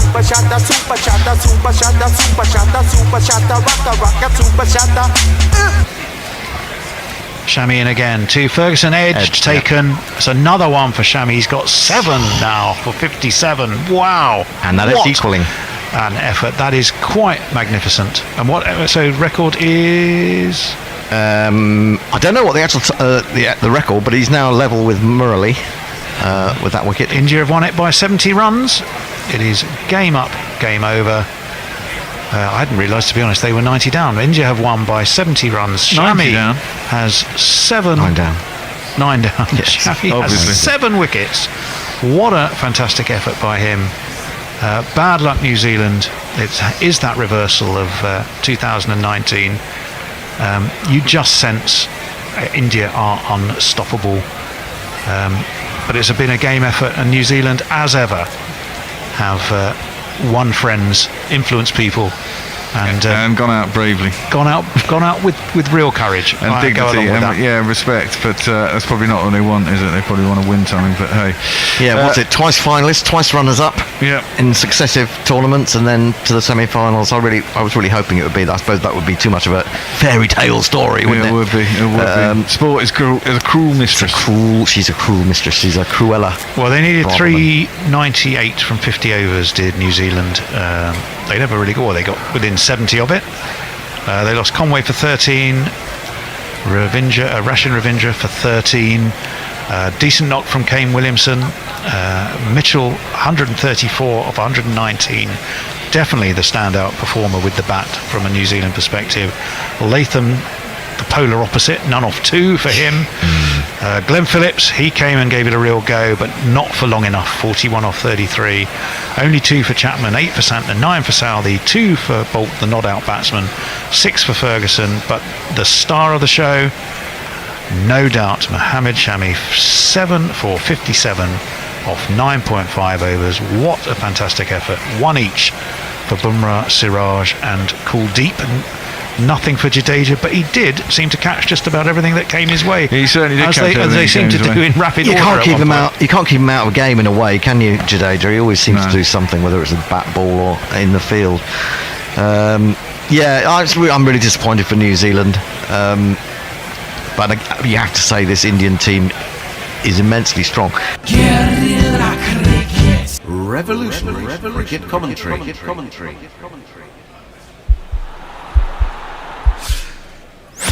This podcast is part of the Sports Social Podcast Network.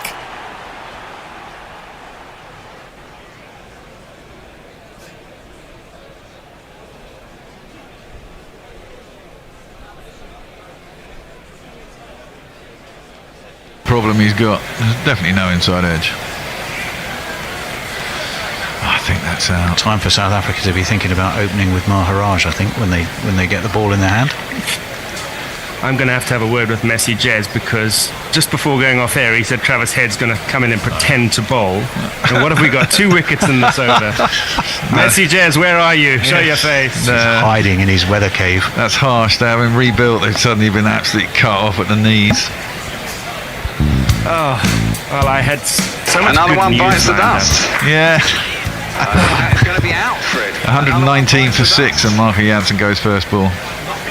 Yeah, here is Glenn Maxwell, third ball of the over. It's short and a little bit wide, and it is cut away, but well in front of square for 4 runs.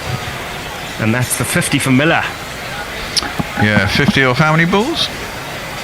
70 deliveries, 123 for 6. Give him a Well, this is a smash, and he's going to get 4 for it. It was dropped a little bit short. So, good news for South Africa there. Wasn't that short, but yeah. 4 more runs. It'll only be about 30 seconds till the end of the over. Don't worry. It's Maxwell again. None for 25. He's got through 8 of them already. Can you believe it? There's a hoik over into the onside. He's found the gap. 4 runs for David Miller. Nice.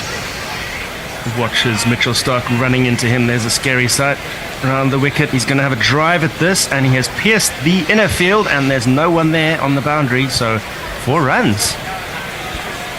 153 for 6 and 38.4 overs. Looking like a quiet over to end what's been a great spell from Maxwell. Last ball, and it is indeed blocked away by Coetzee. So Maxwell ends with figures for none for 35 off 10. What a contribution by the Australian spinners in general, led by Maxwell there. 156 for 6 after 40. Ooh, wow. That's pushed wider by Zampa, and oh, hang on a minute, what's happened here? I think, yes, it's gone all the way. Miller has I think that's Miller, isn't it? He's freed his arms, pushed much wider, and straight back over the bowler's head for one of these. That was a really nice shot. In comes Pat. Oh, and I think he's got a little edge. Yes, he has. Coetzee has gone. He tried to pull it, got right across it, just flicked a glove on the top of the bat as it went through to Josh Inglis behind. They're thinking about reviewing, but he must know whether he's hit it or not, and I think he's pretty certain he has. So that is South Africa 172 for 7, and Coetzee is out for 19 off 39 balls. In comes Cummins again, pulled hard. Has he found the gap? Yes, he has. Good so shot. That's gone all the way wide of the man at wide long on.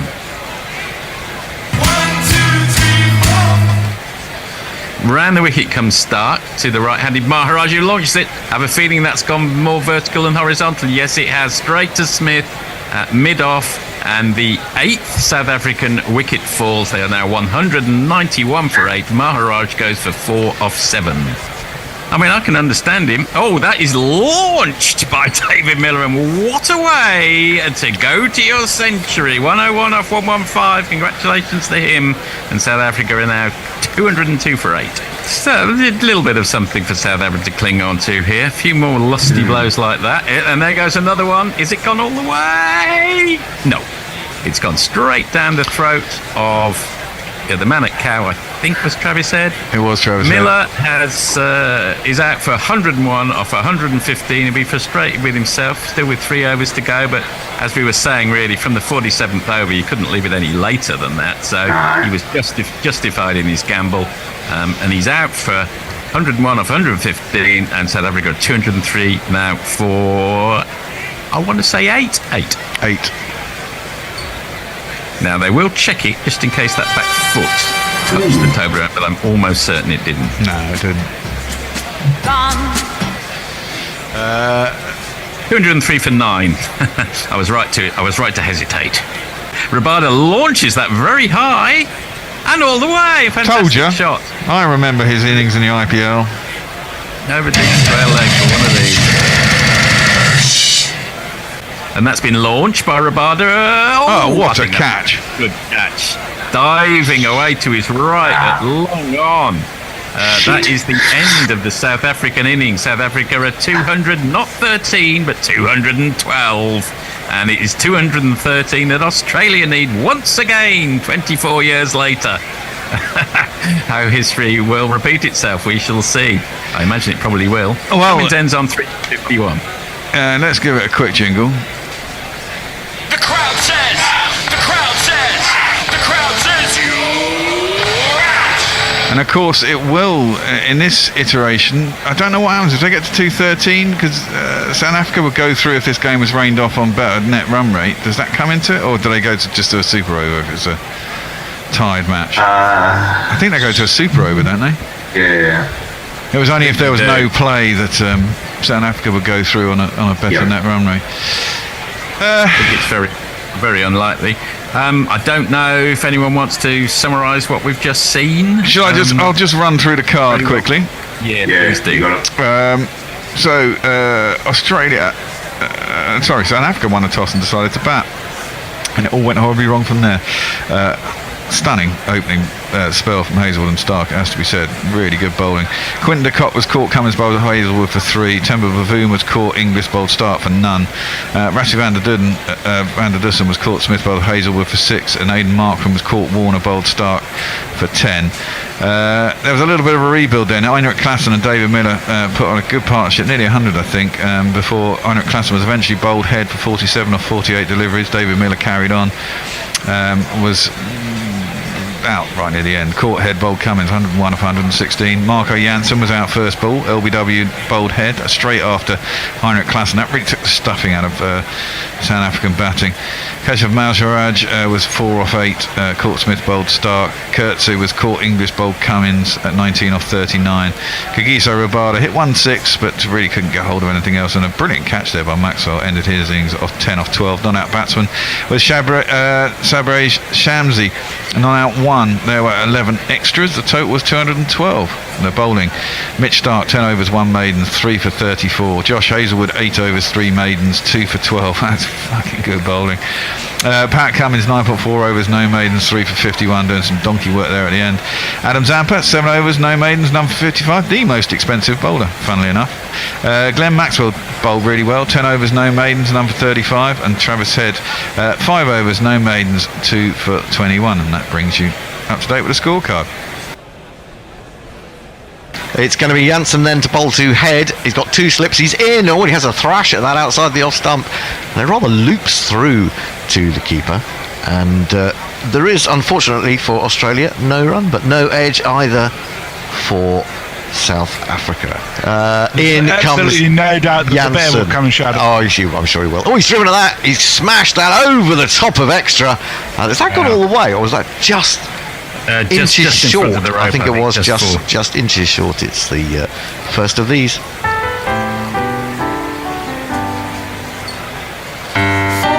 Jansen into Warner, who goes up and over cover. It wasn't particularly well hit But again, this is the way that Australia are going to play. Let's run away for one of these. 1 and 2 and 3 and 4. Rabada into Warner. Warner pulls. He smashed that. That's a really good shot. Backward of square. It's gone all the way for one of these.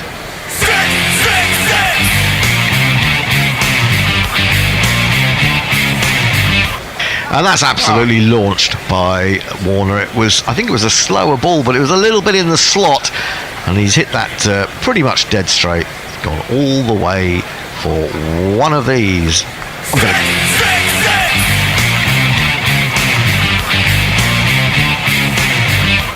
It was a no ball, and then he follows up with a full ball on middle stump, but Warner has come inside it, and he's picked it up really well, and he's got another of these.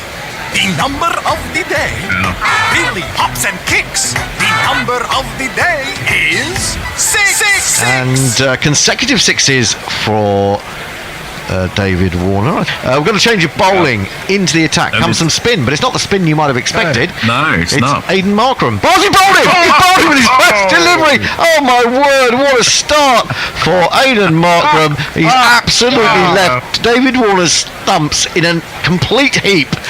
And the first wicket has been taken by the turn to spin. And it's Markram who has his man. Brilliant stuff from South Africa.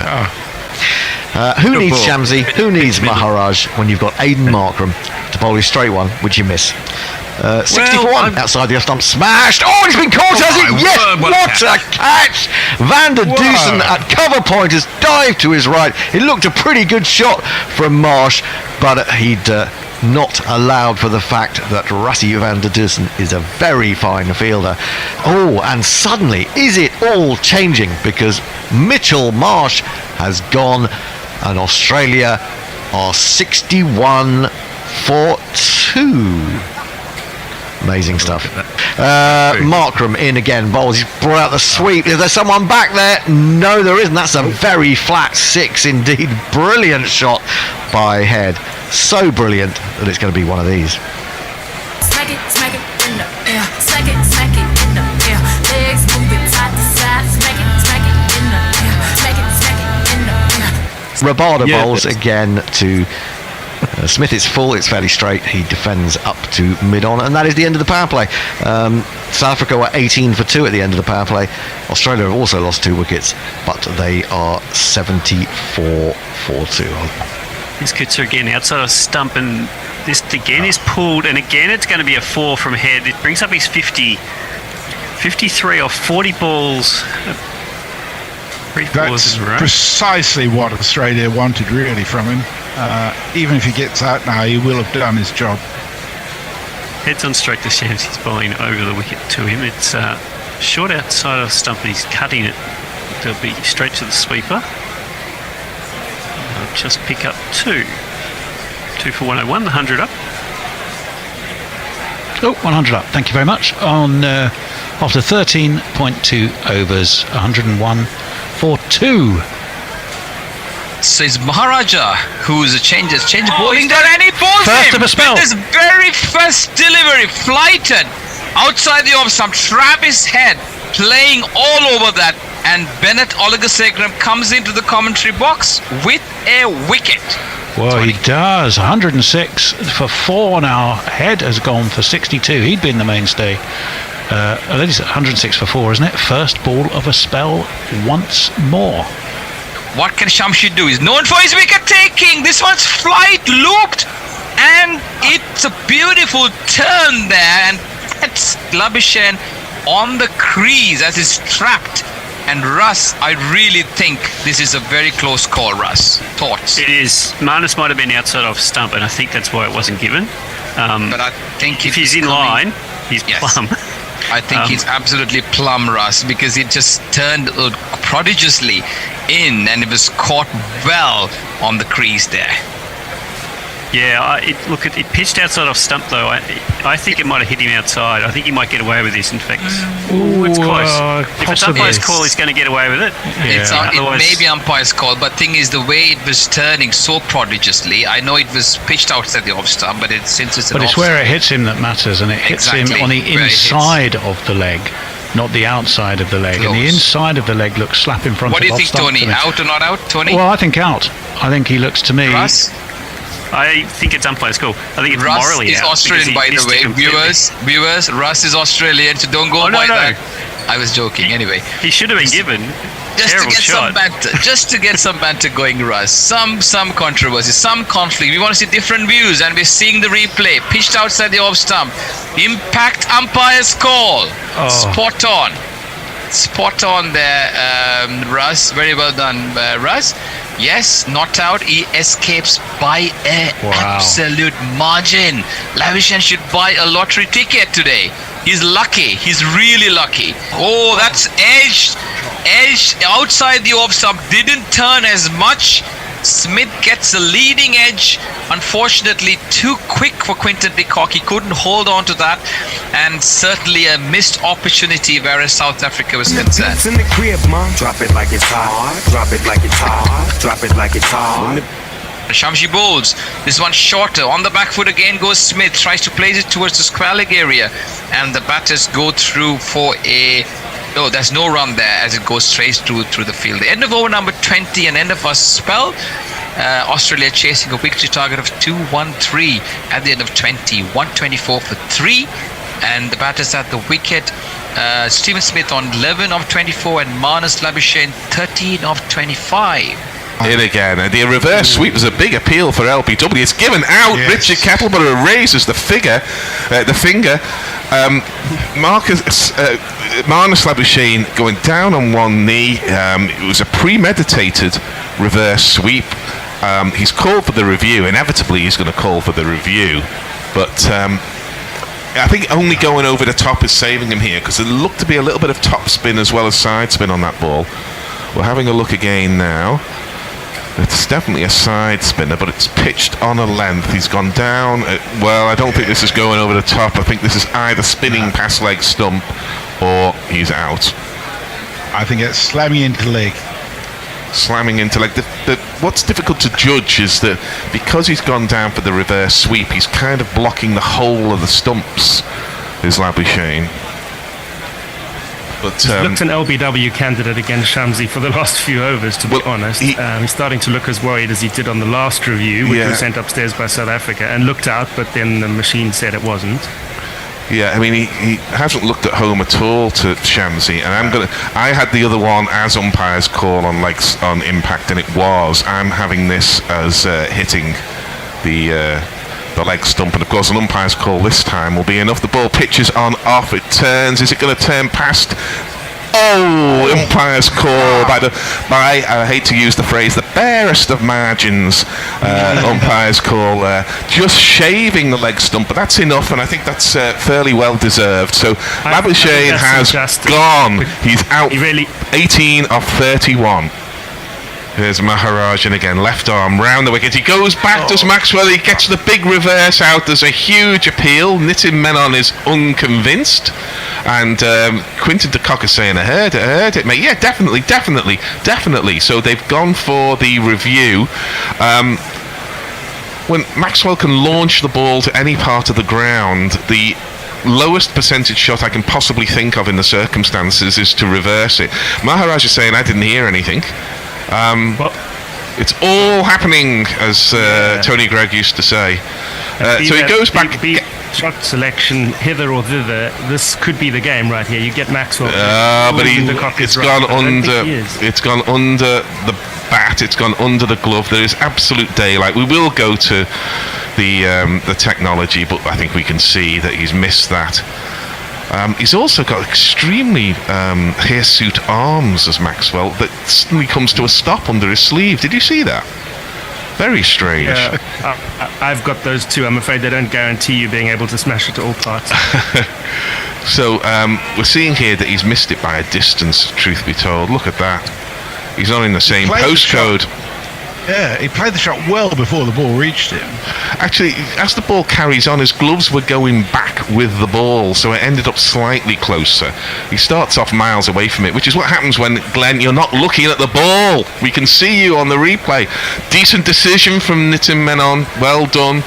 So they lose a review to the South Africans, but they've got to go for absolutely everything. Shamsi is in again, and it goes back, and Maxwell has a huge hoik across the line. He misses it. He misses it by an absolute mile. He could have hit that anywhere. It was a long hop from Shamsi, and Maxwell just hoiked across it. And this is what cricket does to you. The game is always bigger than the player. Greatest innings one that's ever seen, the 201 not out. Certainly the greatest innings I've seen in white ball cricket. It has a counterpart now, because that may be the worst innings I've ever seen from Maxwell, who should have been out earlier than he was, but he was out from the fifth ball he faced for one to a shocker of a shot, and let's send him away. Yeah, Maharaj is in again, and you can tell by the snorts of disgust that ball has gone to Katsir, who instead of saving one is conceding one. 150 is up for Australia. Oh, straight up in the air. Keepers. Surely someone's got to be underneath it. It's just a question of who. It's got to be de Kock. He's taken it. Wow. And that's, well, it was a real top edge. It was up into the Kolkata night sky. And Quentin de Kock it was spiralling around. He wasn't quite sure, and he had to dive forward, but crucially he got it. The 6th wicket is down. Smith has gone for 30 off 62, and all of a sudden at 174 for 6, this game is not done. Top edge, for fuck's sake. Oh no, he's out. Excellent. Top edge, for fuck's sake. Oh no, he's out. Excellent. Top edge, for fuck's sake. Oh no, he's out. Excellent. Around the wicket comes Kersey. That's driven beautifully. Oh, that's a great shot by Inglis. My word. He has absolutely creamed that all the way along the ground. It was not a great ball. It was wide enough and a length to hit, and he's driven it sweetly for 4. Brings the score to 181 for 6. It's short-edged. It's going to go down. Is it going to beat third man? It is. Slip. I think it's Marco Janssen, and there's plenty of him to dive, but it wasn't enough. Bobbled past him, and it's 4 more to the score, 4 less needed. The bear comes in. He's bowled him, except all I saw was the bear and a glass of wine. But what has happened is the wicket has been taken. My goodness me, Bear, you should need to go get some more wine every so often. That one has cleaned up straight through Josh Inglis. Kurtz has done the trick with the 5th ball of his 7th over. Now, without the bear in front of me, I can tell you what actually did happen. Yorked him. Yorked him. He did get a bottom edge onto it, but nonetheless, it wasn't good enough. And heads go back in the Australian dugout, and the wicket has fallen. Kurtz is the man that has it. Well, I take it back. I think 193 for 7. I think Kurtz has done pretty well here. Yes. He was a little unlucky there, Inglis. It was a good Yorker. He did get a little bottom edge on it, but the bottom edge came back onto his back foot, and then it rebounded onto the stumps. All happened very quickly, so it kind of looked like he'd just been Yorked. But, well, it's very tight. But, you know, Patrick Cummins is a man with astonishing resilience, and he is, and he's a sensible cricketer, not just a skillful cricketer. That's a big shout for LBW. I think it came off the bat, didn't it? I didn't think so. The Kettler is completely uninterested. Kurtz is on his haunches going, surely. I thought he got some bat on that. Well, I tell you what, if he didn't get bat on it, then that's worth going for. Surely, come on, quickly, come on, yes, he's done it. But I think it's got. I think that was a we might as well type review. Well, if they get another wicket 2 and 2, it'd be 2 and exactly. 2. By Jove, that would set the cat amongst the pigeons. And he's still got a fair few overs left as well, which would be, curiously enough, a good picture for our backdrop. But there we go. What's that? The cat amongst the pigeons would be good for our YouTube. What, killing them? No, hopefully not. Or poisoning them. This is off the full face of the bat. It was pitched outside leg. I think it pitches on leg. Inside edge. I'm not sure there's inside edge. I'm not as convinced, Hendo. I think it's more likely outside of leg, but I don't think on seeing that replay there's an edge. No edge. Now it's a question of where it pitched. Where did it pitch? Umpire's call, remember? It's hitting, isn't it? It's got to be hitting. No! Well outside. Miles outside. outside edge. He is coming round the wicket to the right. So that's not necessarily that surprising. So Cummins survives. Oh, it's me, isn't it? Yeah, sorry. That's driven by Cummins, and he's going to get 4, and that's a very valuable 4 runs. It takes South Africa up to 199 for 7, needing just 14 runs. A really valuable floor. It's across Cummins, but it's very full, and he's able to just poke his bat out. There's no one down it.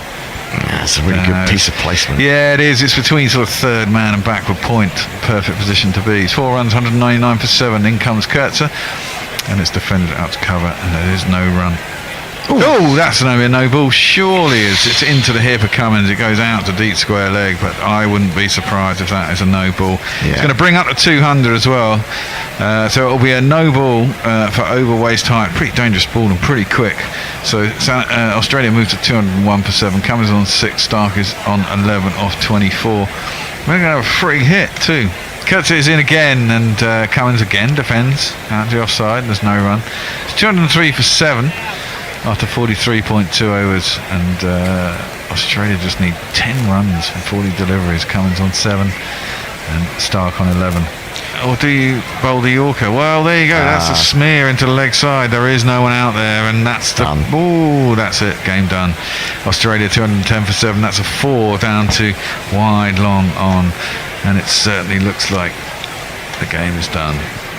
As that is guided down to third man, that is it. It's 4 runs. Patrick Cummins just did that. Wasn't a lot South Africa could do. They only needed 2 runs at that point. And once it got through the infield, you can't have anyone in the outer. It doesn't make any difference, does it? Australia win by 3 wickets in the end. With what, 5 overs, 6 overs to spare? I can't even remember how many overs have gone, but there's plenty of time to win it. It's always just about wickets for South Africa. And unfortunately, they couldn't take them. It was a reasonably valiant effort.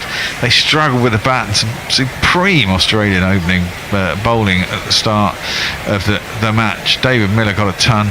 Henrik Klaassen got a 50, nearly, well, not quite a 50, but nearly there. And they managed to get themselves up to a score that you knew wasn't quite enough, but could be on an amazing day. I'll just run you through the scorecard, and then we'll have a little chat, I guess, and see where everyone feels about it.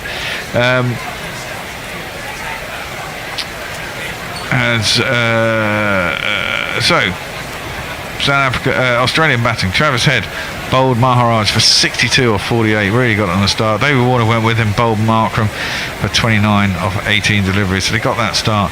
And it all got sticky. Mitchell Marsh was caught. Van der Dussen bowled Bavada for none off 6. Stevie Smith, he was out there eventually, but put one way up in the sky. And was eventually caught by the cop Bob Kurtzer for 30 off 62. Mars Labuschagne LBW. Shamsi for 18 off 31. I believe that was on review, wasn't it? He reviewed it. Yeah, he did review it. He was given out and he reviewed it. Glenn Maxwell by Shamsi for 1 off 5. Josh Inglis bowled Kurtz for 28 off 49. Mitchell Stark not out. 16 off 38. And Pat Cummins, the skipper, the wise old head, took them through for 14 off 29. The 17 extras. The total was 215 for 7. CLA Gary's off. The bowling, Marco Janssen probably didn't get enough. 4.2 overs went. It was expensive early on. None for 35. Gisa Rabada 6 overs, 1 for 41. Aidan Markram 8 overs, 1 maiden, 1 for 23. Gerald Kurtz 9 overs, no maidens, 2 for 47. Tabraiz Shamsi 10 overs, no maidens, 2 for 42. And Keshav Maharaj 10 overs, no maidens, 1 for 24. That's the scorecard. Australia win by 3 wickets, and they will meet India in the final on Sunday. Revolutionary cricket commentary.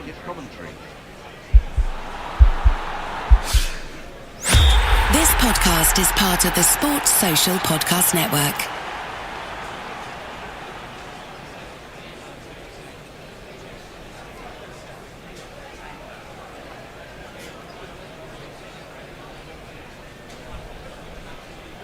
Around his front pad. I thought it hit the shoe, and I thought it was in line with about middle and off, and it was angling in towards leg stump.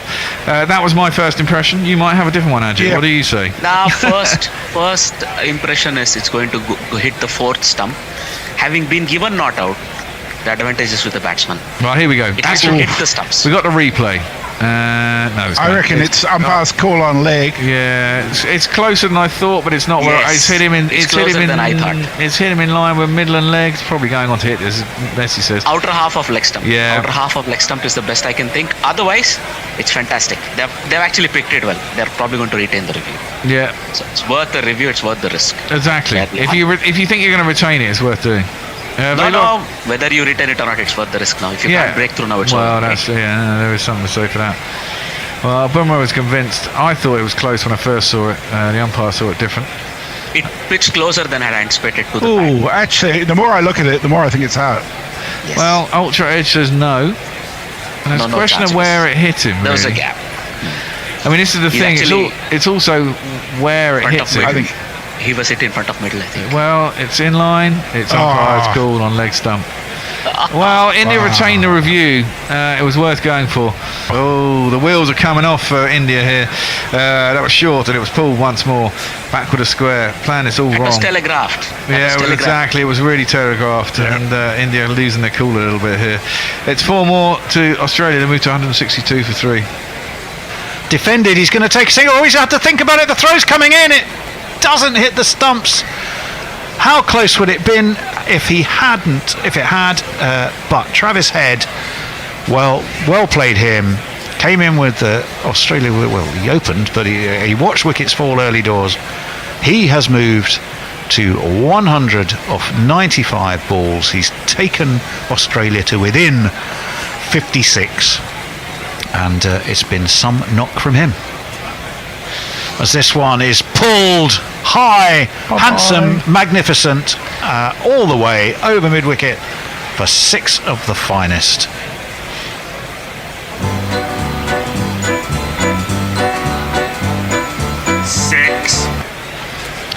And that brings up 200 for Australia. It does indeed. 203 for 3 with a 6. 36.3 overs. Lovely shot. Oh, that was a beautiful shot. Indeed it was. Clipped away by Labuschagne. That'll be 50 up for him. 53 off 99 balls for Labuschagne. It's been a very different kind of innings to Travis's. In some ways just as important. They've been a terrific partnership. Well done him. 225 for 3. 53 off 99 for Marnus Labuschagne. Travis Head has given himself away. 2 runs required. India need an absolute miracle, but Travis Head has given it away. 4 down. 239 for 4. He has gone trying to win it with probably a 6. He's gone for 137 off 120. It's a match-winning innings. And, he gets to milk the applause, actually, before the end of the game, because he's given it away and he is out. But he has won the game for Australia. He's still cross with himself. Yeah, well, look, I'm sure he is. He wanted to be out there at the end. But at the end of the day, he's out and he's won the game. You wanted I won't look back, 'cause by the time that I do, you'll be gone. Well, Maxwell's facing up to Bumrah. And he's lolloped it. Out behind square. It's going to go, is it? No, it's going to be fielded, but they're going to come back for 2. Surely it's going to be the game. They've come back for 2.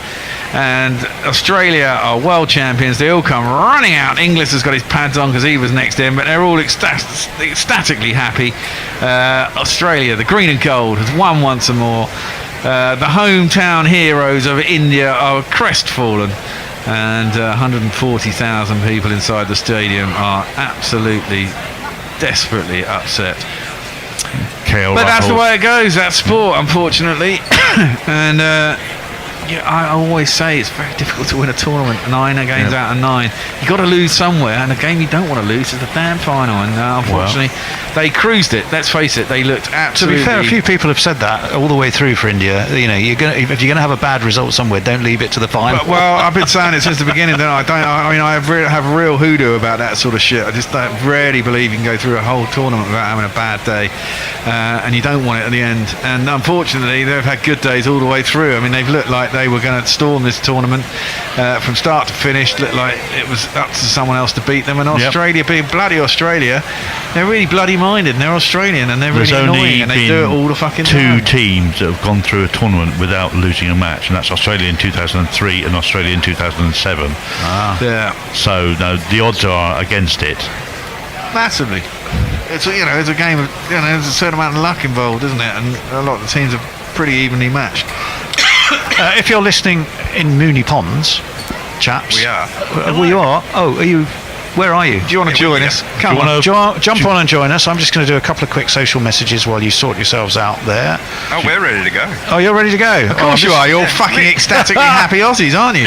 Well, we'll save get the this over social. with because it's bedtime. Yeah, all right. Come on in. How many of you Throw are away. left? How many of you are left there? All of you. Just the two of us. Oh, just really? the two of you left. You and Well, the others got bored of the victory and just thought, we're going to win this, and went off home. Yeah. Yeah. Oh, well. Most people went home at half time. Off time. Honestly, you must be cock a hoop, aren't you? And your boys deserved it. There is no doubt about that, surely. Look, I don't think it was the greatest tournament Australia's ever played, but he certainly deserved the final. Head's innings was fantastic, except for trying to run himself out on 99. That was one of the better innings we've seen in this World Cup, and it's certainly in a final. And I can see Messers in the weather cave. Is there any special celebrations in the weather cave?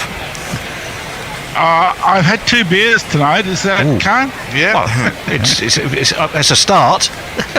Not much more than that, but it's a start. I got to say, yes, I did enjoy the win, but it's certainly a case of the best team doesn't always win, isn't it? Well, the thing that Australia got it's the right. best team on the day, isn't it? It's not the best team in the tournament. I mean, you have to say, looking at the matches at the right time. Yeah, exactly. Yeah, And Australia that's it. peaked at the right time. They started off slow, and they got better and better and better. I still don't think their balance is particularly right with Smith and Labuschagne in the middle, and that's the point. With a low-scoring game, it kind of works. But if you give them too many to chase, it was always bad. But they did the business. They got the wickets and they got them out cheap.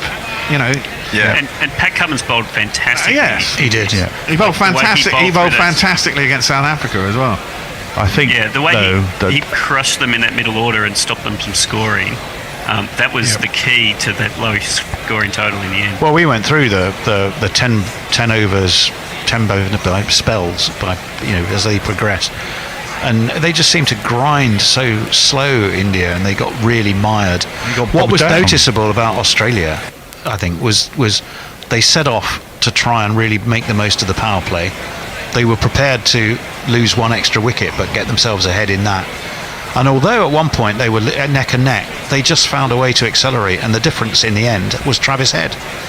Yeah. Yep. Yeah. Absolutely. I think when we go through and look at the players of the tournament, you can't say that Travis Head has been the player of the whole tournament, but he has man of the match the 2 finals. So. The semi and the final. He has, and one of the group matches as well. Yeah. Well, remember he he's missed away for 2.5 weeks. Yeah, he missed the first 4 or 5 games. So if you just count from when he was playing, he was very good across this tournament. Well, exactly. He got 100 in his first game, didn't he? And he got out against England, but he still won. And then in the other games, he's only played for 4 games, hasn't he? Yeah. 60 in the semi, and then 100 in the final. And as we're looking on the TV at the moment, we can see Maxwell and how crucial was his 200 to win a match against Afghanistan, but it was absolutely dead and buried. Yeah. With Pat Cummins, 12 off 68 at the other end. Well, true, because if they'd have lost that game, they might well have come up against India in a semi-final, because they might well have ended up fourth. Yep. Yeah. I just saw George Bailey. If you ever want a batting partner, Pat Cummins is the go-to man, isn't he? He's certainly seen them home on a couple of occasions, hasn't he? With a very cool first test in the captain-like Ashes. head. Yeah. Well, the semi was, it ended up with him and Stuck, if you remember. It wasn't a particularly great chase. No? This was a much more controlled chase than the semi. The semi, I felt, was Australia, like that early wicket losses turned them into a real mess. This one I thought might go the same way, but obviously Labuschagne had played really well. Do you think there was when Kohli went, that was a point at which belief really soared? He's been so talismanic for India. Losing him must have made a difference. For me, I think it was really Head's catch. And I think that's when the game turned. And that was it Sharma? Yeah, it was the first wicket. Well, I was doing a highlight. Third wicket. And they were 200 for 5. They weren't in a bad position at 200 for 5 when it was KL Rahul. I suppose that's the problem. No. Their bottom order just cannot fucking bat. And when they're 5 down, that's when the trouble started. I think what happened was Kohli got out, and then Jadeja got out shortly thereafter, and that would really stop their impetus. And I think the other thing is that 67 India's spinners run. were quite ineffective today.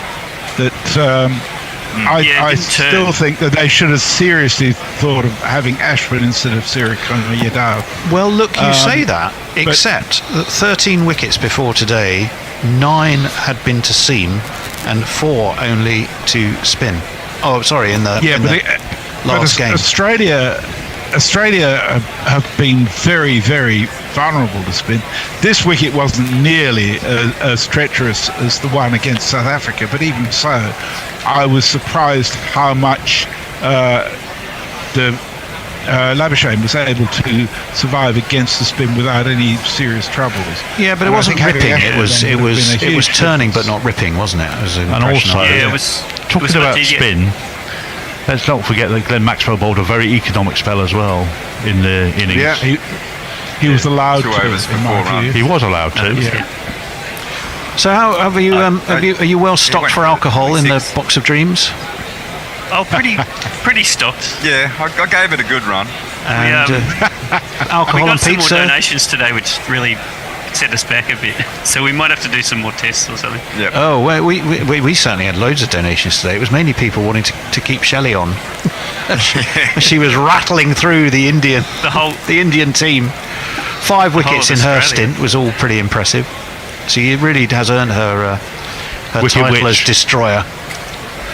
Well, listen. It was interesting though. The Indian innings, they got a lot of movement early with pace bowlers, and that was really dangerous. And I actually don't think Australia tactically made a lot of sense to go out trying to slog early, because they ended up just losing some really stupid wickets, which could have really caused them trouble given how much movement was. Well, that's it. And they only had to chase 230, didn't they? So there's no need that's right. to. But once they got past that, it was actually India looked pretty flat. It didn't look like they had a lot of answers.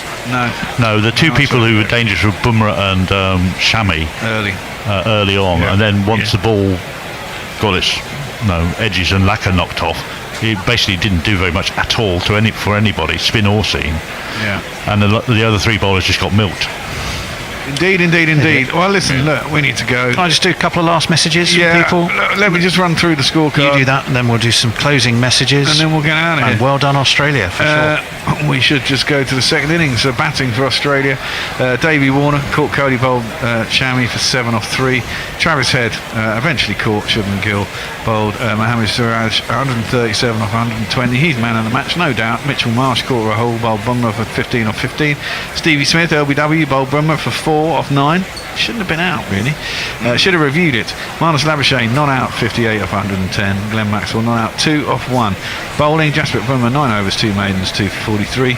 Mohammad Shami 7 overs, 1 maiden, 1 for 47. Ravindra Jadeja 10 overs, no maidens, none for 43. Kuldeep Yadav 10 overs, no maidens, none for 56. And Mohammad Siraj 7 overs, no maidens, 1 for 45. Steve Clare said Morgan's Wittering would have been a great name for a small village in Shropshire. Neil Burgess said the 5 Aussie fans are being taken to the gallows. Steve Clare, great commentary on guerrilla cricket. Well done, Australia. Argentina, Australia and South Africa, all world champions. Surely it's now time for countries ending in B. And then, like who, we don't know, we couldn't work it out. Let me see. Muttley, thanks for the coverage. Primates, cats and kittens. It's been a pleasure for the last, insert how long it was here. 6 weeks? 6 weeks there? 6 weeks has been on. Pretty 6 and a solid. half. When are you each respectively on next? Love and Sausages, woof. Well, we are hoping to do some, if not all, of the West Indies series, but it's under discussion, let's put it that way. We are thinking about it, but we'll probably be on for some women's tests over the summer. Fantastic. Well, hopefully some of us can contribute there. I would like to just add my voice to you guys in the White Line Wireless and the Box of Dreams. You've been a treat to work with, and through the night as well. you've meant that together we could cover every single minute of every single game of this World Cup, and that has been some achievement, I think. It has indeed. Yep, for which we Thank you, Tony. salute you. We missed a couple of minutes because the internet died a couple of times. Well, I don't count those. I heard down the highlights, don't you worry. Someone else who's just joined us there. Is that Ajit? Is it Ajit? Yeah, it is Ajit. Yep. Ajit, are you? How are you Give feeling, us your Ajit? final thoughts then. Hello, Ajit. We can hear you. Connected to audio. You're not connected to audio. Oh, You're on mute, mate. I don't think it is Ajit. Let me go first then. Let me go first. I just want to say a quick big thank you to you two guys who put in so much work. Bear and Tony have put in so much work on this World Cup. Like Bear in the studio, Tony with the rotors, and everything else you've done. It has just been the foundation of the whole thing, and it wouldn't have been possible without you. That's very kind. Very kind indeed. Absolutely. Can we hear our final guest there? Can you make yourself heard? Try again. Hi, am I audible? You are audible. You are audible. And how are you feeling? Well, a bit gutted. It was unexpected that we did not expect that this match would be such a one-sided affair. It's a pity that it was not a deserving final. After having played very well, India could not cross the line. Well, they just they picked the wrong game to not turn up, but Australia just are relentless, and they're relentless in tournaments, aren't they? Yeah, they are. They're So bloody unlucky. Australian. We've had fun. One team, One last thing, Tony. Shelley has posted, thank you, Bear, for all the highlights, and the rest of the crew. Yeah, I don't think anybody appreciates how much work has been involved every day of this tournament. Bear just putting together the highlights every night for a podcast, and they're still there for anybody who wants to go back and relive it all. Yeah, it's been quite effective as well. Quite enjoyed doing it. It has indeed. We've switched to cats as our background mid-tournament, mid-flow to get ourselves over. That seems to have worked. Stop being struck. We'll get scoreboards and shit back for when we're out. We're not in India next time. When we're back in India, we might have to stick to this strategy. We will. But, Could I also just say thank you to Messi, who dived into just about every game of this World Cup, it feels like. And it was very helpful at times when I really needed someone to jump in. I almost started a broadcast with just me at one point. And also did the rotors when Tony wasn't there, so thank you, Messi. Well, Frank Sinatra sang about New York being a city that never sleeps. We've got a gorilla that never sleeps. Yeah. And he lives in a weather cave in Perth. Exactly. Very good one. Very good one. Lovely work there, Messi. Thank you. Thank you. I had a question. Any shout-outs for the man of the series? Man of the match is pretty obvious. Well, man of the match is very obvious today. Man of the series, that's a very good question. I still think it's got to be Virat. I really do. I possibly would say Virat. Shami, certainly for all of his wickets, I think would be up there. It's always your opinion's always going to be coloured by the fact that the side doesn't. If you play for a side brilliantly, but that side ultimately doesn't win, it kind of still sort of counts against you in that final reckoning. He was the highest wicket taker, wasn't he? Zampa did brilliantly and took wickets. Somehow I sense amongst Australian fans there's always a question mark when they talk about that. I mean, the fact is he took those wickets. So Australians go, but we don't know how. but he took them. He took them, guys. He took them. A bit of that. Yeah. I think Shami's seven for was magnificent, and all of those wickets that he took, and he won't play another World Cup. Whether there'll be another World Cup, that's a whole debate. There won't be not for now. India have lost. There will not be one. It's okay. Right. No. But for me, Virat. But no, the World Cup in 8 years is scheduled to be in India again, is it not? So all over again. It will be. They're going to try and win it before they ban it, right? Yeah. They've sold the TV rights for the next two, I think, haven't they? So I'm sure they have. To go ahead. They don't care about anything. They'll get the money in, that's for sure. Just to give you a figure, at the end of the tournament, Virat Kohli has 765 runs. Next is Rohit on 597. So that's 168 runs more than anybody else. An average of 95.62. Yeah, that's not bad. That's pretty good. good. And he performed in the semi and the final. And ultimately it was only 60 odd in the final, but he was really good. Yeah. Oh, he was. That was the turning point of the match, if you ask me. Well, you guys should be out to celebrate now, but there's not going to be anywhere open, is there? It's Australia. I'm sure it was 24 on a hours. Sunday and a 3 a.m. Probably 3 a.m. on a Sunday. Melbourne shut down 7 hours ago. Yeah, I know. That's what I thought. There'll still be some discos What open. a rotten time to win a what? You're going to go and Definitely shake your some stuff. Pokies venues open, that's for sure. Shake your stuff. Oh, yeah, Disco. the Crown will be open. We can go down there, but they won't be selling beer until 7. So 7 in the morning. Wow. yeah, Wow. sometimes they don't actually start selling alcohol until a certain time. I know this because I was there watching the World Cup once before 7, and this guy kept going to the bar every 5 minutes to ask them, can you sell me a beer yet? And they kept telling him no. We'll let you know. It's just, we'll let you know when we can. And then they could at 7 in the morning. That's a bit weird. Right, come you on. can only have beer with breakfast. We got to go. It's time to go. It was a treat, guys. We'll be back some point in the future. We'll let you all know. We will, Bear. We're going to do it. Exactly, Come of on. course. Alrighty. Thank you all. See you all later. Thanks, listeners. Bye. Thanks all. Yeah, It thanks was a lot of everybody. fun. Bye-bye. See you all later. Goodbye. Revolutionary cricket commentary.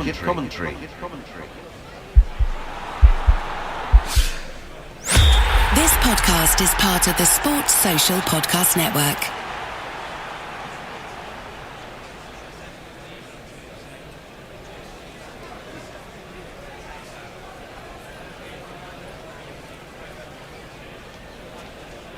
Ready to launch your business? Get started with the commerce platform made for entrepreneurs. Shopify is specially designed to help you start, run, and grow your business with easy customizable themes that let you build your brand, marketing tools that get your products out there, integrated shipping solutions that actually save you time, from startups to scale-ups, online, in person, and on the go. Shopify is made for entrepreneurs like you. Sign up for your $1 a month trial at shopify.com/setup. Does it ever feel like you're a marketing professional just speaking into the void? Well, with LinkedIn ads, you can know you're reaching the right decision makers. You can even target them by job title, industry, company, role, seniority, skills, company revenue, and did I say job title yet? Get started today and see how you can avoid the void and reach the right buyers with LinkedIn ads. To get £100 off your first campaign, go to linkedin.com/lead to claim your credit. Terms and conditions apply. This is an ad from BetterHelp Online Therapy. We always hear about the red flags to avoid in relationships, but it's just as important to focus on the green flags. If you're not quite sure what they look like, therapy can help you identify those qualities so you can embody the green flag energy and find it in others. BetterHelp offers therapy 100% online, and sign up only takes a few minutes. Visit betterhelp.com today to get 10% off your first month. That's BetterHelp, HELP.com. No surrender, Percy Fender. No surrender, Percy Fender. No surrender, Percy Fender. No surrender, Percy Fender. Guerrilla cricket. A Guerrilla Cricket. We are big fans of Percy George Herbert Fender. He has a starring role in our theme tune, after all. Often presented as a divisive, comical Bertie Wooster monocle-wearing figure, he never did wear one, but his wife did. He was, in fact, the polar opposite. He was sharp, witty, principled, forward-thinking, a master tactician, and someone who fought for inclusivity and fairness. Perhaps he did more to reinvent cricket than any other person of that age. A brave, a Renaissance man, he wrote musicals and books, and it now turns out was an impeccable archivist of his own life. This year, Percy's son Peter sadly died, but from that has emerged a treasure trove of papers, memorabilia and photos that Percy had assembled and Peter had lovingly kept.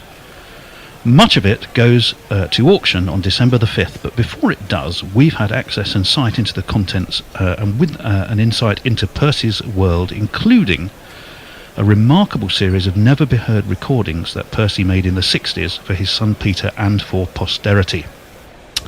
They chart his life, his career, his feelings, and perhaps most tellingly of all, his role in the Bodyline 1932 series, the year in which cricket went to war. Much more of that, and some mysteries around it later.